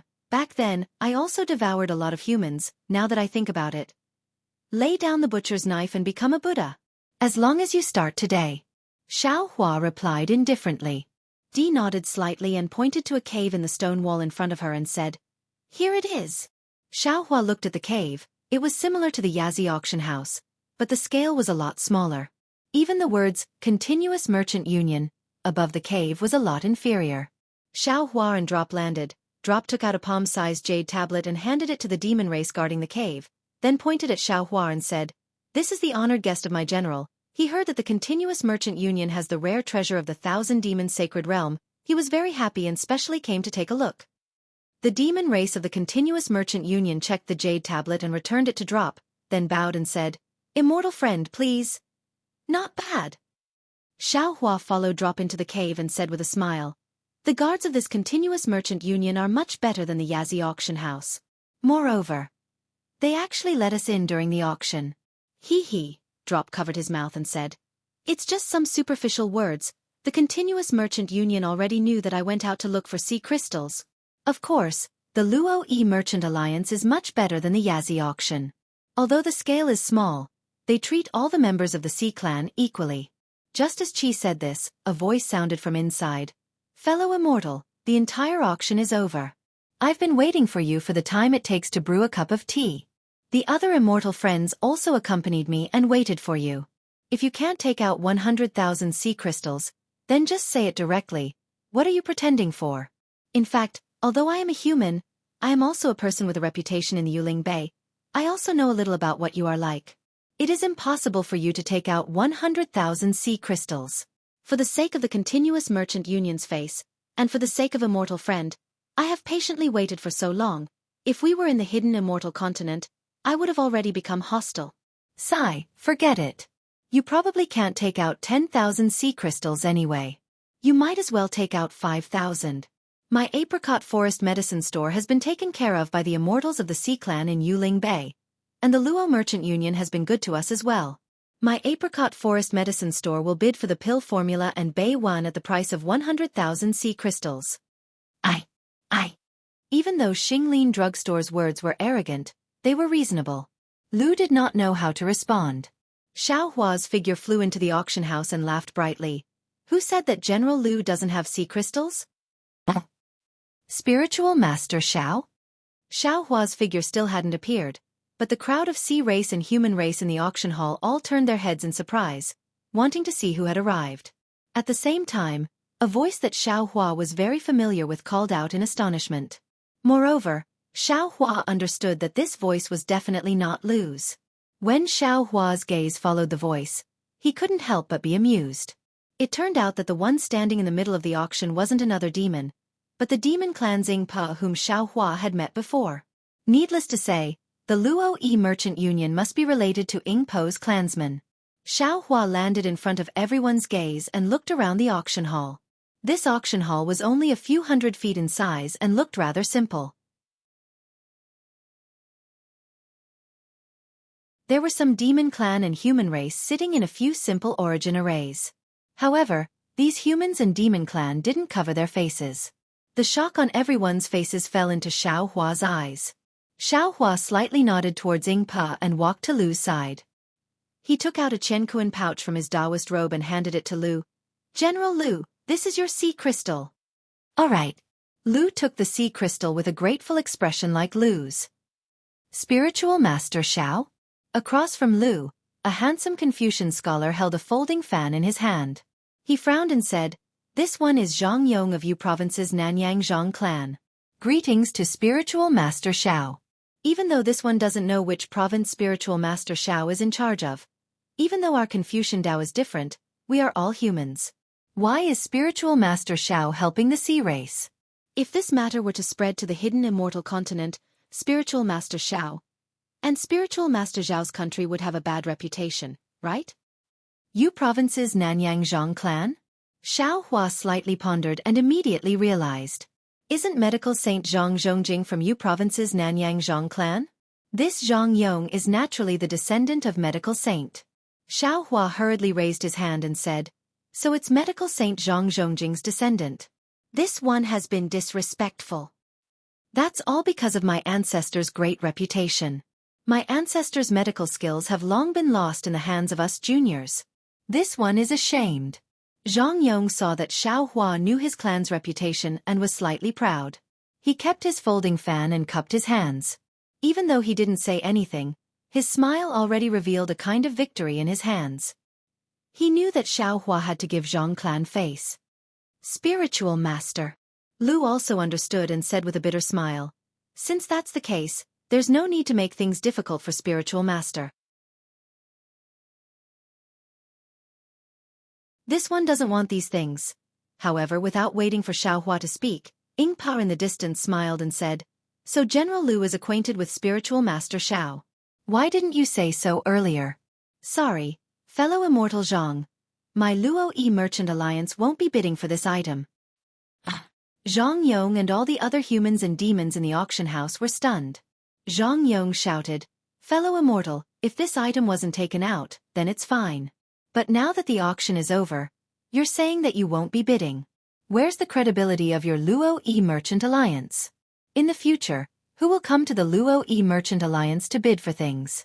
Your Luo Yi Merchant Alliance can't compare to Yazi Auction House and Zhai Xing Lu. With this matter, I'm afraid that in the future, there won't be any humans or even demons coming to the Luo Yi Merchant Alliance to bid for things, right?" "Hee hee, fellow Immortal, you don't have to be like this."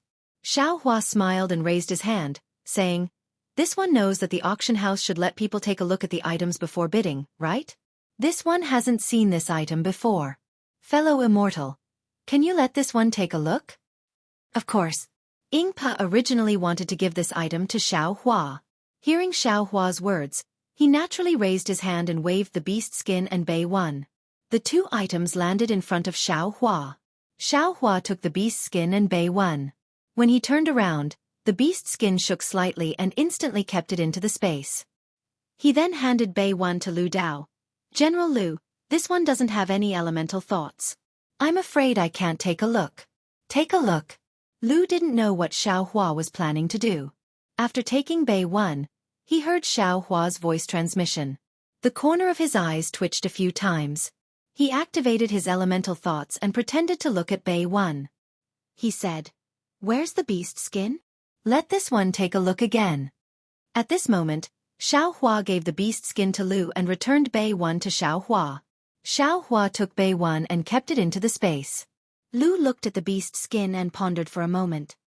He nodded and said, Daoist Xiao, these 2 items are indeed what this one wants. Sigh, if it was someone else, then so be it. Xiao Hua reached out and took the beast skin. Bei 1 also appeared in his hand. He then sighed and said, but Yu Zhou's Nanyang's Zhang clan is the descendant of the medical saint. This item, it's better to give it to them. Oh, all right.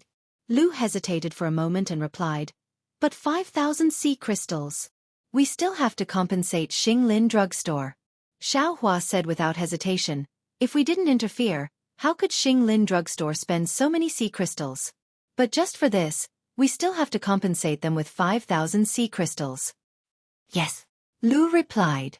He took out 5,000 sea crystals from his Chenkuan bracelet. Xiao Hua took it and gave it to Zhang Yong along with the beast skin and Bei 1.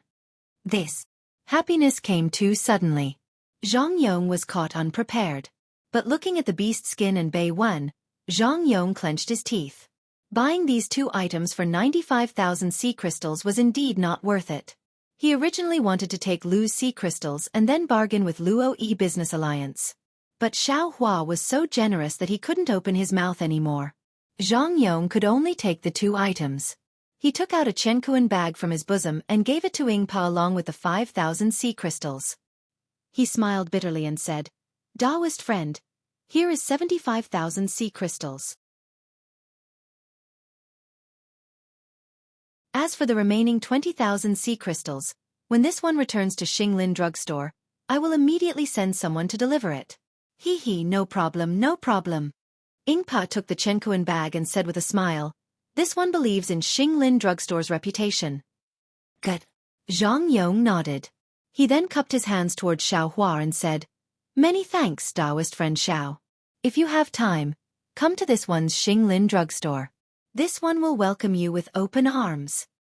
No problem. Xiao Hua replied with a smile, if I have time, this one will definitely pay a visit. Fellow Daoists. Ingpa raised his hand and said, this auction ends here. Fellow Daoists, please come again next time. The group of demons and humans all left. Ingpa sealed the entrance of the auction hall. He turned around and bowed. Greetings, Daoist Xiao. Rise. Xiao Hua helped Ingpa up and said with a smile, it has been several decades since we parted on Yaotai Mountain. Fellow Daoist, how have you been? It is all thanks to fellow Daoist. Ingpa said with a smile, with fellow Daoist's primeval stones, this one and my clansmen were able to open this Luo merchant union. Our lives have been passable. Haha, fellow Daoist's words are becoming more and more like my human race. Xiao Hua laughed loudly. Ingpa looked at Lu Heli and said with a smile, Daoist Xiao, can you come with this one for a chat? Of course. Xiao Hua nodded. He then said to Lu Heli, you all can go back first. This one will go back in a moment. Yes, Daoist. Lu Heli replied. He took out the Chenkuan bag and was about to return it to Xiao Hua. Xiao Hua said with a smile, this one arbitrarily made you lose 5,000 sea crystals. The primeval stones in the bag can be considered as compensation. Ingpa smiled and took out 5,000 sea crystals from Zhang Yong's Chenkuan ring. He handed it to Lu and said, wool comes from a sheep's back. Fellow Daoist allowed this one to earn 80,000 sea crystals. Take these 5,000 sea crystals as my thanks. This. Lu was at a loss. Beside him Lu Heli said, since Daoist Xiao is very close with the Luo merchant union, you can take it. Thank you, fellow Daoist. Lu took the sea crystals and returned the Chenkuan bag to Xiao Hua. Xiao Hua did not say anything. He took the Chenkuan bag and watched as the 2C race flew out of the auction hall. You're tuning in to the Wisdom Diary YouTube channel. Don't forget to subscribe and join us on this journey to catch the most captivating stories.